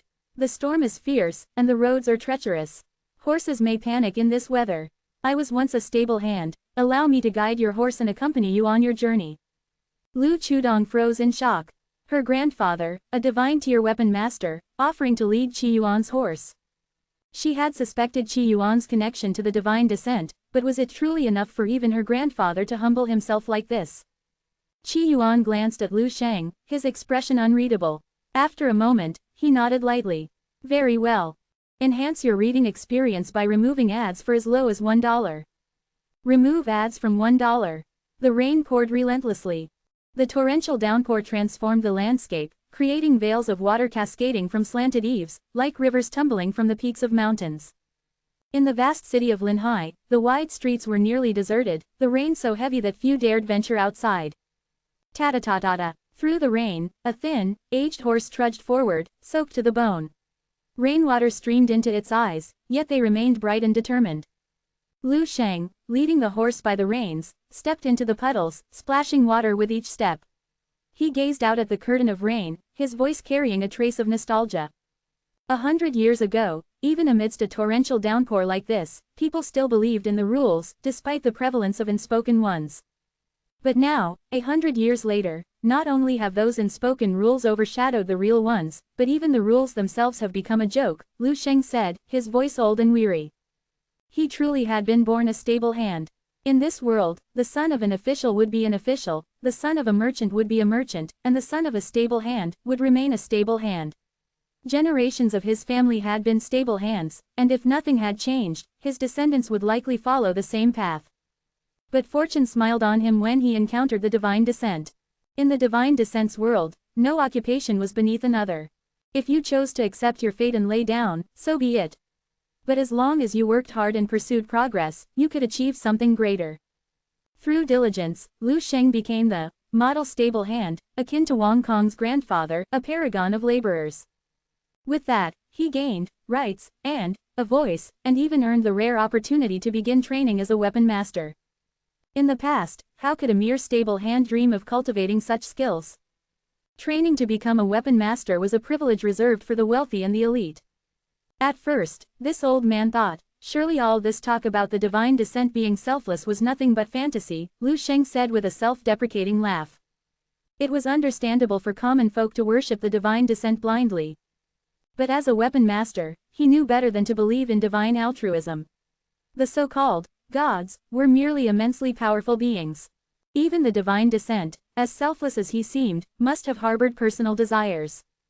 After all, even if the divine descent was an artifact, the one who created it, the fabled Song Maiden, must have had motives of her own. Master Qi, do you truly believe that this world could ever become as fair and equal as the divine descent once hoped? Lu Sheng turned his head to look at the young man inside the carriage, alongside the ever-munching Chen Kangbao. Rao S. Qi Yuan extended his hand to catch some raindrops, his tone nonchalant. In reality, that might be tough. But this is a game. In a game, anything is possible. Lu Sheng froze briefly before forcing a bitter smile. The original divine descent had long since shattered. Now, it was wielded by a weapon master. What path would this young man take? What ideals did he hold? Lu Sheng could not say. In the Roxia kingdom, there are 7 divine-tier weapon masters, myself included. The others are Prince Junyuan, Prince Shanhua, Prince Zuifang, and the Roxia Emperor himself, Dewu Bufan. The strongest among them is undoubtedly Dewu Bufan. For the past century, he has remained secluded, rarely showing himself. Some say he has grown so powerful that he is approaching the peak strength of the divine descent in its prime, Lu Sheng said, worry flickering in his gaze. He had no idea how powerful the current divine descent, now in Qi Yuan's hands, truly was. To me, there's no difference between him and you. You're both just people, Qi Yuan replied calmly. Lu Sheng's body trembled slightly at those words. Guiding the reins, he continued through the rain. The downpour only grew heavier, but it did not slow their progress. Seated on the front of the carriage, Lu Sheng cracked his whip, urging the horse onward. The carriage moved steadily through the sheets of rain. Not even a torrential storm could stop its journey. Less than an hour greater than 10 days later, travelers along the roads of Dingbo province witnessed an unusual sight. A lone carriage traveled from the south to the north, crossing the formidable Hengduan Mountains. When monstrous entities plagued the route, the old driver raised a single finger, transforming it into a sword that effortlessly cut them down. Onlookers watched in awe. 2 weeks later, the same carriage crossed the Wuding River, entering Shan'al province. The howling winds carried sandstorms, the region's defining trait. Shan'al province, in the southeastern reaches of the Roxia kingdom, was characterized by its arid deserts. It bordered the Dafeng Empire. It was here, in Shan'al province's fallen Phoenix City, that the divine descent had met its demise long ago. Years of conflict between Roxia and Dafeng had followed, with Roxia suffering more losses than victories, ultimately ceding 7 cities in the region. Now, these 7 cities were part of Dafeng's territory. Less than an hour greater than on the main road, dust clouds rose in spirals. Li Wan, dressed in men's attire and her face smudged with dirt to enhance her disguise, rode a horse alongside her companions. Her eyes lingered curiously on the carriage traveling ahead of them. Their group of 7 was on their way to Shanlong County, traveling the same road. The road was fraught with danger, so seeing a lone carriage moving fearlessly piqued Li Wan's curiosity. Who would dare travel alone on such perilous paths? She speculated that the carriage's owner must be exceptionally skilled. Li Wan, confident in her own abilities, decided to approach the carriage and inquire if they could travel together for safety. The carriage's owner did not refuse her request. What surprised her, however, was the owner himself, a young man who seemed no older than 20. Could it be the old man eating buns as the real master? Li Wan wondered. As they traveled, she began chatting casually. Once upon a time, Shan'al province was the most prosperous region in Roxia. This very road would be bustling with merchant caravans every single day, Li Wan said. Her family had been merchants for generations. Back then, trade caravans departed from Shan'al province, heading to Dafeng and beyond, creating immense wealth in the region. But now, she added with a wry smile, you won't even see a single rogue specter, let alone a merchant caravan. Isn't that a good thing? No specters, no danger, a burly man beside her remarked, his large blade resting on his belt. The heat had him baring his chest, sweat gleaming on his muscles. Don't jinx it, Qi Yuan said lazily from inside the carriage. Li Wan laughed. Even if we encounter trouble, isn't Uncle Li here to protect us? Uncle Li, a seasoned Earth-tier weapon master, grinned confidently at the praise. His gaze shifted toward the carriage, and after a moment of thought, he asked tentatively, Master Qi, are you heading to Shanlong County to visit family? To kill someone, Qi Yuan replied flatly. Uncle Li froze, exchanging a glance with Li Wan before shaking his head. So much for building a connection, he thought. While Qi Yuan seemed extraordinary, openly declaring such an intent suggested a life fraught with trouble. Li Wan felt a twinge of disappointment at the response. And you, what brings you to Shanlong County? Qi Yuan asked casually. Breaking off an engagement, Li Wan replied after a pause. You, Qi Yuan smirked. Let me guess. The other party's name isn't Xiao, is it? Li Wan shook her head, puzzled. No, it's she. Before Qi Yuan could respond, Uncle Li's face darkened. Not good. There are Dafeng cavalry ahead. He warned, pulling his reins tight. From his elevated position, Uncle Li scanned the horizon. His expression turned grim. 3,000 Dafeng cavalry, rounding up Roshi citizens. Uncle Li's voice was laced with anger as he relayed the scene ahead. Through the swirling dust, 3,000 cavalrymen clad in Dafeng's armor surrounded a group of Roshi citizens. The prisoners, men, women, and children, were herded like livestock. Bound and huddled together, their faces were filled with despair. The cavalry rode in circles around them, cracking whips and laughing maniacally. Those who faltered or fell were lashed mercilessly, their screams muffled by the choking dust and the jeers of their captors. Some lay motionless on the ground, their lives snuffed out by the blows. Li Wan clenched her fists tightly. This is intolerable. Uncle Li's face was grave. This isn't uncommon. The Dafeng cavalry often raid Shan'an province, but this level of brazenness is rare. Capturing civilians to sell as slaves, despicable. One of the burly men in their group growled in frustration. Let's teach them a lesson. No, Uncle Li snapped. They outnumber us by far. Their cavalry is well trained and ruthless. If we act rashly, we'll end up dead, or worse, enslaved ourselves. The group fell silent, their expressions a mix of anger and helplessness. At that moment, the carriage began to move. Chen Kangbao, seated at the front, snapped the reins and urged the horse forward. The wheels rolled steadily toward the scene of the atrocity. Wait, what are you doing? Li Wan called out, panic lacing her voice. She rode on the horse and wanted to chase after him, but she was extremely entangled. Uncle Li was also stunned and didn't know what to do. Chase after him? They didn't dare. Is the owner of this carriage looking for death? Or is he from Dafeng? At this time, a calm voice came from the carriage. I'll go save them. But, no buts, because the divine is here. The divine is here. Li Wan's brain turned wildly. Are you from the Arbiter Society? Only in this way can it be explained. But, even if they were from the Arbiter Society, how could they resist 3,000 cavalrymen? Among the 3,000 cavalrymen, there might be a heaven-tier weapon master in charge. Returning justice, came a calm voice from within the carriage. Uncle Li's heart sank. This young master is courting death. Does he not know what he's walking into? He hesitated. Despite his words of caution, he couldn't bring himself to abandon the carriage. Li Wan, however, was more conflicted. Could he actually intend to fight them? Is he that strong, or is he? The doubts gnawed at her, but she could only follow as the carriage advanced. Less than an hour greater than among the Dafeng cavalry, a soldier noticed the approaching carriage and smirked. Well, what do we have here? Someone with a death wish. A group of 50 cavalrymen broke off from the main force, spurring their horses forward to intercept the carriage. Looks like we caught another one. Another slave for the market. Maybe two, if that old man up front is still useful. Their laughter rang out as they closed in, but their mirth quickly froze on their faces. Suddenly, a voice boomed across the heavens. It wasn't just loud, it was overwhelming, suffused with an almost divine authority that made the air tremble. Where light is absent, call upon the divine descent. I wield the light to drive away the darkness. When injustice reigns, call upon me, the divine descent.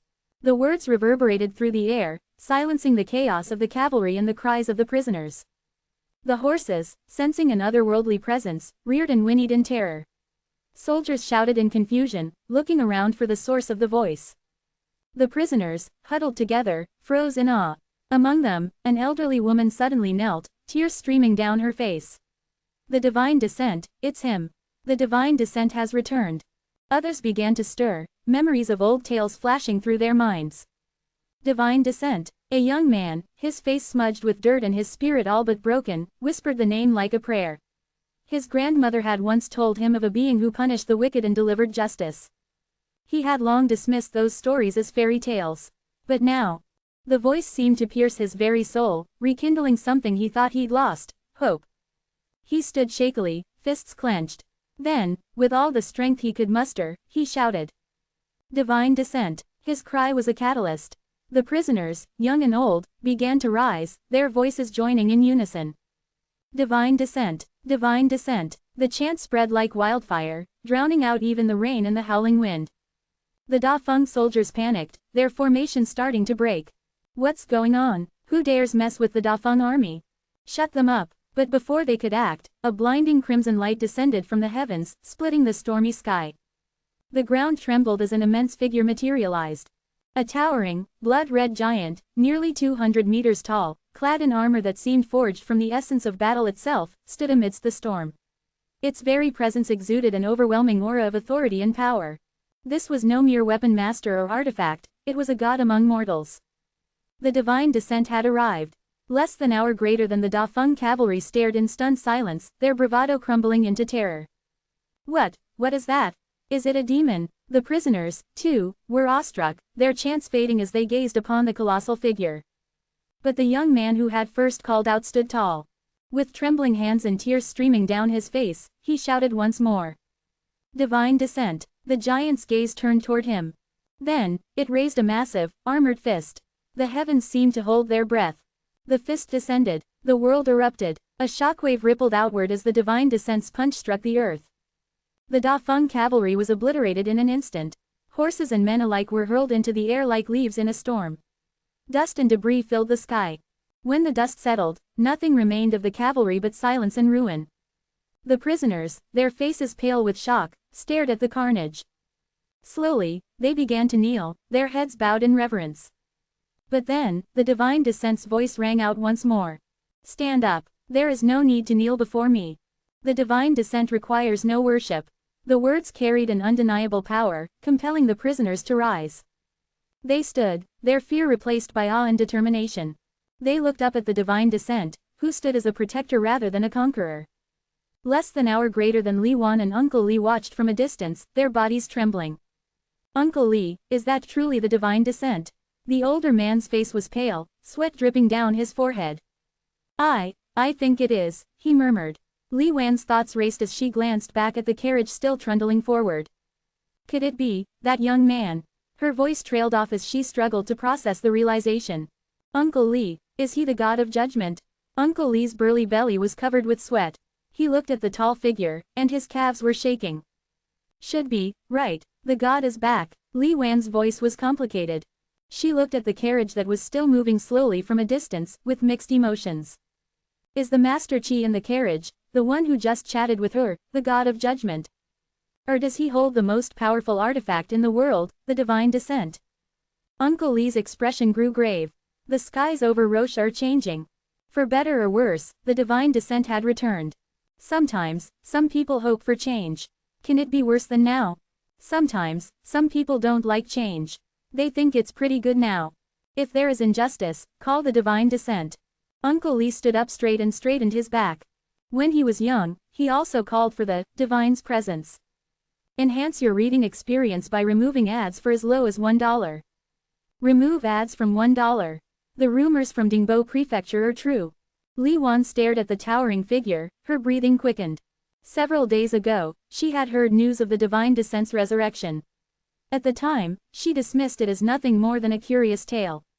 After all, at her age, the divine descent was nothing more than a legend from long ago. But now, as the colossal, 100-meter-tall giant manifested with its overwhelming divine presence, she believed.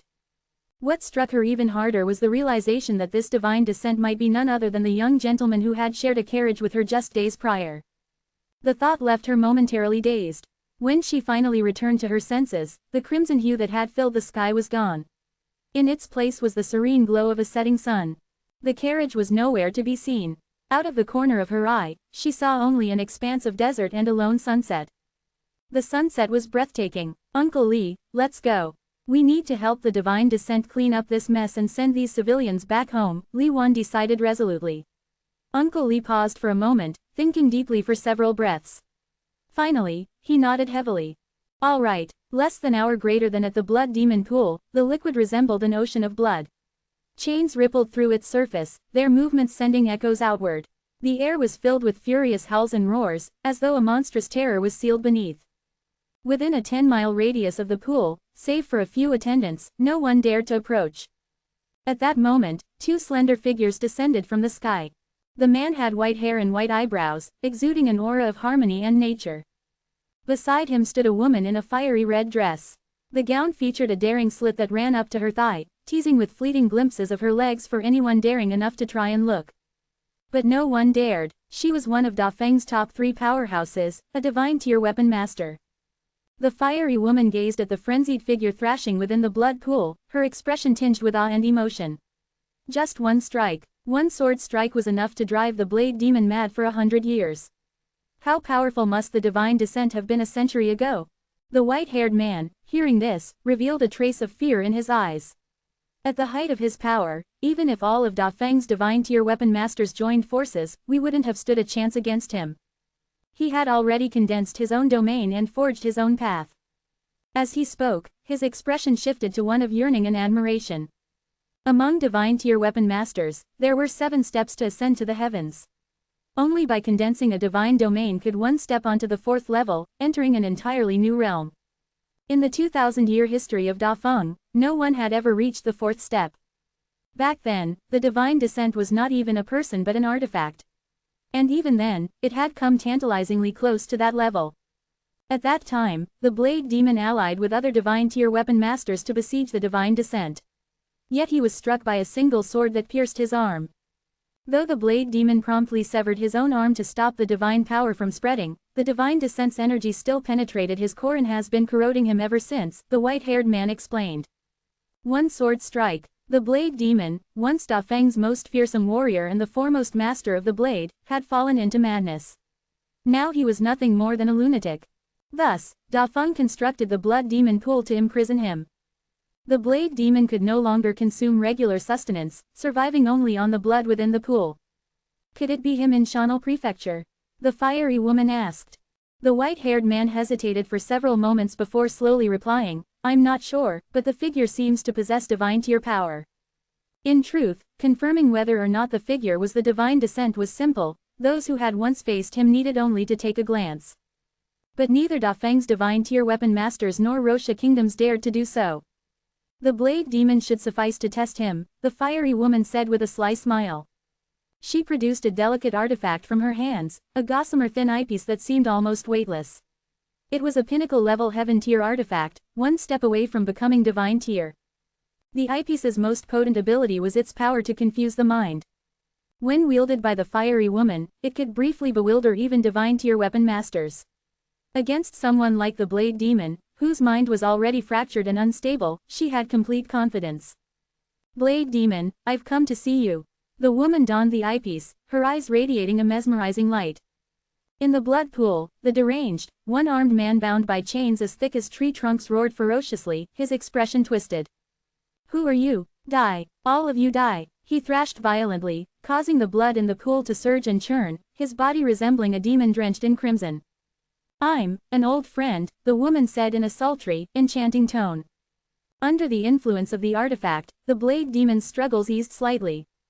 "Do you wish for revenge?" she coaxed. Revenge. A gleam of light appeared in the blade demon's eyes, only to be replaced moments later by terror.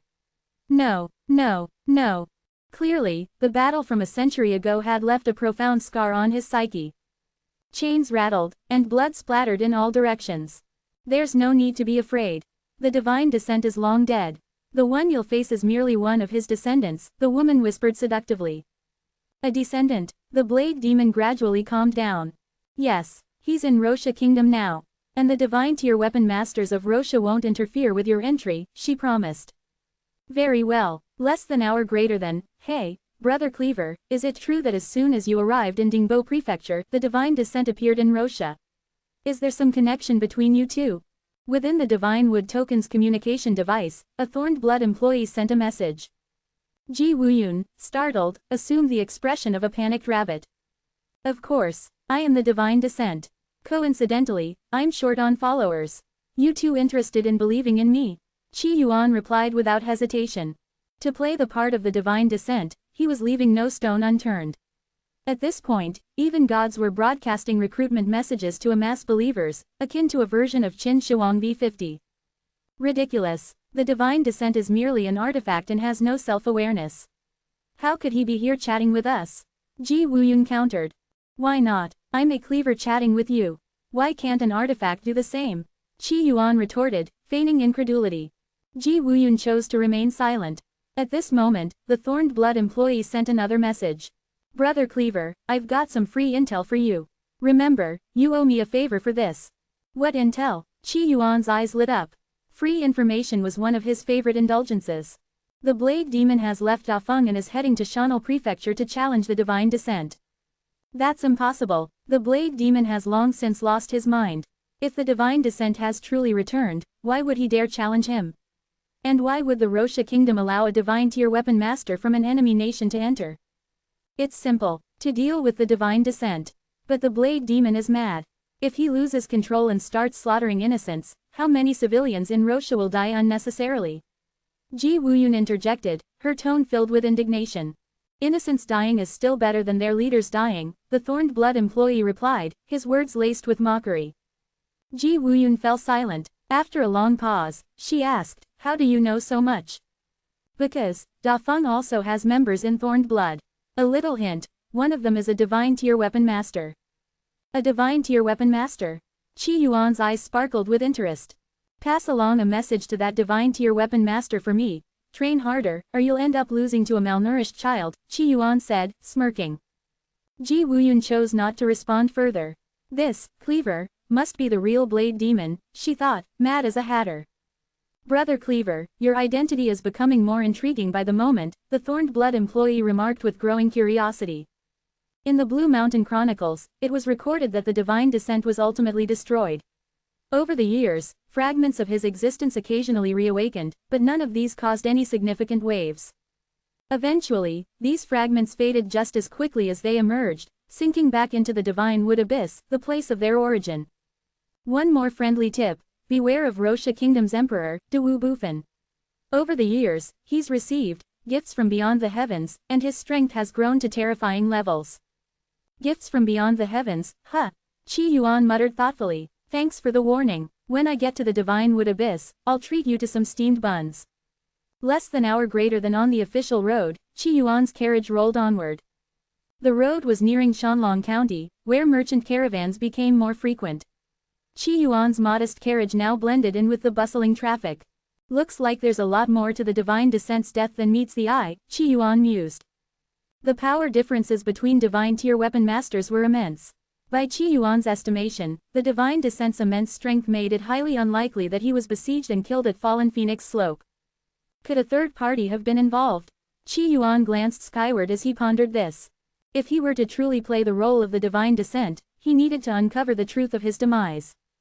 No matter. As long as I grow strong enough, I'll carve a path through it all. The harder you fight, the closer you get to the truth, and the clearer it becomes, Qi Yuan said, unconcerned. Recently, his public displays of divine power had significantly increased his performance rate as the Divine Descent. This in turn had greatly enhanced his reputation, which brought him even more experience points. Through his journey of defeating malevolent specters and various evildoers, his power steadily grew. But the most significant leap in his strength came when his Divine Descent performance rate reached 50%, unlocking a powerful ability. Descent of the Divine. As the name implied, this ability allowed Qi Yuan to wield 90% of the Divine Descent's peak strength. However, the ability came with restrictions. It lasted for only 100 breaths of time and could be used only once per day. Despite its limitations, it was an incredibly valuable tool for Qi Yuan. At his current level of 145, the gap between himself and a true Divine Tier Weapon Master remained immense. Yet Descent of the Divine gave him the power to temporarily bridge this divide, completely altering the battlefield.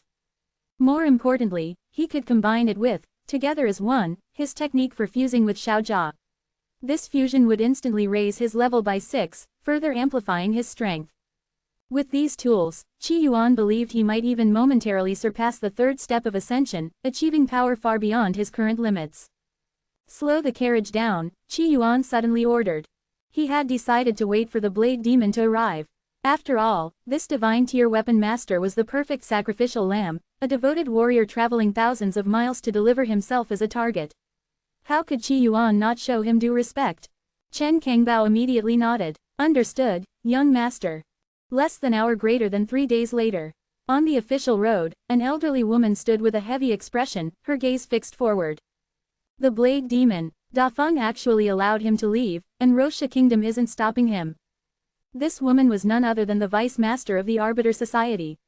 She was the infamous swordswoman who once beheaded a prince in the Red Light Pavilion, formerly known as the Courtesan.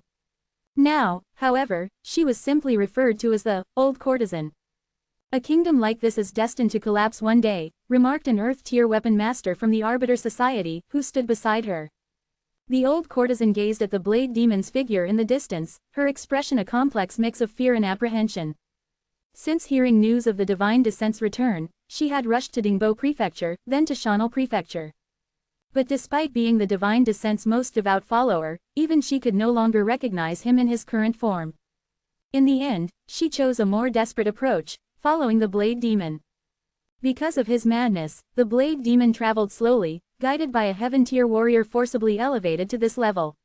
Despite his slow pace, his presence carried a palpable sense of destruction. I wonder how well he's recovered. Can he even match the Blade Demon? The Old Courtesan's voice carried deep concern. 3 years ago, she had met a peculiar man. This man had prophesied that 3 years later, the present day, the Divine Descent would return. But the prophecy came with a grim warning. This revival would be fleeting, like a flower that blooms and withers in a single moment. The Old Courtesan refused to accept such a fate. She had dedicated her life to changing this trajectory. When the Divine Descent fell, she had sworn to never again let him perish before her eyes. Her resolve had driven her to become a weapon master, eventually reaching the heaven tier. Though no match for the Blade Demon, she hoped she might buy the Divine Descent even a single breath of time. But her thoughts were interrupted as her expression suddenly changed. Something's wrong. The Blade Demon is picking up speed. Could it be the Divine Descent? Her heart sank. Without hesitation, she sped forward toward the Blade Demon. As a heaven-tier weapon master, her speed was nearly at the sound barrier, yet the distance between her and the Blade Demon only grew. No, the Blade Demon is drawing his blade. She realized with alarm. Under the light of a waning crescent moon, the one-armed, crazed figure unleashed a terrifying strike. A single swing of his blade, imbued with immense killing intent, could shake the heavens. This slash was powerful enough to split a mountain in two. No, the Divine Descent hasn't fully recovered. How could he possibly? Her panicked thoughts were interrupted as her eyes widened in disbelief. Under the cold moonlight, a flash of brilliance illuminated the battlefield. A single streak of light, blood-red sword energy, cut through the air. Before anyone could even discern the attacker, the Blade Demon's head separated from his body. In an instant, the terrifying and ferocious Blade Demon was no more. How could the Divine Descent decapitate the Blade Demon in a single strike? The Old Courtesan thought in shock. The battlefield fell silent, countless pairs of eyes, all focused on the Blade Demon, were left in awe. Though the Blade Demon was mad, he had still been a divine-tier weapon master. Yet one strike had ended him. The Divine Descent was stronger than ever before.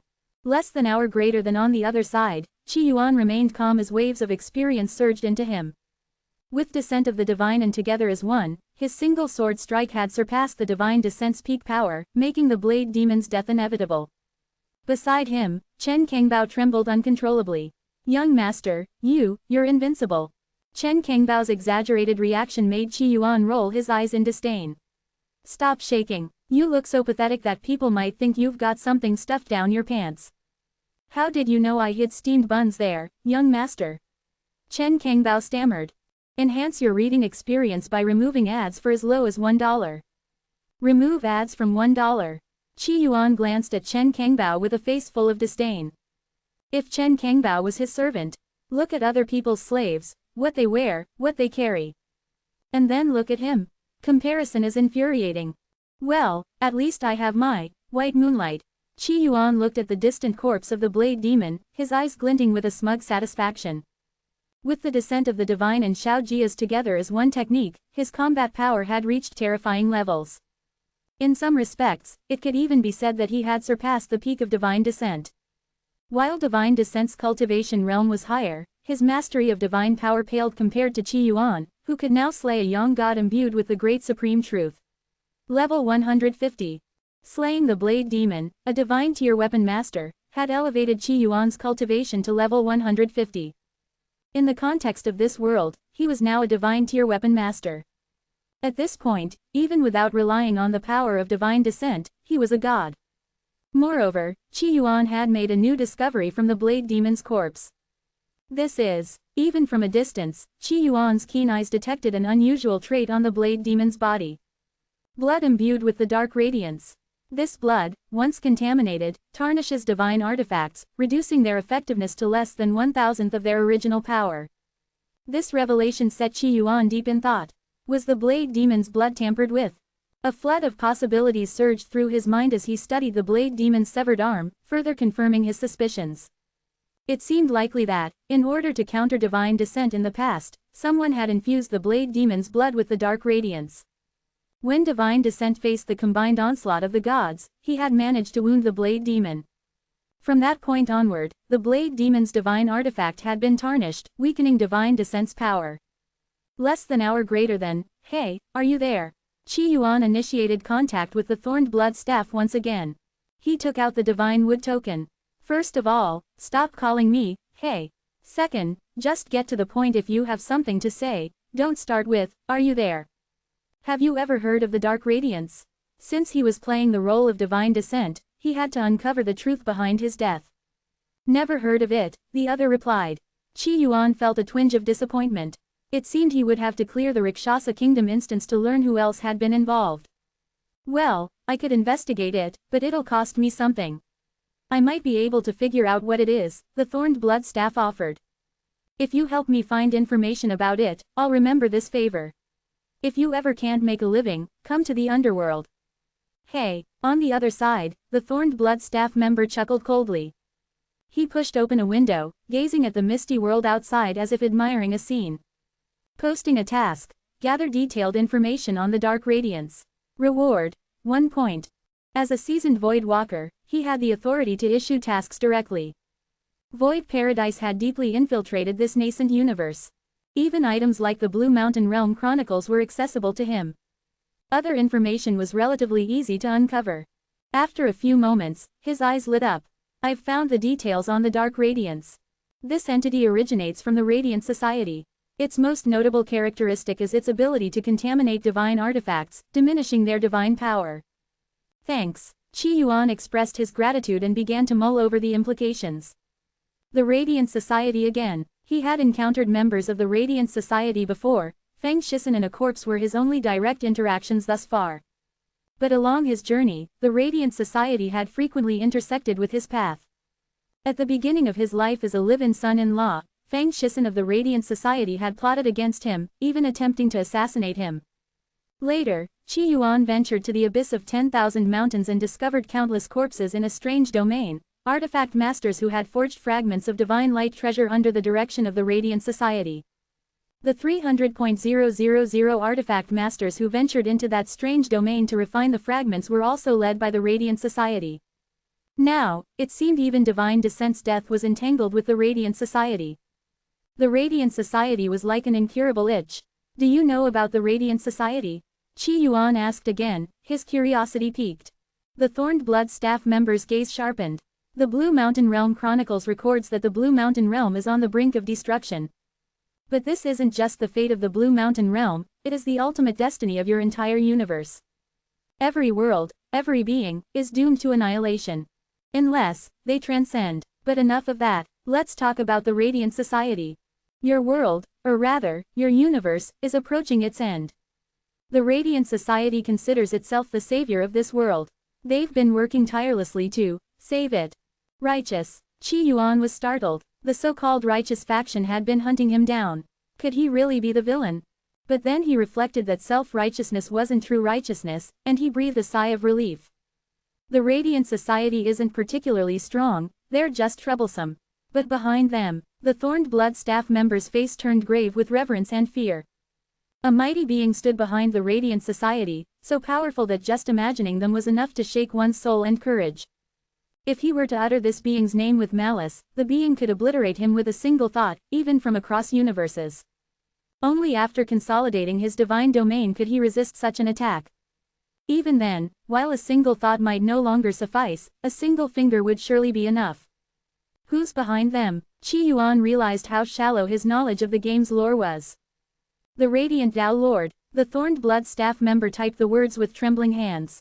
Radiant Tao Lord. A Tao Lord. Who is he? What realm is he at? Is he powerful? Qi Yuan asked curiously. Hearing this, the Thorned Blood staff member became even more certain that Qi Yuan was a native of this universe. After all, he didn't even know about Tao Lords. Do you know that above divine tier weapon masters are true gods who condense divine domains? And above true gods, whom you call ancestor gods, are what we in other universes call Yang gods. The Yang god realm has 5 layers, and the gap between each layer is greater than the heavens. In our Zhou universe, any Yang god can devour an entire realm. Such transcendent beings, if they so much as yawn, your strongest being, divine descent, would perish. And that's just the first layer of the Yang god realm. As for the realms above that, they're even stronger. The founder of Void Paradise is the Zhou universe's strongest being, the Void Realm Master. The Thorned Blood staff member continued, no longer concealing his identity. After so many days of interaction, it was obvious to anyone with even a modicum of intelligence that he wasn't simply a member of Thorned Blood. What? You're from another universe? Ji Wuyun suddenly interjected, face full of shock. The Thorned Blood staff member ignored the message and went on. The Void Realm Master is a peak expert of the 3rd layer of the Yang God realm. He is the strongest being in the Zhou universe. The Void Realm Master is capable of creating and destroying worlds at will, crafting realms like the Blue Mountain Realm, and even bringing forth life from nothing. If he were to act, no one in your fledgling universe could possibly resist him. When the Void Realm Master was mentioned, the Thorned Blood staff member's expression filled with pride and reverence. After all, the Void Realm Master was an emperor revered by all Zhou universe cultivators. Pretty strong, Qi Yuan commented seriously. At the very least, he couldn't yet create a world or life. Modifications, sure, but outright creation, not yet. From the Void Paradise token he had acquired, Qi Yuan had already learned a lot. The 3rd layer of the Yang God realm was divided into 3 sub-stages: rules, all things, and creation. The 6th heaven of the Immortal realm, which houses great supreme truth realm beings, had combat power equivalent to a weak rules stage. The Thorned Blood staff member was by now accustomed to Qi Yuan's reactions. The Void Realm Master's level is something we can only look up to in reverence. But the Radiant Tao Lord, this being is at the 5th layer of the Yang God realm, 2 entire levels above the Void Realm Master. He is a Tao Lord. He paused for dramatic effect, then continued with awe. The so-called Tao Lord is a master of a Tao, representing uniqueness, eternity, and immutability. Once someone becomes a Tao Lord, they achieve true transcendence. They are the one. Even if the universe perishes, their body and spirit remain intact.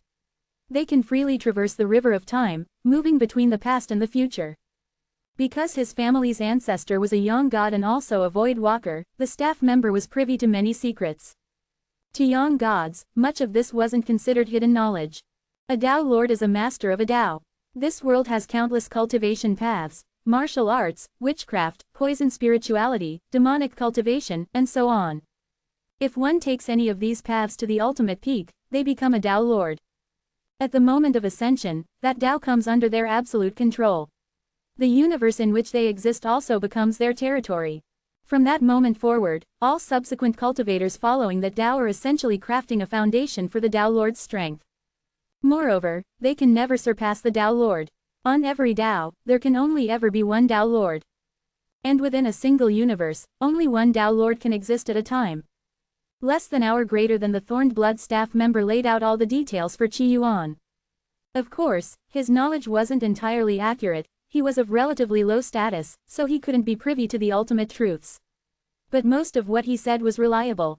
That's genuinely strong, Qi Yuan said with a nod.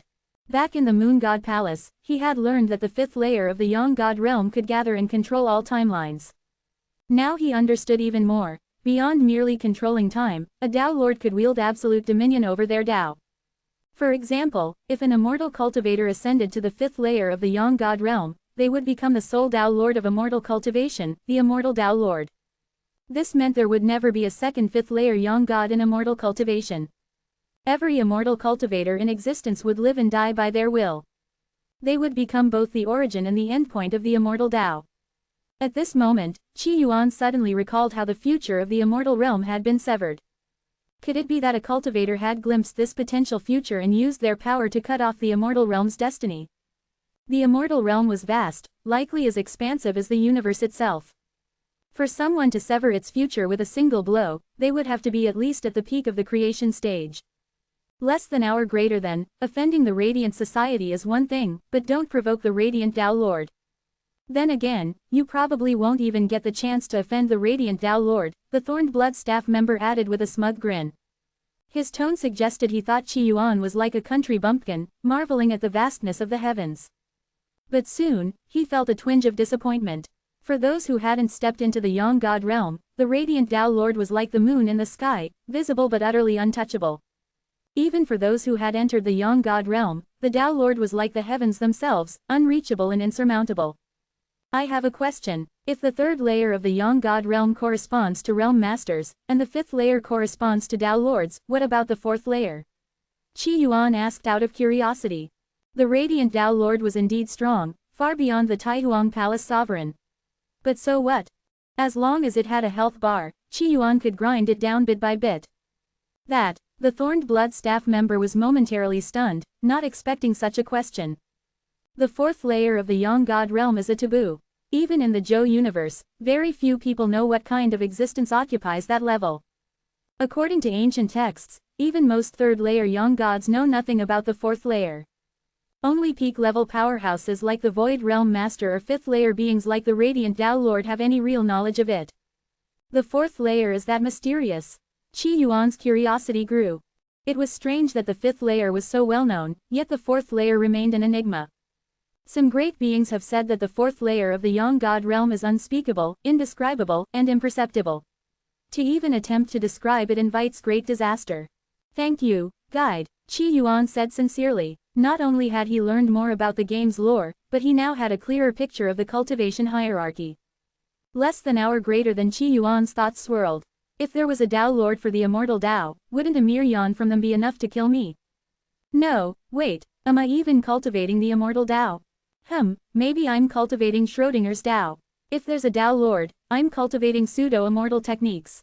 If there isn't a Tao Lord, I'm cultivating the true Immortal Tao and aiming to become the Tao Lord myself. What am I doing, a mere purple mansion cultivator, a divine tier weapon master, thinking about such things? For now, let's focus on slaughtering this little Rosha kingdom who fancies himself as my white moonlight. Hearing about the Tao Lord only made Qi Yuan more convinced that the divine tier weapon masters of the Rosha kingdom were insignificant pests. Even divine descent's revival would probably seem laughable in the eyes of a Tao Lord. None of it would matter. Yet Qi Yuan remained steadfast. As an actor, one must maintain professional ethics. Less than hour greater than royal capital. In the Great Hall, Prince Junyuan stood like a mountain, unmoving. But his expression was tense. The Blade Demon is dead. Killed with a single strike. The news left him both terrified and relieved. Thank goodness he hadn't been curious enough to investigate Divine Descent's alleged revival in Linhai City. Otherwise, he would already be dead. 4 people were gathered in the hall, all of them divine tier weapon masters. None looked at ease. The Blade Demon was killed with one blow. It seems, he has returned, an old man said in a hoarse voice. His face was pale, paler than most corpses after 10 days. He's revived, and, nearly at full strength. Another divine tier weapon master said gravely. He was beginning to feel an urge to flee. But he knew that leaving now would mean certain death. Staying with the others at least provided the illusion of safety. Even if we join forces, we might not be his match, Prince Junyuan said anxiously. He was shattered into pieces, how could he have revived? His fear was genuine. After all, if Divine Descent had been slightly more ruthless in the past, Junyuan would have been dead long ago. Looking back, he marveled at his own audacity for staying in Dingbo Prefecture as long as he had. This isn't the time to debate how he revived. We need to figure out how to stop him. If we can't kill him, we're all doomed. The everlasting legacy we've built will be destroyed by his hands. The pale-faced old man said bitterly. Just then, a commanding voice echoed from behind a beaded curtain. 100 years ago, I missed the chance to face him. It remains one of my greatest regrets. This time, I shall personally slay him. The divine tier weapon masters exchanged uneasy glances. The Emperor planned to take action personally. Less than hour greater than where did he get this confidence? These people knew the Emperor better than anyone. A century ago, he hadn't even dared to spectate Divine Descent's battle, fearing he might be caught in the crossfire. Even now, though his strength had grown, People even said he was nearly as strong as divine descent in his prime. His timid and paranoid nature was well known. How could he dare challenge divine descent now? After all, this was divine descent. Enhance your reading experience by removing ads for as low as $1. Remove ads from $1. Clad in a majestic dragon robe, Dawu Bufin strode with a presence as commanding as a dragon, exuding an air of regal authority. His hair and beard were jet black, his skin radiant and full of vitality. From afar, he appeared like a blazing flame, his energy and spirit flourishing. But upon closer observation, one could see a hint of weariness and age in his imposing gaze. Greetings, Your Majesty. The 4 divine tier weapon masters present all lowered their noble heads in deference. Dawu Bufin was the emperor of the Rosha kingdom, the son of his people, and currently the kingdom's strongest divine tier weapon master. Rise, Dawu Bufin commanded, waving his sleeve with the dignity of a ruler. Though he had long secluded himself to focus on cultivation, withdrawing from state affairs, he still maintained a firm grip on power. Your Majesty, divine descent has just slain the blade demon. Your imperial body is precious beyond measure. Should you engage him recklessly, it might harm the dragon body, Prince Junyuan cautiously advised, testing the waters. Of course, what he truly hoped was for the emperor to confront divine descent himself while he cheered from the sidelines. But he had to maintain the pretense of concern. At the same time, he sought to gauge the emperor's confidence. A sharp gleam flashed in Dawu Bufin's eyes. A mere divine descent. A century ago, I regretted not personally subduing him. This time, I shall face him myself. The divine tier weapon masters quickly offered flattering words, though their true thoughts remained skeptical. Dawu Bufin was known to care deeply about appearances. He continued, I have learned from the visitors from beyond the heavens that my Rosha kingdom shall endure for millennia, through 1 generation, 2 generations, until eternity. As for the fleeting revival of divine descent, it is but the ephemeral glow of a firefly. A century ago, Dawu Bufin had already colluded with the otherworldly visitors, hastening divine descent's fall. These visitors had brought with them a book called the Blue Mountain Realm Chronicles. Dawu Bufin regarded it as a book of prophecy. The chronicles predicted that divine descent would revive, but only briefly. Of course, he kept these details hidden from the divine tier weapon masters. Seeing the hesitation and doubt on their faces, Dawu Bufin's eyes glinted with disdain. A century ago, divine descent fell to the combined assault of the gods. But in truth, he was defeated by the dark radiance. It is a substance specifically designed to pollute divine tier artifacts. Any divine artifact it touches is tarnished, losing its divine power and reduced to a mere mundane object. As he spoke, a droplet of liquid appeared before the group.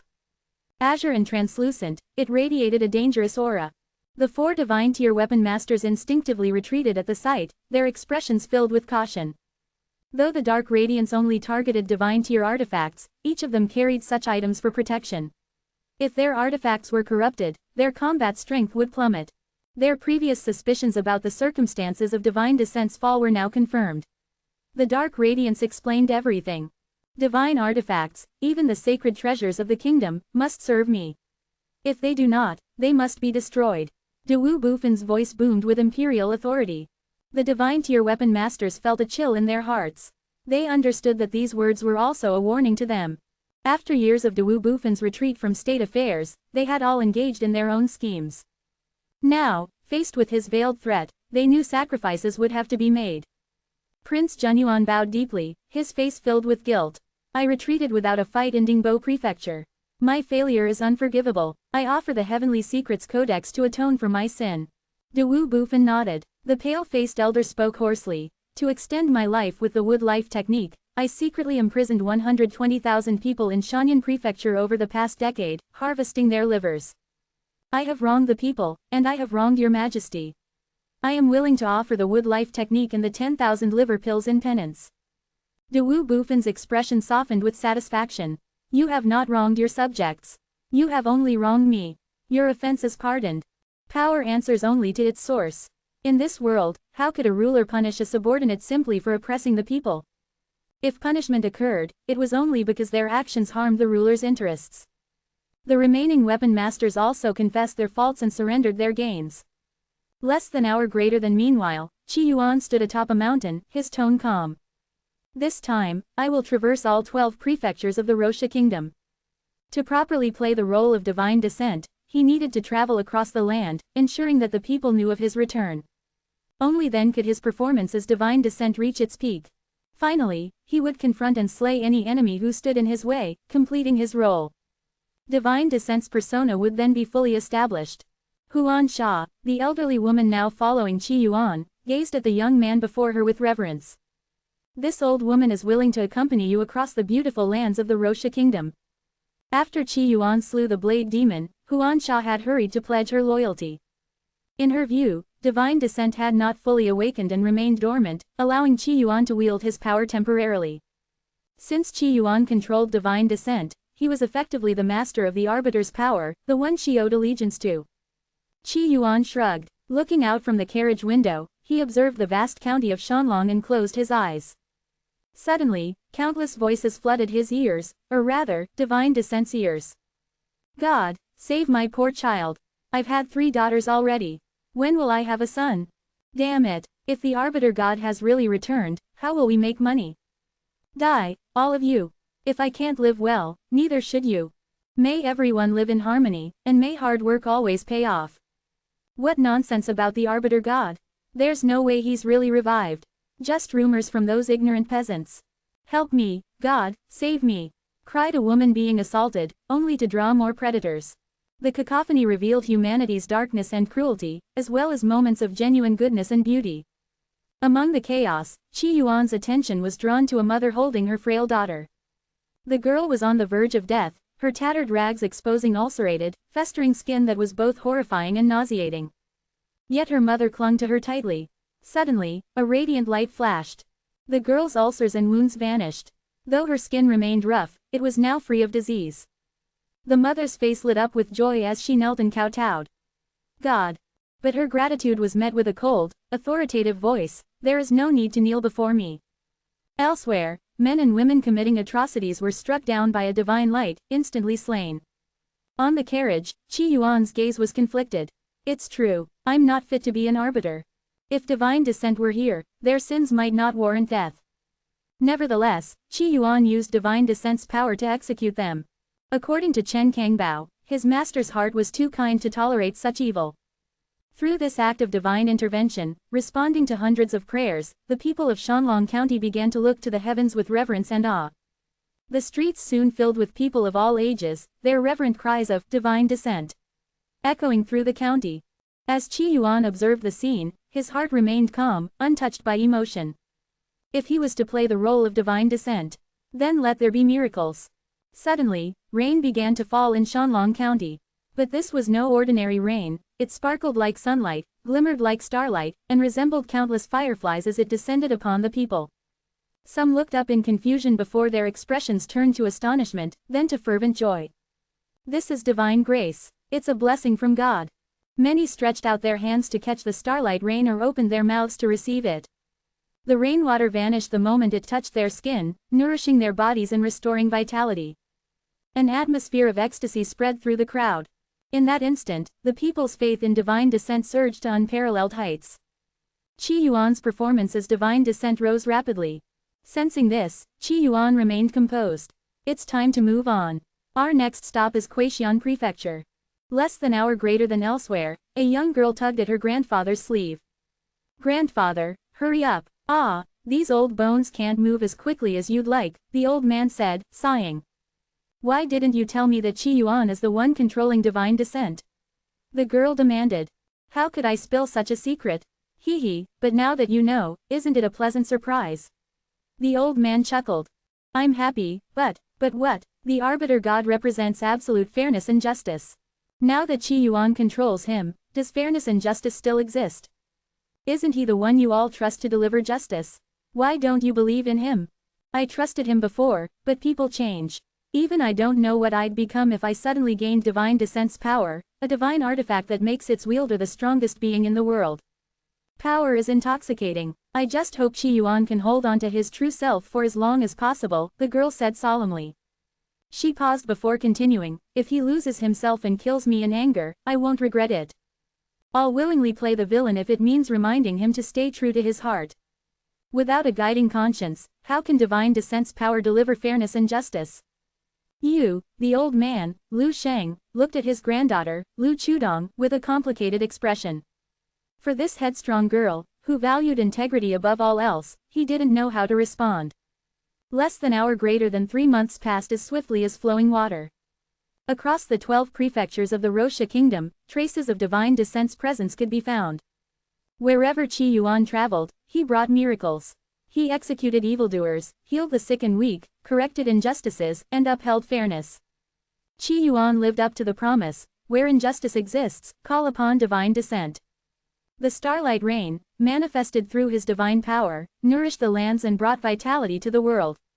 The people, filled with reverence, and even fanaticism, turned their gaze toward divine descent.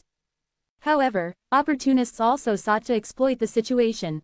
Some incited the masses to rise up, attempting to overthrow the existing order and replace the ruling elite with themselves as the new class of oppressors. Qi Yuan thwarted all such attempts.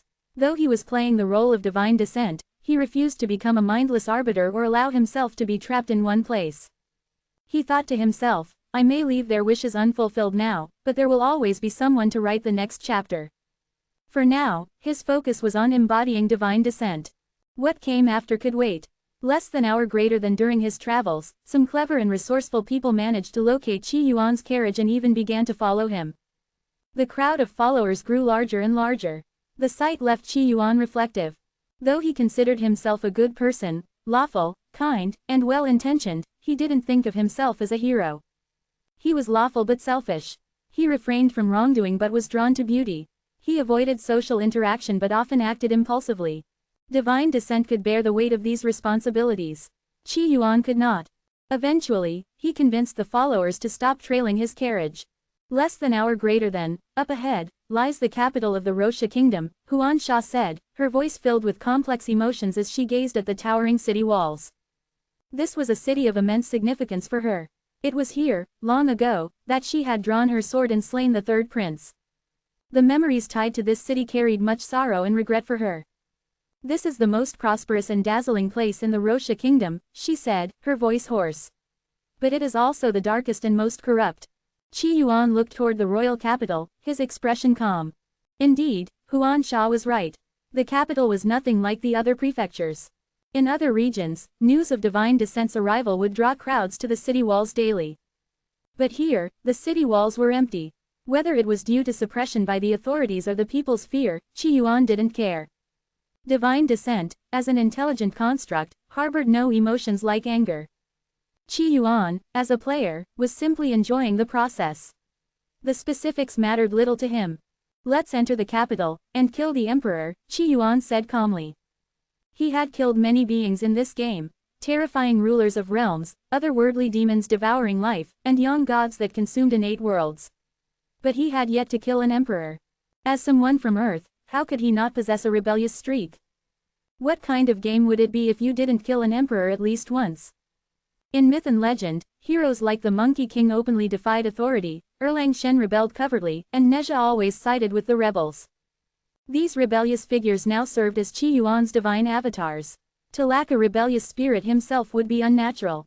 Less than hour greater than suddenly, a group of riders approached. The leader was a middle-aged man clad in a gray robe embroidered with gold thread. His face was clean-shaven, and his expression was arrogant and domineering. Qi Yuan glanced at the group and noted with mild amusement that none of them seemed afraid. He couldn't help but think, even the most incompetent emperor will have a group of loyal death-sworn warriors. After all, soldiers are raised for 1,000 days to serve in a single moment. The riders stopped before the carriage. The gray-robed man spoke with a stern and commanding tone. Are you Qi Yuan, the one who controls divine descent? What business do you have with my young master? Chen Kengbao poked his head out of the carriage, his face curious. Is the emperor planning to surrender? Impudent, the gray-robed man bellowed, his voice thunderous. Then, suppressing his anger, he continued, Qi Yuan, you defy the law and disrespect the monarchy. Present yourself at the royal palace and surrender divine descent to his majesty. Only then will you be spared. Qi Yuan observed the scene calmly, his expression unchanged. Got it, I won't waste my breath arguing with you NPCs. He had already decided that once he reached the emperor, he would say nothing. He would simply kill him. No need to give these NPCs too much dialogue. Enhance your reading experience by removing ads for as low as $1. Remove ads from $1. But before making his move, Qi Yuan needed to declare his arrival with a thunderous proclamation to ensure that the entire capital, its citizens, officials, and nobles, knew he was there. Divine descent has arrived. Dewu Bufan, prepare to die. The voice, amplified by divine power, roared through the air and spread across the entire capital at a speed surpassing that of sound. In an instant, countless citizens of the capital looked up at the sky, their faces reflecting a variety of emotions. Some elders were overjoyed, some young people bewildered, others stunned. Even some heaven-tier weapon masters were invigorated. I never thought we'd get to witness a battle between divine-tier masters. No matter the outcome, this will go down in history. Divine Arbiter, has he truly returned? I feel indignant. When I was weak, divine descent fell, and I was trampled upon. I struggled for 100 years to rise to the top, and now, just when I'm about to enjoy my power, divine descent returns. The reactions to divine descent's reappearance varied across the capital. One of those reacting was the middle-aged man in the gray robe. Drawing his sword, he pointed it at Qi Yuan. Everyone may fear divine descent, but I do not. This man, a descendant of a founding duke, had lived a life of privilege. His ancestors had borne all the hardships, leaving him a life meant for leisure. Unlike his ambitious elder brother or his pleasure-seeking younger brother, he pursued thrill-seeking madness. Eventually, he broke the law, and as the son of a duke, he was judged and punished by divine descent, leaving him a eunuch. For this, he bore an intense hatred toward divine descent. When the late Emperor Dewu Bufan led the campaign to destroy divine descent, this man viewed him as a father figure, a cause for which he would die. An unfilial traitor and a defiant subject, die. Drawing his sword, he charged forward without fear of death. He wanted to show this cold and indifferent force of judgment that even villains could face death unflinchingly. However, the young figure in the sky didn't even glance at him. Instead, Qi Yuan soared into the heavens. Ignored. The middle-aged man was blatantly ignored. Furious, he roared and swung his sword toward the carriage. But his strike was met by the blade of Huan Sha, the elderly woman. Even in death, the man never received a single glance from the young figure. To divine descent, he was insignificant, a mere ant unworthy of attention. This dismissal stung more than death, leaving him seething but helpless. In the eyes of divine descent, he was nothing. Less than or greater than, descent of the divine. Be as I, divine descent. Together as one. Flying into the sky, Qi Yuan silently chanted the incantation. Standing against the gods of the Rosha kingdom, Qi Yuan had no intention of hiding. He would execute the emperor, the son of the Rosha kingdom, in full view of the people. In an instant, a blood-red light cast its shadow on the ground. A towering figure, nearly 100 meters tall, appeared in the heavens. Clad in crimson crystalline armor, its chest bore intricate patterns, its edges sharp and angular, and engraved upon it was the image of a heavenly scale. The pauldrons, deep red with faint golden accents, shimmered with threads of light, as though divine beasts roamed upon them. This fusion of divine descent and together as one made Qi Yuan appear boundless and mighty. He was sanctity, fury, and enigma combined. A singular entity, yet a triad of forms. He was the saintly one who grieved for the world. He was the demonic tide that raged against the abyss. He was the enigmatic force that defied comprehension. In an instant, the entire capital was bathed in crimson light mingled with sacred radiance. The heavens and earth were enveloped by a blend of blood-red hues and holiness. Where the two overlapped, shadows of darkness lingered. Everyone, whether ordinary citizens or weapon masters, looked up at the colossal figure in awe. At that moment, an inexplicable fear, reverence, and sense of invincibility filled their hearts. Knees trembled, and hearts raced, driven by instinct or primal fear of immense beings. Yet no one knelt, for the sacred light held them upright. Is this divine descent, the arbiter god? Some muttered through chattering teeth, others were paralyzed with terror. Less than hour greater than within the imperial palace. The 6 divine-tier weapon masters gathered. Prince Junyuan squinted, his expression complex. Divine descent, why is it different from before? In the past, divine descent was merely a divine artifact that could transform into a humanoid form during battle. That humanoid form had been a faceless, saintly figure. Now, the blend of sanctity and blood-red hues instilled a sense of dread. It has grown even more powerful. An elder's voice quivered with unease. A century ago, divine descent had been like a sword hanging over their heads. Even after ascending to divine tier weapon masters, they had lived in trepidation. Now, that feeling of dread had returned. It was destroyed a century ago, and it shall die again today. Even if revived, it cannot last. This must be its strongest form. Yes, I see it too. This state is all appearance and no substance, it likely won't last more than 100 breaths. If we can hold out, it will surely fall. Despite their fear, the experienced divine tier weapon masters relied on their discernment. Though the massive figure's aura was terrifying, they could sense it was unsustainable. Less than hour greater than, now, it's stronger than ever before, Dawu Bufin finally spoke, his tone somber. His cold gaze fixed on the approaching colossus. If I had not prepared, in a mere 100 breaths, it could kill at least 3 of you. Remember this favor. Today, it is I who saves you. The 5 divine tier weapon masters immediately expressed their gratitude. Prince Junyuan, ever shameless, bowed deeply despite his status. Your Majesty is like a second father to me. Dawu Bufin nodded, his eyes burning with battle lust. His gaze locked onto the colossal figure approaching the palace. An imposing and majestic voice rang out, echoing across the heavens. Mere artifact, a creation of an artifact master, how dare you act so insolently? Dawu Bufin's aura surged, instilling fear in all who felt it. The might of the emperor, the sovereign of the Rosha kingdom, was overwhelming. For the past century, Dawu Bufin had abandoned state affairs and devoted himself to cultivation. The treasures of the kingdom were hoarded to fuel his strength. Now, he stood at the peak of the 3rd step, approaching the power of divine descent from a century ago. With that strength, and his hidden cards, he had the confidence to face divine descent.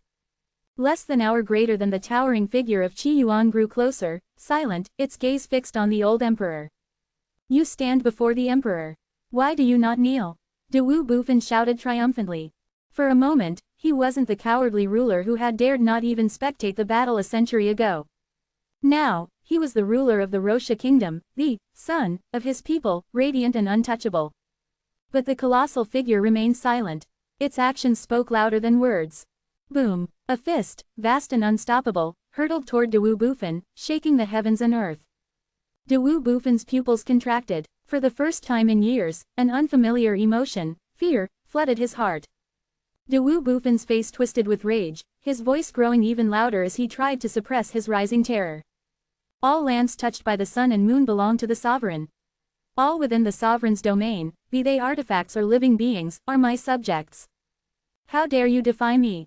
I will personally cut you down and show the world that the legacy of Dawu will last for millennia.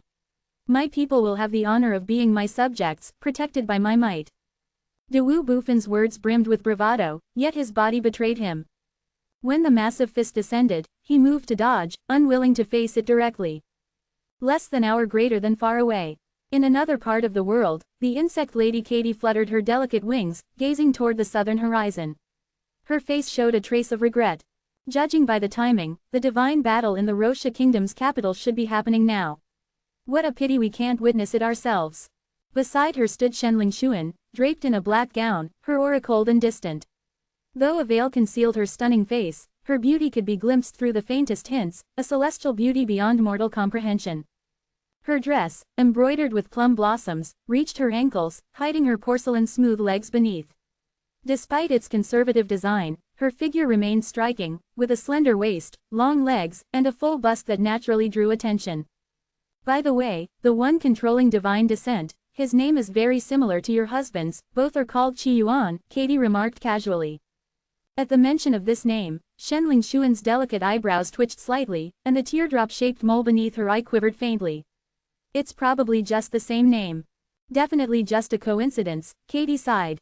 Divine descent was once the #1 divine artifact in the world. Even in its shattered state, not just anyone can wield it. At the very least, the wielder must be a heaven-tier weapon master. Your husband, well, he's only 18. Even if Qi Yuan had begun cultivating in the womb, it was impossible to reach heaven tier at 18. Shenling Xuan nodded in agreement. As someone who had reached the heaven tier in her previous life, she fully understood the difficulty of reaching that level. Even with her memories of a past life, extraordinary talent, and Katie's assistance, she had only just barely reached the heaven tier herself. But then she recalled Katie's words in the 10,000 Mountains Absolute Domain, your husband is searching for you. Shenling Xuan quickly dismissed the thought. After obtaining the source of corruption in the strange domain, she had spent much of her time refining it, immersed in slumber. She had no idea what had transpired within the strange domain after her departure. If she had known, she might have realized that the Qi Yuan now wielding divine descent could indeed be her husband.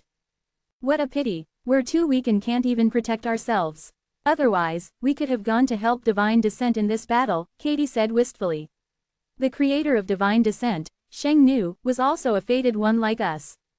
Will he win? Shenling Xuan asked softly, her gaze fixed on the distant Rosha kingdom's capital. He won't. Even if he does, his arrogance will still lead to death, Katie replied. Divine descent itself carries the weight of fate. A hint of sorrow crossed Shenling Xuan's face. Fated ones, while favored by heaven and earth, were perpetually hunted and forced to remain on the run. Come, let's go to the divine wood abyss. Once you've fully refined the source of corruption, and with my help, we can hide there for centuries. By then, you'll have the strength of a divine tier weapon master, and I'll take you beyond the heavens, Katie declared with determination. Beyond this world lay a refuge for fated ones, a place of safety. But for Shenling Xuan to survive there, she would need the power of a divine tier weapon master. Less than an hour greater than elsewhere in the world, countless eyes watched the battle unfolding in the Rosha kingdom's capital. On a divine wood token, a message appeared. If Brother Qi survives this tribulation, I'll personally introduce him to the Void Paradise and help him escape this prison. Brother Qi, who's that? Never heard of him, Ji Wuyun muttered, puzzled. Almost immediately, she regretted saying anything and wanted to retract her message. The Thorned Blood operative had clearly sent it to the wrong place. If she kept eavesdropping, perhaps she could uncover more juicy secrets. The Thorned Blood operative sighed helplessly. This person really was adorably dense. Of course, it's our dear Cleaver. Ji Wuyun's curiosity spiked, but then she realized something. Wait, how do you know Cleaver's surname is Qi? The operative chuckled faintly. In the past few months, there's been a young man named Qi Yuan, wielding divine descent, who has traveled across the 12 prefectures of the Rosha kingdom, defeating the Blade Demon. Have you heard of him? I have, Ji Wuyun replied quickly. He is Brother Cleaver. How did you figure that out? Wait. If Brother Cleaver is currently surrounded by gods, could he really survive? Ji Wuyun's voice was tinged with worry. This trial will be extremely difficult, almost impossible. In the Blue Mountain Realm Chronicles, there's only a brief mention of this event. The artifact is destroyed, but the Rosha kingdom endures.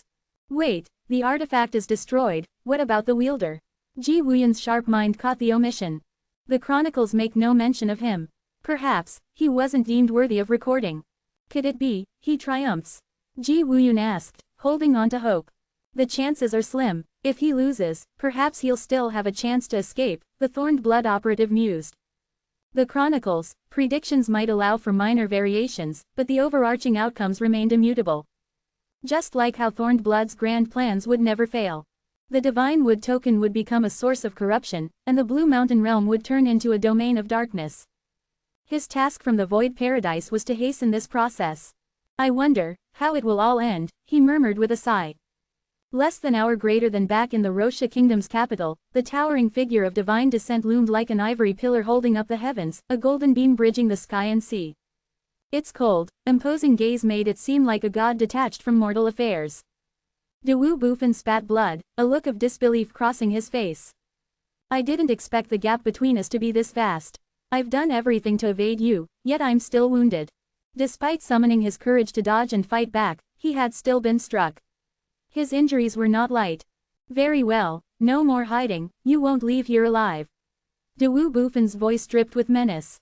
Though his bluster carried the air of someone revealing hidden strength, it was clear to everyone present that this was all he had left.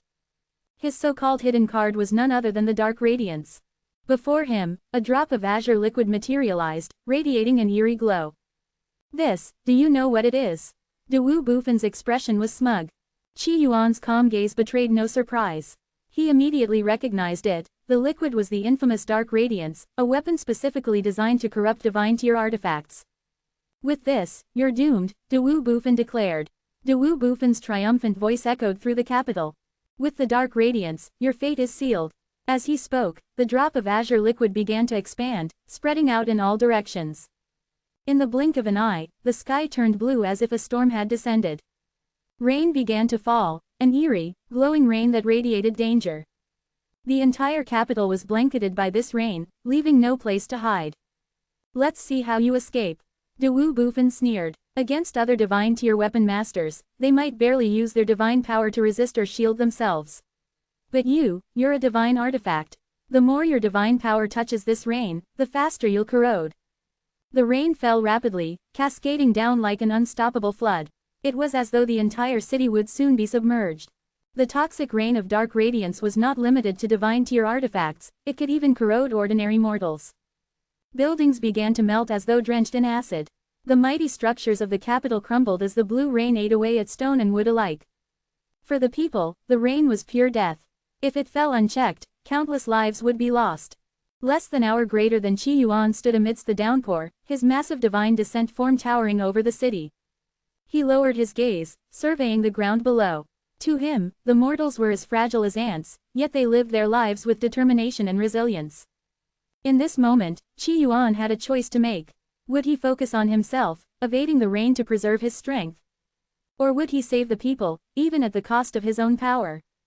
As someone playing the role of divine descent, as someone embodying a god, the choice was clear. Absorb it all. Qi Yuan opened his massive mouth, and with a deafening roar, unleashed an incredible force of suction. The rain, the entire toxic storm, began to flow toward him.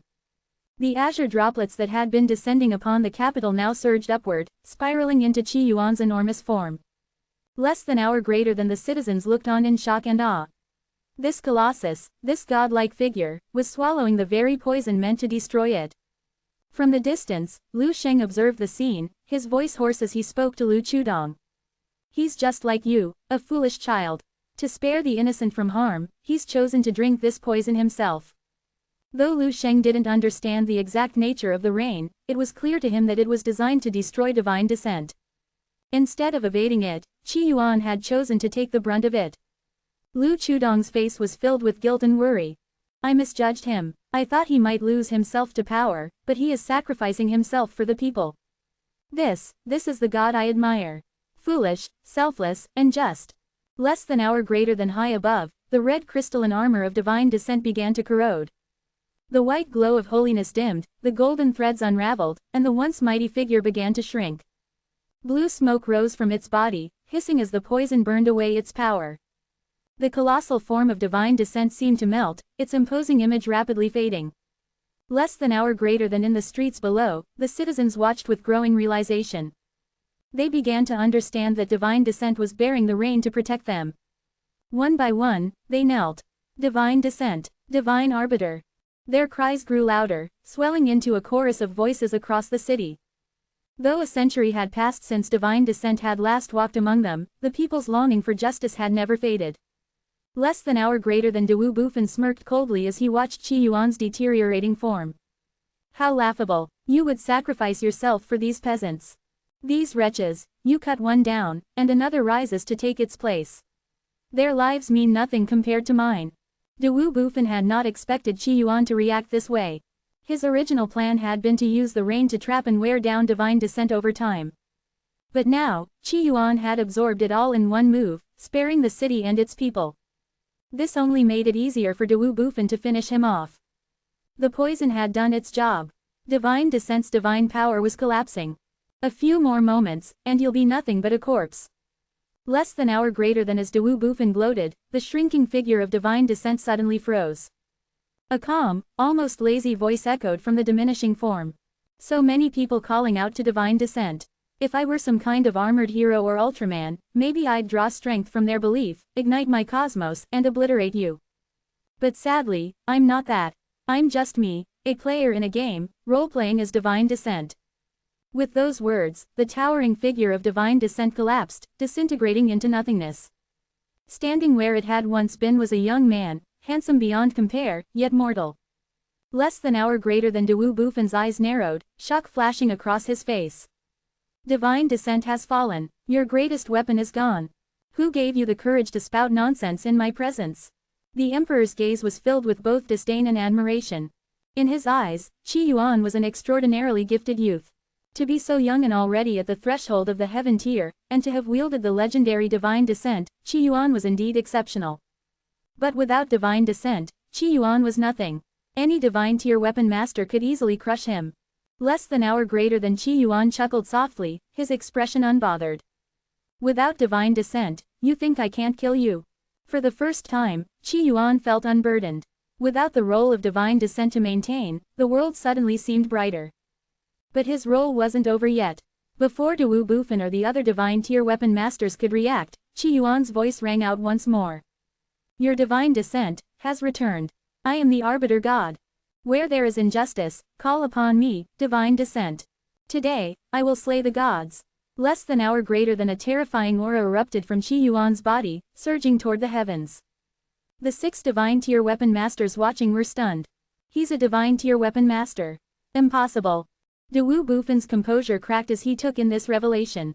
Qi Yuan wasn't just a prodigy, he had already reached the divine tier. And he was terrifyingly young. Less than hour greater than Dawu Bufan's lips curled into a grim smile. You're a divine tier weapon master. Very well, very well. So young, so powerful. If you had remained hidden for a century, you might have become invincible. But today, I will end you before you have the chance to grow stronger. His voice was filled with confidence as he prepared to attack.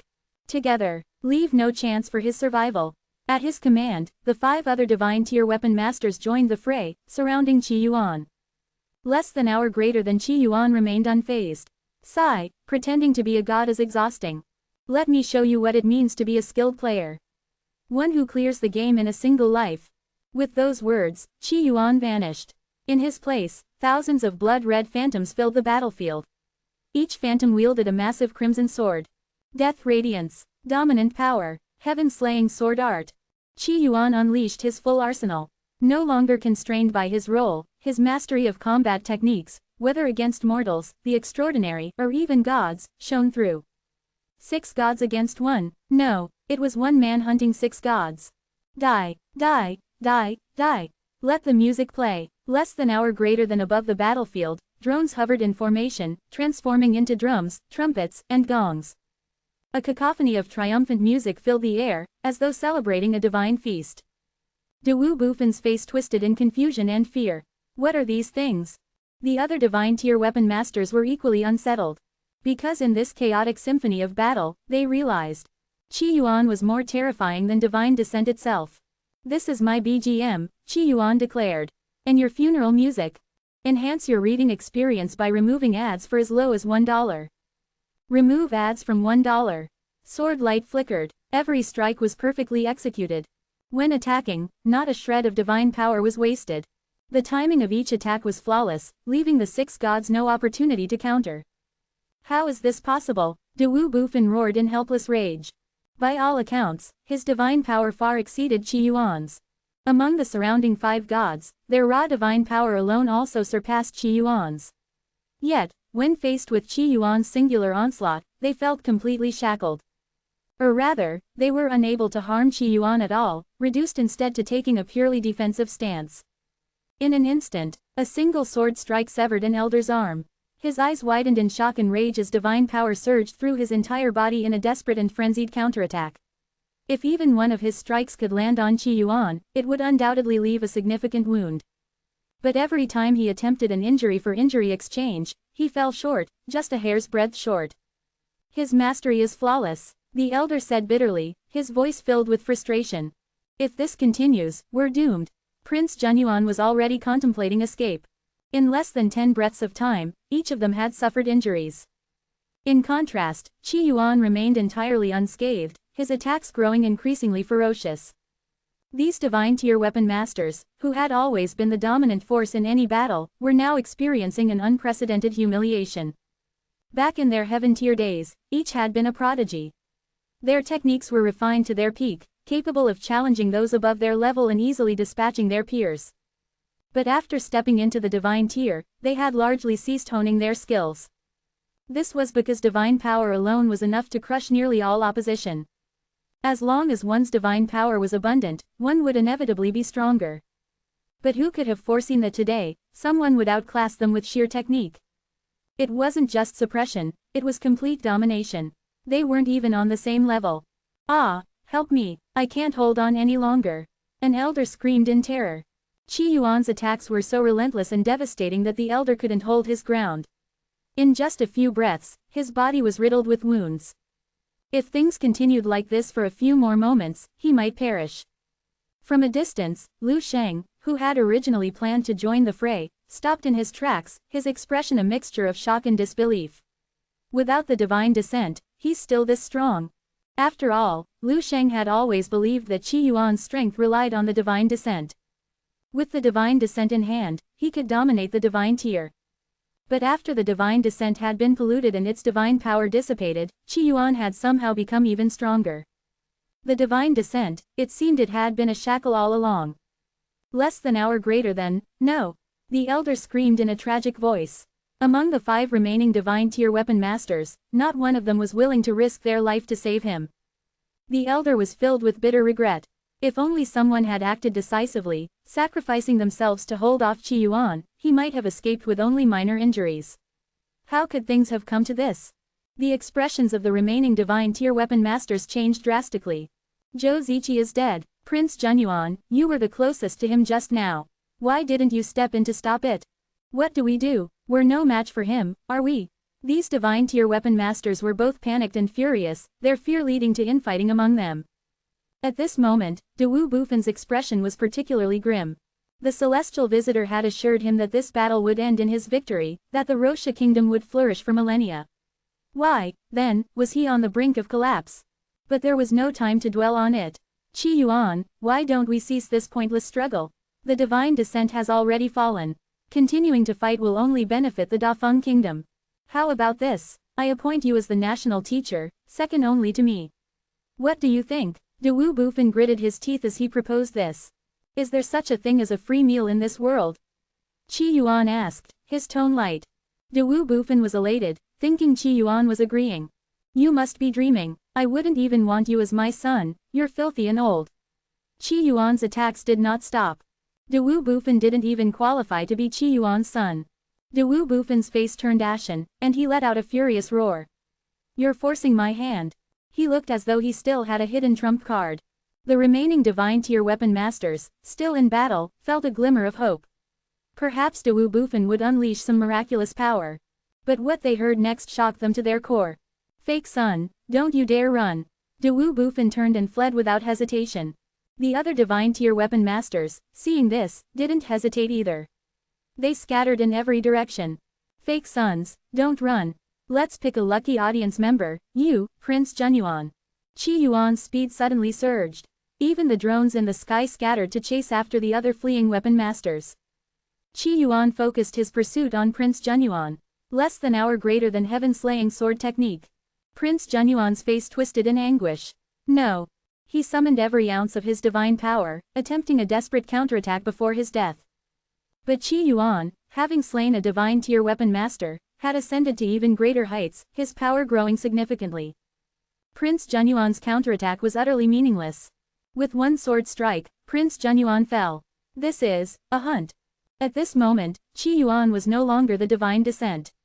He was Qi Yuan. Kill. Qi Yuan continued his pursuit, following the drones as they tracked the fleeing weapon masters. Lu Sheng watched in stunned silence. How can a person be this strong? When one of the fleeing weapon masters tried to escape in Lu Sheng's direction, Lu Sheng immediately leapt into the air. Brother Qi, allow me to assist you. No. Slash. Ah. The hunt continued, and the death toll rose. One by one, the divine tier weapon masters fell. Even those reincarnated with the souls of young gods couldn't last a single exchange against Qi Yuan, let alone these ordinary divine tier weapon masters. In the end, Qi Yuan killed all the divine tier weapon masters, one by one, with his blade. As for Dewu Bufan, he met his end in the royal treasury. Inside the treasury, Dewu Bufan had even taken out a treasure capable of activating a divine domain, confident it would allow him to defeat Qi Yuan. But even with his trump card, he was nothing more than a clown, and Qi Yuan slew him effortlessly. With Dewu Bufan dead, many heaven tier and earth tier weapon masters drew their blades against Qi Yuan. Every kingdom has its loyal servants, those willing to sacrifice themselves, and those prepared to perish alongside their ruler. As a lawful good individual, Qi Yuan obliged their wishes. Less than hour greater than on this day, the divine descent shattered, 7 gods fell, and the royal authority of the Rosha kingdom crumbled. Less than an hour greater than Qi Yuan sat atop the roof of the palace. Earlier, the palace had descended into chaos. De Wu Bufan's death caused a tremendous shock to the kingdom's current system. Fortunately, Liu Sheng had intervened, quelling the turmoil. Now, the capital maintained a fragile balance. Less than an hour greater than 99%. Qi Yuan gazed across the capital, a complex expression in his eyes. De Wu Bufan was dead, and the name of the divine descent had spread across the land. Yet his roleplay meter was stuck at 99%. Only 1% remained until perfection, unlocking the next mission. But no matter what he did, it refused to increase. Just then, several figures appeared. Liu Sheng, Liu Chudong, and the elderly woman Huan Sha stepped into view. Huan Sha's eyes were filled with sorrow. The divine descent is destroyed. Today, seeing the divine descent swallow all the toxic rain for the sake of the city's people, her heart had ached deeply. In fact, when the toxic rain first appeared, she already had a foreboding sense of what was to come. The judgment god she revered and admired would undoubtedly choose to consume the toxic rain to save the people of the city. Yet, at that moment, a selfish thought had crept into her mind. She had wished that the judgment god could be a little selfish, just this once. But the divine descent she admired had resolutely and selflessly chosen to drink the toxic rain. Now, the divine descent was destroyed, and she felt utterly despondent. The greatest pain in life is to have hope rekindled, only to watch it extinguished before your eyes. It's destroyed, Qi Yuan said calmly. But not completely destroyed. His words carried a certain ambiguity. Liu Sheng scrutinized Qi Yuan, a terrifying thought forming in his mind. Brother Qi, are you the divine descent? How could someone so young possibly be a divine tier weapon master? If Qi Yuan were the divine descent itself, merged into human form, it would explain everything. Are you the judgment god? Liu Chudong's voice trembled with shock. Huan Sha's eyes lit up with joy. Could it be that the judgment god hadn't fallen after all? Young master is a god descended to earth. So what if he's the divine descent? Chen Kong interjected smugly. Qi Yuan nodded. That's one way to look at it. I can be the divine descent, but the divine descent is not me. Liu Chudong's heart was in turmoil as she gazed at Qi Yuan. Her expression was a mix of joy and unease. The divine descent had become human. It now had human emotions, human thoughts. Could it still be the impartial and selfless judgment god? At this moment, Qi Yuan turned his gaze to Liu Chudong. People like you can sometimes be annoying, but other times, admirable. Liu Chudong, can you do me a favor? Qi Yuan had met many people in his life, but few were as purely idealistic as Liu Chudong. Even among those rare few, such individuals often struggled in life, frequently dismissed as naive or unrealistic. Brother Qi, just tell me, Liu Chudong replied, surprised by the request. Liu Sheng frantically signaled his granddaughter with his eyes, worried that she might say something inappropriate. But Liu Chudong was oblivious to his signals. Liu Sheng, realizing he couldn't stop her, apologized. Chudong is naive and straightforward. If she says anything offensive, please forgive her, Brother Qi. Qi Yuan chuckled. I'm not that petty. Although Qi Yuan had taken countless lives and often grew irritated by trivial matters, he wasn't entirely devoid of tolerance. What do you think the divine descent's wish is? Qi Yuan asked Liu Chudong. That final 1% needed to complete his role as the divine descent, it eluded him. Qi Yuan had some ideas but couldn't be sure. Liu Chudong hesitated briefly, her gaze sharpening. She answered confidently.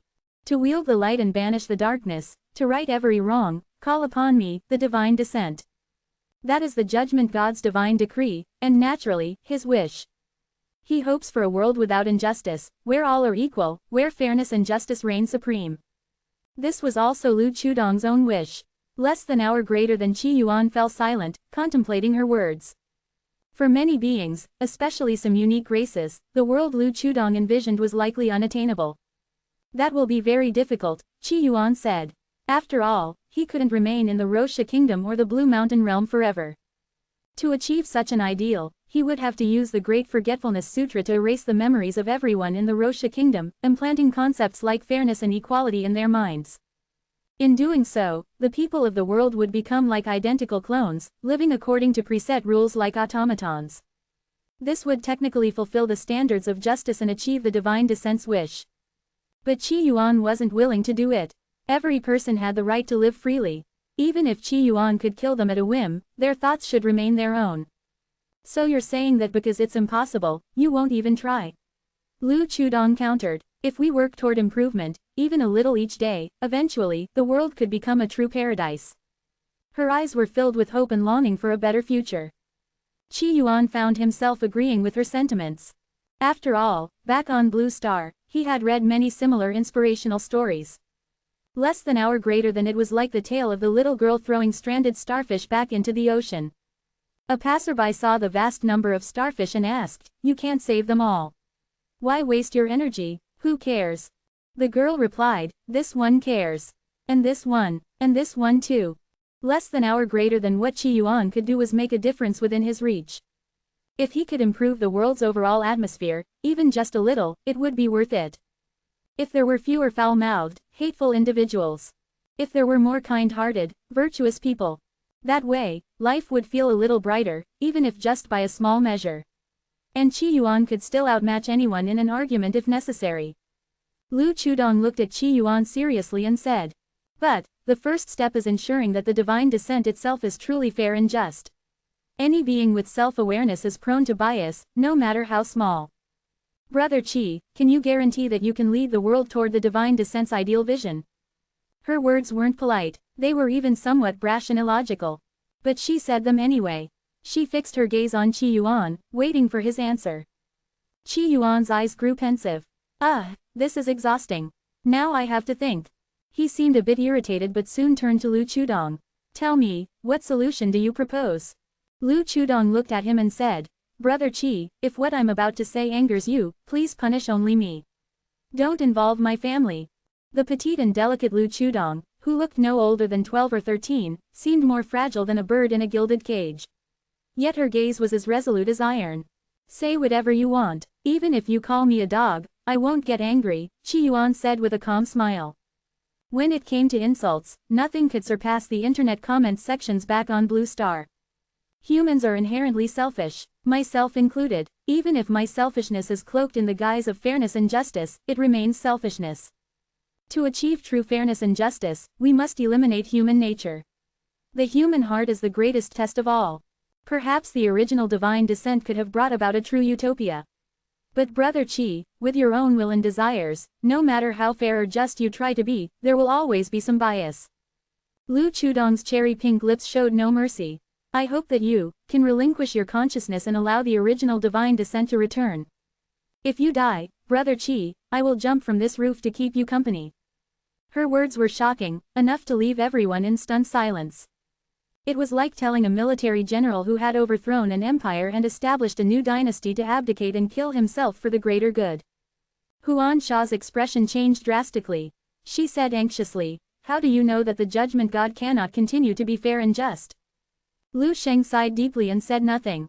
There was no point in arguing now. Qi Yuan stared at Lu Chudong, his thoughts churning. It felt as though his mind was waking up, as though pieces were clicking into place. After about 10 breaths, Qi Yuan's eyes lit up with excitement. "I understand now. If I cannot be the divine descent, then I will restore the divine descent to the Rosha kingdom." Less than an hour greater than at that moment, Qi Yuan had an epiphany. He finally understood what was missing to complete his role as the divine descent. This realization even connected with his earlier mission of playing the blind artifact master. Enhance your reading experience by removing ads for as low as $1. Remove ads from $1. Huan Sha felt her chest tighten and instinctively blurted out, "No." She believed Qi Yuan had agreed to Lu Chudong's proposal, to sacrifice himself and restore the divine descent. This was something she could not bear to see. Her faith lay in the divine descent, no matter its form.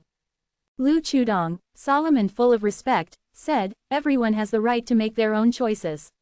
No matter what Brother Qi decides, I will support and understand it. I also know that I shouldn't have said what I did, but I had no other choice.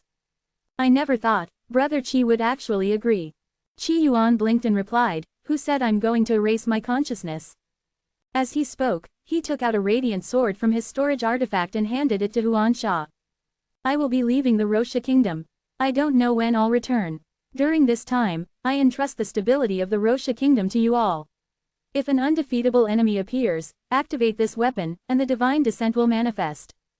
The divine descent that drank the toxic rain had indeed been destroyed. But as Qi Yuan's roleplay progressed, the divine descent seemed to have respawned, like a boss in a game. The descent of the divine could still be used. As for the divine descent's expectations, Qi Yuan turned to Lu Chudong. When I return, perhaps everything will already be resolved. You're leaving? Lu Chudong asked in surprise. Even Lu Sheng looked astonished.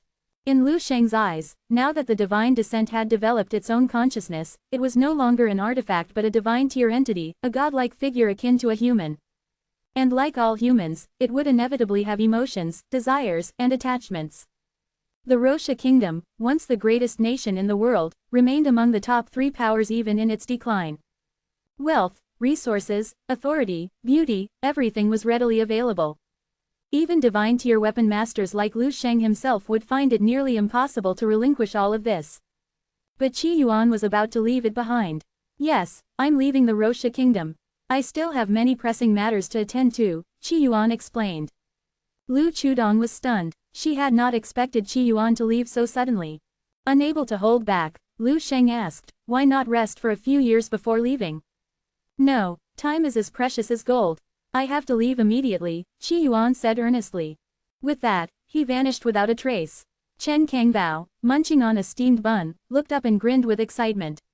All right, let's go. Less than an hour greater than the carriage, which had arrived with such fanfare, now departed in silence.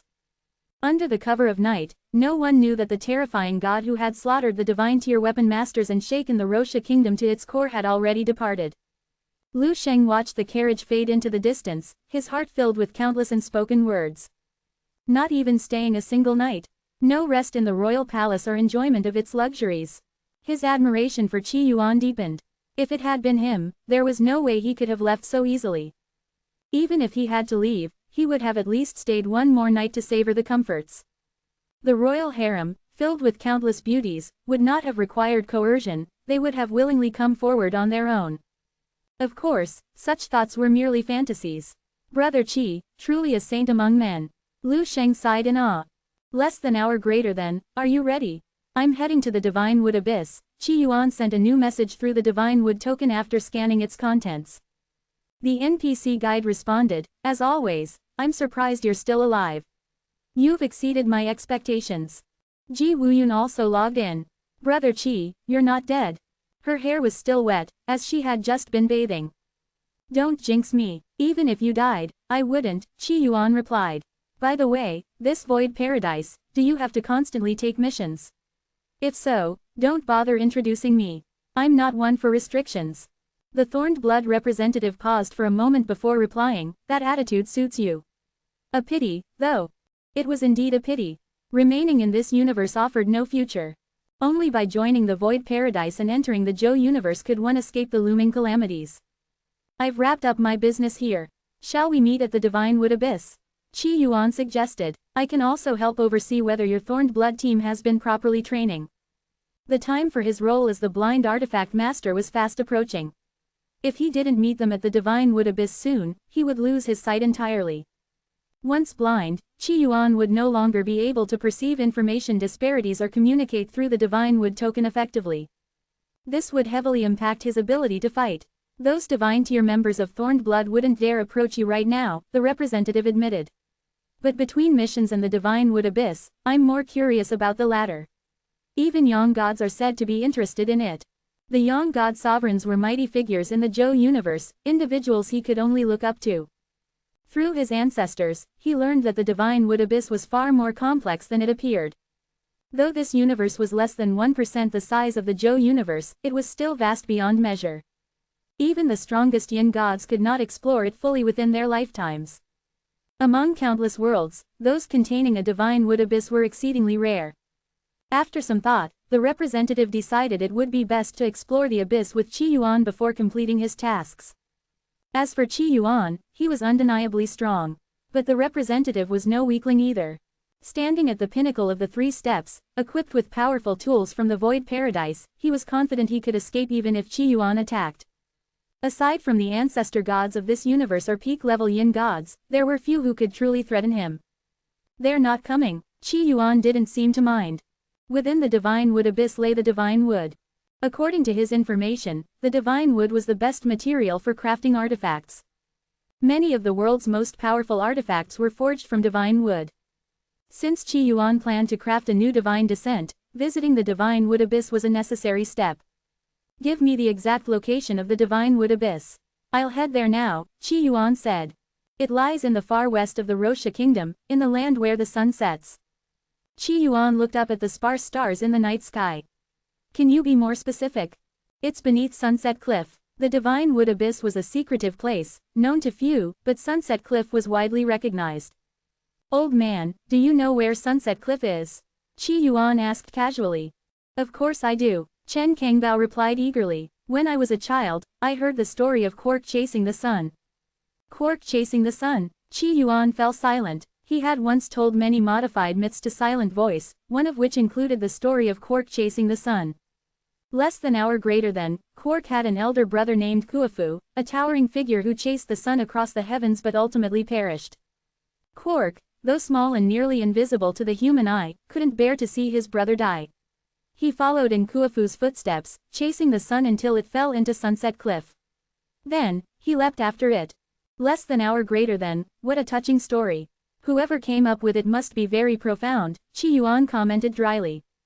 I found a map of the Blue Mountain Realm in the royal treasury. Are you heading to Sunset Cliff, young master? Chen Kangbao asked. Yes, Qi Yuan nodded. At that moment, a message arrived through the divine wood token from Ji Wuyun. Shall we meet there? She asked, sounding hesitant. If you're afraid, you might as well hand the divine wood token to Brother Qi, the Thorned Blood representative suggested. After a moment of hesitation, Ji Wuyun replied firmly, I'll go. I should arrive in about a month. Let's hope this meeting doesn't end in disaster. She added, jokingly, oops, I think I just jinxed it. But no worries. With my luck, if something bad happens, it won't happen to me. Less than an hour greater than under the starry sky, Qi Yuan's journey continued tirelessly. Braving rain, wind, and dust, he pressed forward without rest. This time, his pace was far swifter than usual. In less than a month, he reached Sunset Cliff ahead of schedule. Sunset Cliff, situated at the westernmost edge of the Rosha kingdom, was a barren and rugged place. The ground was littered with jagged rocks, and hardly any vegetation grew there. As the sun dipped toward the horizon, it seemed to plunge directly into the abyss below the cliff. Young master, there's a monument here, Chen Kangbao called out. He approached the stone marker, studying the ancient characters carved into its surface. Reading aloud, he said, in the days of old, there stood a tree, still and silent in chaos. Now I long for you, as the tree yearns for spring. Settle, oh so settle, do not seek me. The words echoed faintly in the desolate landscape, carrying a sense of ancient sorrow and profound loneliness. The carriage's curtain was drawn back, and a tall figure stepped down. Upon closer inspection, one could see that his eyes lacked focus, the pupils dull and empty. His attire was simple and slightly thin, revealing sharp, well-defined features. Though his face still bore some flesh, his expression radiated an air of solitude and melancholy. Sunset Cliff wasn't a secret location. Many young couples and travelers came here to enjoy the view. Naturally, the sight of Qi Yuan and his servant drew attention from onlookers. When people caught sight of the handsome, blind young man, a mixture of surprise and pity filled their faces. Such a handsome man, what a shame he's blind, some murmured. This blind young man was, of course, Qi Yuan.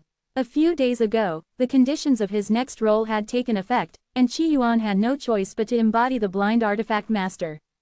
This role came with strict limitations. If he failed to complete his performance, he would remain in this state indefinitely.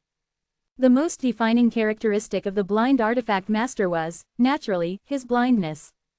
Additionally, the blind artifact master was a solitary and reclusive figure, a genius craftsman with a touch of madness. Lastly, his life was one of utter isolation. No wife, no friends, he lived a life even more pitiful than Qi Yuan's previous role as a disgraced son-in-law. The moment Qi Yuan took on the role, he felt his personality shift. He became more reserved, his emotions subdued. The burden of his loneliness weighed heavily on him. And, of course, he lost his sight. Wherever he turned his gaze, all he could see was darkness, or, occasionally, faint flickers of red light. Is it up ahead? Let me feel my way there. Qi Yuan had heard whispers of this monument in the past. The phrase, settle, oh so settle, do not seek me, had always intrigued him. Now that he stood before it, his curiosity was piqued. Be careful, young master. The ground is littered with stones, Chen Kangbao warned. Relax. Just because I'm blind doesn't mean I'll trip over a stone and fall into the cliff, Qi Yuan trailed off, adding wryly, right. He made his way toward the monument, his steps steady despite his blindness. From behind, a young woman's voice rang out in warning. Hey, blind man, don't go any farther. The path is uneven, you might fall. Qi Yuan nodded but didn't respond. The blind artifact master was a reserved and aloof figure who disliked conversation. If he wanted to stay true to his role, he had to act the part. The young woman, annoyed by his lack of response, muttered under her breath. Ungrateful fool, fine, go ahead and fall. Before she could finish her thought, her eyes widened in shock. Help, someone fell off Sunset Cliff. The person who had fallen was none other than the blind young man she had just warned, Qi Yuan. Less than an hour greater than when Qi Yuan's hand brushed against the monument, an overwhelming force suddenly erupted. Caught off guard, he was swept off his feet and hurled into the abyss below. Even as he plummeted, Qi Yuan remained calm. With his strength, he could have easily propelled himself back to safety. But as he fell, he caught a faint, unusual scent, a blend of leaves, grass, and flowing water. Intrigued, he decided to let himself fall.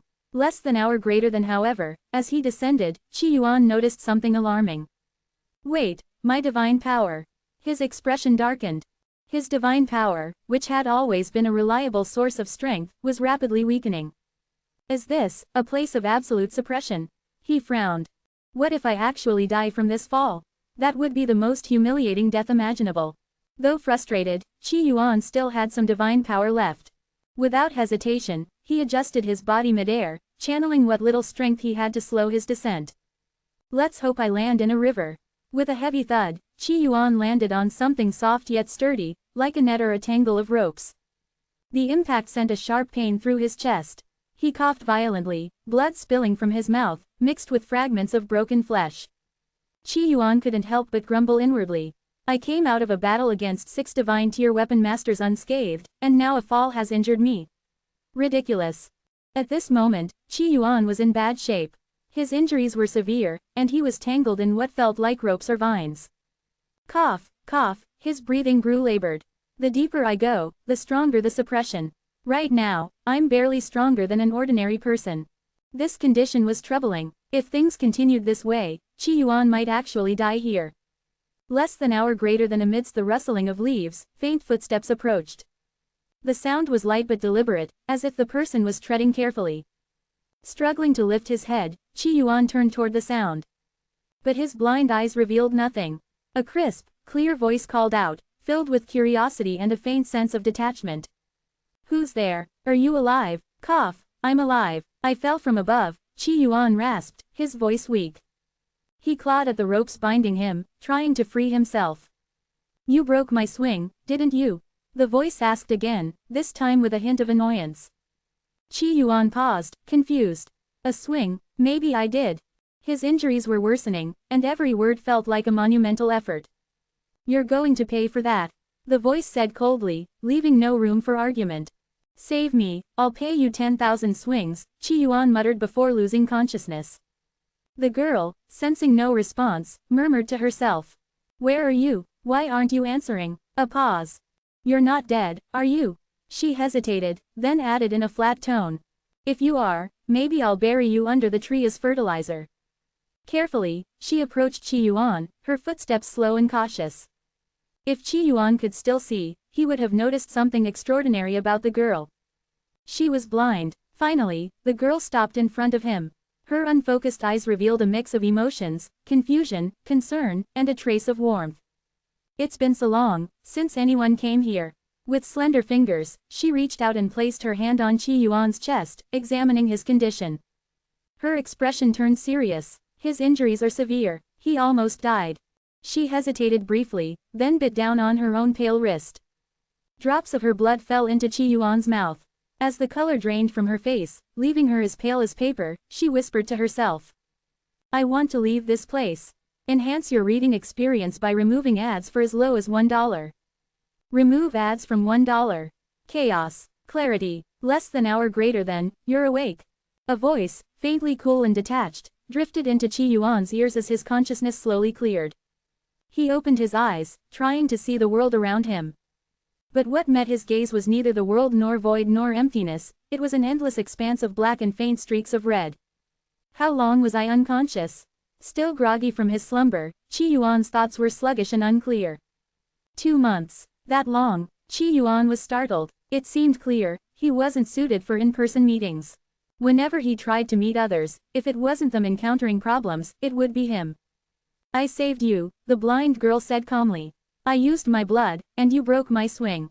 Thank you, Qi Yuan replied earnestly. If it weren't for his current role-playing as the blind artifact master, he might have added. Thanks a lot, I'll save you a spot in the underworld. But for now, he had to maintain his isolated, withdrawn demeanor. You owe me compensation. Her voice was devoid of emotion. I'll compensate you, Qi Yuan answered without hesitation. Can you forge artifacts? I can. What a pity you're blind. Even if my eyes are blind, my heart is not. I'm already a heaven-tier artifact master, so don't discriminate against the blind. I'm blind too. What? Qi Yuan turned his head toward the girl. His vision remained black and blurry, offering him no clarity. Still, from her voice, he could tell she was quite young. The silence stretched between them. In the quiet, Qi Yuan could hear only the faint sound of the blind girl's breathing and the occasional rustling of leaves in the wind. Is this the divine wood abyss? Qi Yuan asked. He was curious. According to what he'd learned, the divine wood abyss required 3 divine wood tokens to enter. So how had he fallen directly into it? You could say that. This is the deep abyss of divine wood. Only those chosen by destiny may enter. Chosen by destiny. Qi Yuan's thoughts began to race. It seemed the blind girl was yet another high-level NPC who existed to provide exposition. Still, such details were secondary. His top priority was to embody the role of the blind artifact master and ascend to the level of a divine tier or even ancestor tier artifact master. This is the deep abyss of divine wood. Does it contain divine wood? Can I take some of its materials to forge artifacts? Qi Yuan inquired. The divine wood abyss was known for containing divine wood. Since the deep abyss sounded even more prestigious, it should logically hold materials of even higher quality. It does. The blind girl paused for a long moment before answering. If you need it, I can give you some. Qi Yuan's spirits lifted. Well, metaphorically speaking, he was still blind. You're quite generous. You're rather naive. That sounded like an insult. These things aren't free, the blind girl's voice trailed off as she turned slightly toward Qi Yuan. Qi Yuan remained silent, waiting for her to continue. After all, free things were often the most expensive. He much preferred when others had clear requests. I hope you can become a divine tier artifact master, or even an ancestor tier artifact master, she finally said. Once you do, I want you to forge me a pair of eyes. Her voice carried a trace of melancholy, as though she were recalling something painful. It's true, not having eyes complicates life. Just look at me now, blind and unable to see anything. If I weren't, I'd already know your name. Blindness, Qi Yuan realized, was a major hindrance. Even with his divine tier strength, it had proven troublesome. I've grown accustomed to this life, the blind girl murmured, as though speaking to herself. From the moment I was born, the world has been void, no sound, no color. Then why ask me to forge eyes for you? Because, if I have my own eyes, he won't feel the need to give me his. Qi Yuan perked up, his curiosity piqued. Who is he? Your father? The girl's previously cool and distant demeanor seemed to waver. Her cold tone softened, almost as if embarrassment had seeped into her voice. He's my future husband. Ah, a love story. How enviable. You get my stamp of approval. If he were back on Earth, Qi Yuan might have teased her with a remark like, what a simp. But in this game-like world, he decided to play along with a heartfelt response. Even as the blind artifact master, he could still appreciate romance. Becoming an ancestor tier artifact master isn't an easy feat, she warned. Her tone suggested she doubted whether her gamble on him would pay off. I'm very talented. Among the artifact masters I've met, your talent ranks high. But, you're blind. Artifact forging was a meticulous craft. It required identifying materials, sensing the temperature of flames, and tempering components with precision.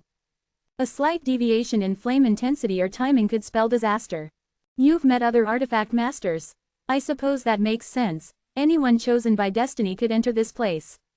You must have encountered many such individuals. The last artifact master to come here was named Sheng Nu. Her talent surpassed yours. Sheng Nu. Qi Yuan froze. Hearing the name of the creator of the divine descent was completely unexpected. Had Sheng Nu also fallen into the sunset cliff and ventured into the depths of the divine wood abyss? I taught her a great deal about artifact forging, the blind girl said, her tone laced with pride as if relishing the chance to boast. You know artifact forging? Qi Yuan felt a sudden longing for 3 days of restored vision, if only to see who this blind girl really was. I don't, she admitted. But I possess several ancient forging techniques. Back then, Sheng Nu chose one of them to study. As she spoke, the blind girl cautiously approached Qi Yuan. Before she even reached him, Qi Yuan caught a faint, pleasant fragrance, like the scent of unknown blossoms. Sitting on a cold stone nearby, she let several wooden plaques slide from her sleeve. Here are 8 plaques, she said. Each contains a forging technique. Take the night to decide which path you wish to follow. Leaning back against the cold stone, Qi Yuan reached out and touched the warm plaques. Can I learn them all? He asked, his usual greed for knowledge surfacing. If you're capable, feel free, she replied before turning and walking away. Perhaps unfamiliar with her surroundings, she stumbled slightly as she left. About 10 meters away, her clear voice echoed. Turn right at the cave entrance and walk 700 meters. That's where I live. If you need materials, throw a stone into the cave. When I hear it, I'll bring what you need. Otherwise, don't disturb me. With that, she disappeared into the pitch-black cave. Now, Qi Yuan was left alone in the eerily quiet cavern. Other than the faint sounds of flowing water, rustling leaves, and the blind girl's retreating footsteps, the stillness was almost oppressive. Too bad I can't activate the divine wood token in the deep abyss. Otherwise, I'd let everyone know the meeting is cancelled, Qi Yuan muttered, turning his attention to the plaques. Although blind, his fingers moved deftly across the plaques, deciphering the engraved words. Less than hour greater than, gold technique, wood technique, water technique, fire technique, earth technique, cloud technique, thunder technique, rain technique. Less than hour greater than. Each technique was profound, its introduction brief but tantalizing. For example, the gold technique contained only 36 characters describing the sharpness of metal. Wood grows and withers, metal thrives and decays. The rest of the details were left unexplained. So, these forging techniques are essentially frameworks, requiring the learner to fill in the gaps. Ingenious craftsmanship, Qi Yuan remarked. His familiarity with the 5 elements and his deep understanding of metal allowed him to grasp some of the gold technique's intricacies. If only I weren't blind, I could gradually refine and expand these techniques myself. But now, I'll have to rely on my other senses. With that thought, he focused on his task, fully immersing himself in deciphering the plaques. Less than hour greater than divine wood abyss. Trees reached skyward, towering into the heavens, their vast canopies lost in the clouds. They appeared to be close, just within arm's reach. Yet, any attempt to approach them revealed the truth. Everything was an illusion, a mirage, like a dream too far to grasp. Less than hour greater than Shenling Xuan soaked in a hot spring, her body reclined against the smooth rocks. Her long black dress clung to her figure, wet and heavy, outlining her graceful curves. Her legs, long and slender, rested side by side beneath the water, her jade-like skin glowing faintly in the light. The bug lady Katie fluttered her delicate wings, descending gently onto a nearby rock. She looked at Shenling Xuan with a small smile. Your progress over the past 2 months has been astonishing, Katie remarked. At this rate, it won't take another 200 years before we no longer need to hide in the divine wood abyss. Shenling Xuan opened her eyes, her gaze calm and serene, her features obscured by the thin veil covering her face. What's happening beyond this world? She asked, her tone as steady as a still lake but carrying a faint undertone of curiosity. For as long as she could remember, the outside world had intrigued her. Hearing the question, Katie's expression darkened, her smile fading. I've heard nothing from beyond the boundaries of this world for 300 years. The last message I received was, she hesitated, her tone heavy, the Black Earth's invasion of the Void Sea. Less than hour greater than the Void Sea, a space between universes, was an untouchable, chaotic realm of convergence where 2 universes collided. A perilous and lawless expanse, it was deep, vast, and incomprehensible. Even ancestor gods found it challenging to survive in the Void Sea. Only realm masters, those who had reached the 3rd layer of the Yang God realm, could traverse the Void Sea freely. Lesser cultivators required Realm Master tier treasures to endure the Void Sea's devastating conditions. Less than hour greater than Katie continued, her voice steady despite the grim news. The Black Heaven transformed into the Black Earth, sending billions of soldiers aboard 17 black sails to invade this nascent universe. Each of those 17 black sails is a Realm Master tier artifact. Hearing this, Shenling Xuan's usually calm expression flickered with faint surprise. Katie pressed on. And yet, the Divine Wood universe only has one half-finished Realm Master tier artifact to its name. As she spoke, an unmistakable bitterness crept into her tone. Ancestor God Yuan led the charge personally, carrying the Divine Wood universe's sole incomplete Realm Master tier artifact, Green Cloud, into the Void Sea to intercept the Black Earth. The Green Cloud artifact was far from a true Realm Master tier treasure. It had only recently been forged, still incomplete, and lacked the strength to be considered fully formed. But desperation forced the Void Sea defenders to arm it with whatever outdated divine weapons and ancestor tier artifacts they could find. A half-finished Realm Master tier artifact going against more than a dozen fully realized ones. Katie's voice faltered, carrying the weight of despair. It was a laughable mismatch. Sending a crude, makeshift weapon to face an armada of advanced war machines. How could they possibly win? Shenling Xuan's serene demeanor cracked for a moment, and she leaned forward slightly, her voice sharp. What was the outcome? Katie shook her head slowly. I don't know. That was the last piece of news she had received. Ancestor God Yuan had ventured into the Void Sea with the Green Cloud and an arsenal of outdated weapons to confront the Black Earth. The Blue Mountain Realm lies in the chaotic star region, where the influence of the Light Council is immense. We can't remain here for long, Katie cautioned. Shenling Xuan nodded silently. The Chosen Ones are the hope of all worlds, Katie said, her tone grave. As long as you live, you carry the will of this universe. If we can gather all the Chosen Ones, we can ignite the light, forge a beacon, and drive away the Black Heaven. Her voice carried both hope and despair. Forging a divine light treasure was the only viable solution to their dire predicament. But creating such an artifact required strength and resources this nascent universe lacked. The term light treasure referred to a special category of artifacts, specifically designed to counter the Black Heaven and Black Earth. The Green Cloud, though incomplete, was considered one such treasure. The plan to fight the Black Heaven with light treasures was originally proposed by the Immortals who fled to this nascent universe, Katie continued. Her expression darkened further, but even they failed. Even if they successfully created a fully realized divine light treasure, would it be enough to turn the tide against the Black Heaven and Black Earth?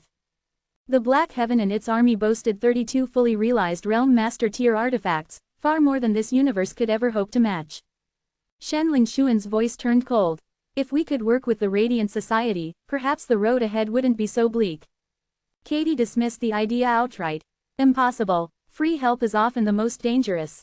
The Radiant Society hunts Chosen Ones relentlessly, not out of goodwill, but because they fear we'll succeed in forging a human-initiated light.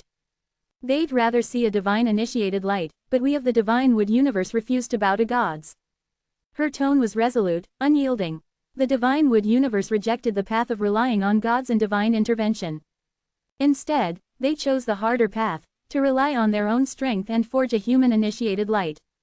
Our only potential ally is the Void Paradise, Katie said. As for the Radiant Society, their intentions are as dark as their methods.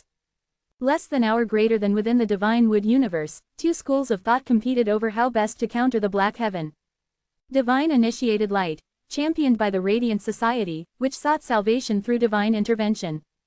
Human Initiated Light, the path chosen by the Divine Wood universe, which placed all hope in human effort and ingenuity.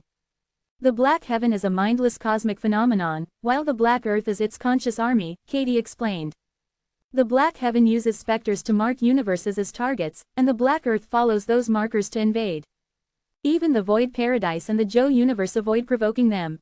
Her voice dropped lower. Expecting help from them would be nothing more than wishful thinking. Shenling Xuan fell silent. The world outside was a cruel, bleak, and despair-filled place. The Black Heaven was not malicious, it was mindless. Its devouring of this nascent universe was simply instinct, like a beast hunting for food. The true fault lay in their weakness. And in this world, weakness was the original sin. Katie suddenly shifted the topic. By the way, in the recent battle in the Rosha Kingdom, the Divine Descent emerged victorious. Shenling Xuan's eyes widened slightly. What? According to my sources, the young man who shares your future husband's surname is the embodiment of the divine descent. I never thought it would take human form. Katie added, if I'm not mistaken, the divine descent also carries the mark of destiny. If we could persuade it to join us and leave the Blue Mountain realm, it would be a powerful ally. But as long as it remains here, the Radiant Society won't let it live. Every chosen one was a priceless ally, someone worth rallying to their cause. It's unfortunate, Katie sighed. We've gone to great lengths to hide in the Divine Wood Abyss. If the Radiant Society detects your presence, they will stop at nothing to eliminate you. Her voice carried a note of worry. Even hiding here wasn't truly safe. Perhaps, if they could find the strange entrance to the mysterious temporal fragment hidden within the deep abyss of Divine Wood, they could finally have a moment of peace. Enhance your reading experience by removing ads for as low as $1. Remove ads from $1. As his hand caressed the words etched into the wooden plaque, Qi Yuan committed the 8 disciplines of artifact refinement to memory. Difficult, very difficult, incredibly difficult. For Qi Yuan, mastering these 8 artifact refinement techniques proved quite challenging. Having lost the cheat-like ability to perceive hidden information through his eyes, he naturally couldn't directly modify these techniques.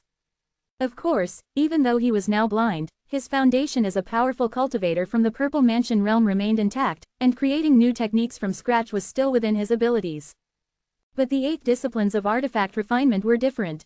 They embodied simplicity in their profound nature, making them almost impossible to improve upon, even for Qi Yuan.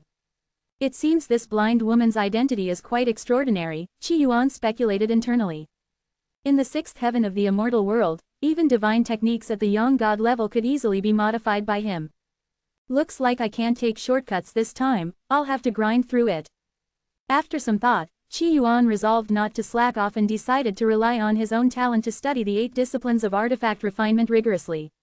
Basics of gold refinement. Basics of wood refinement. Basics of thunder refinement. After 7 grueling hours, Qi Yuan finally mastered the basics of all 8 disciplines of artifact refinement. Once he reached the introductory level, he reflected on these techniques anew and gained further insights. These 8 disciplines truly form a cohesive whole. To fully integrate them, just reaching the introductory level won't suffice.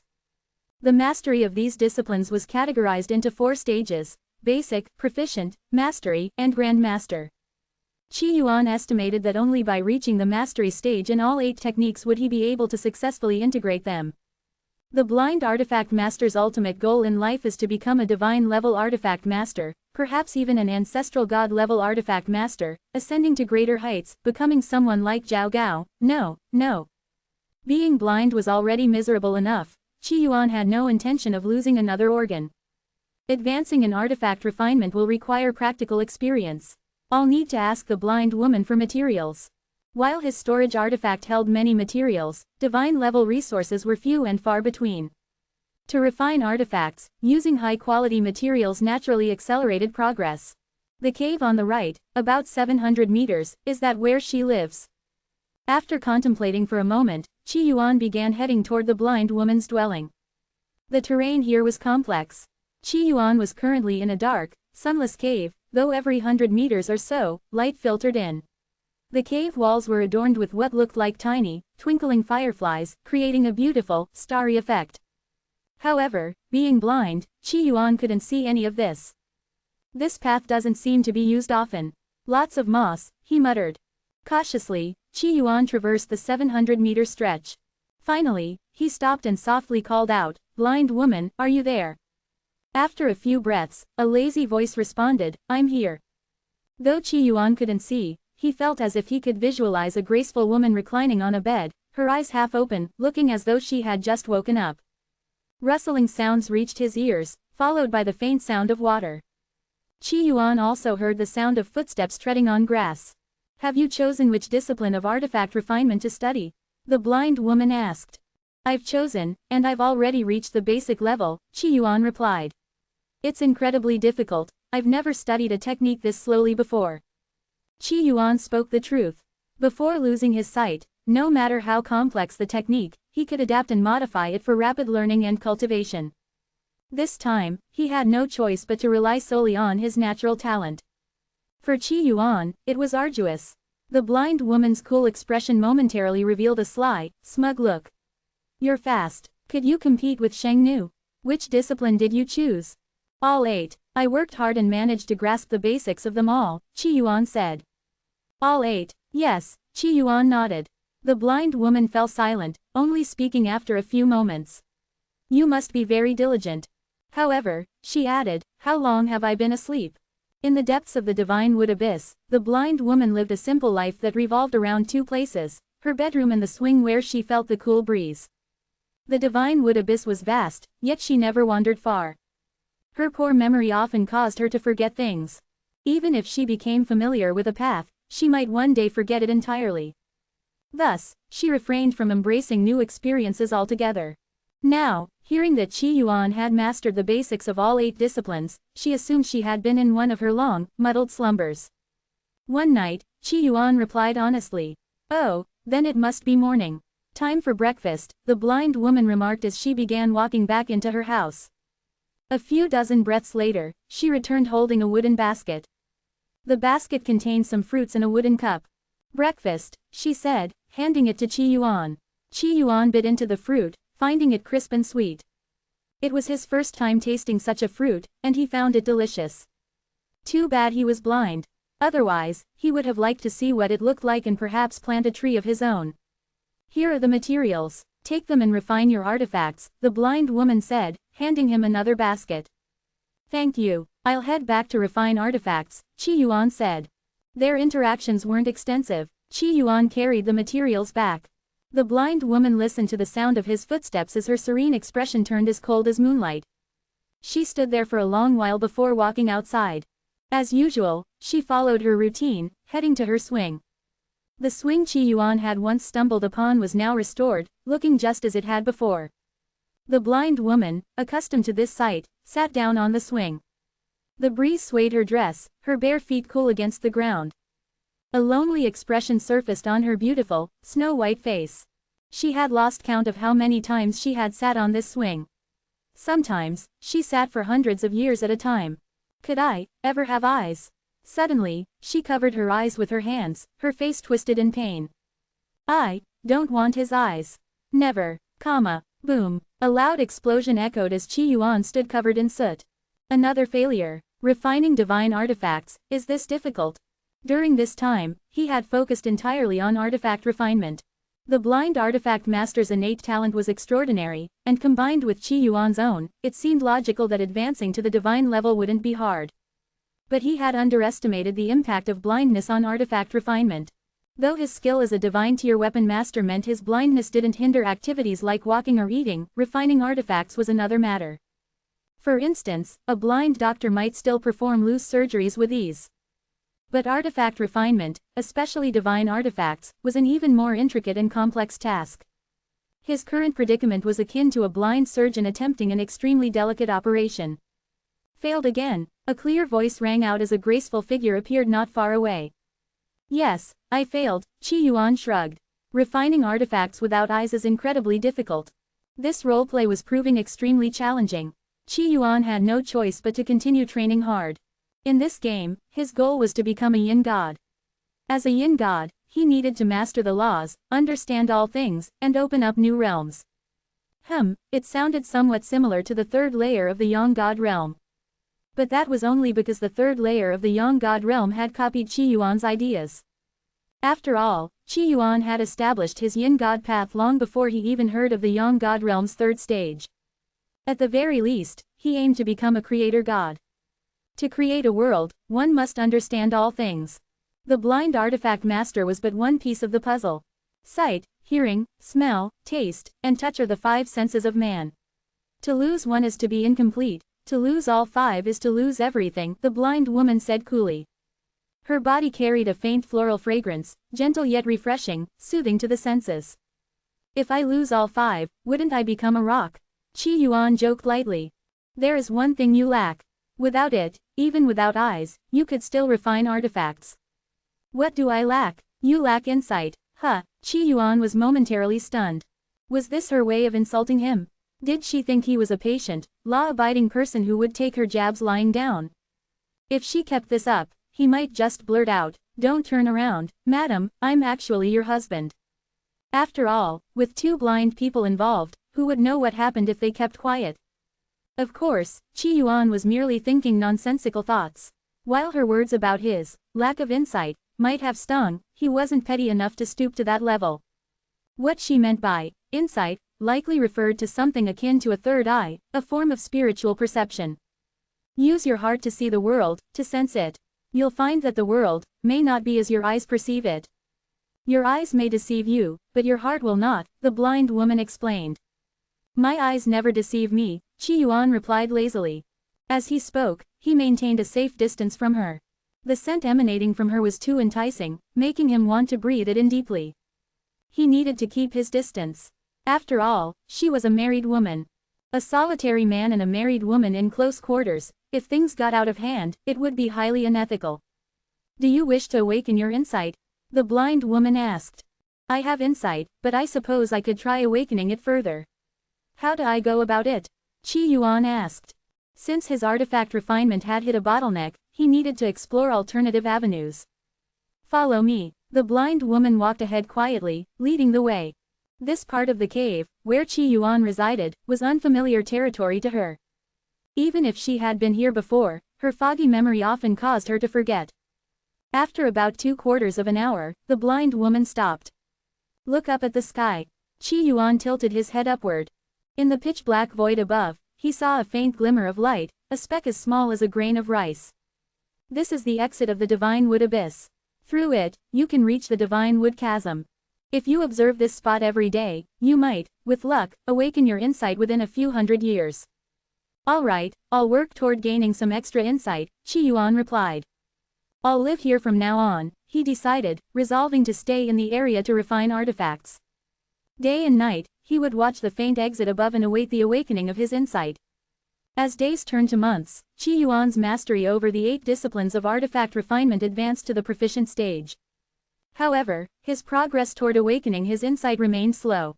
The distance is too far. I can barely make out that speck of light. Should I build a ladder and climb closer? Qi Yuan pondered. He speculated that the distance was hampering his efforts to perceive his insight.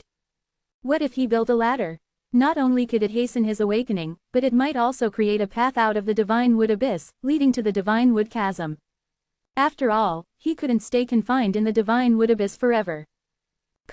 In a palace of white jade and glazed tiles hidden among the clouds. Feng Ti, a faint, ethereal voice called out. A man clad in phoenix-patterned robes appeared, his features striking and his expression cold, with a sword strapped to his back. I greet Mithraxi, Feng Ti said with a bow, his demeanor still cold. The destiny of the Blue Mountain realm has resurfaced. Go there and eliminate it swiftly, Mithraxi commanded. Understood. Take 9 lives with you, Mithraxi instructed further. A trace of pride flashed in Feng Ti's eyes. My original form is a phoenix ape, ranked among the top 3 in battle power among yin gods in this era. For a mere destiny, why bring 9 lives? I alone am sufficient. As a living being derived from the original phoenix ape, one of the top-ranked yin gods in combat strength in the current epoch, Feng Ti carried his pride. Even in the face of a myth, he could hold his own and escape unscathed. The Human Enlightenment Association monitors the Blue Mountain realm.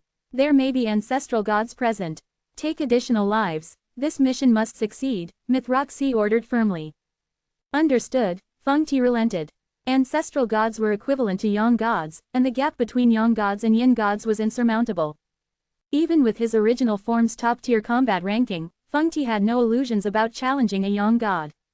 Oh, by the way, the divine descent created by Shengnu has reawakened.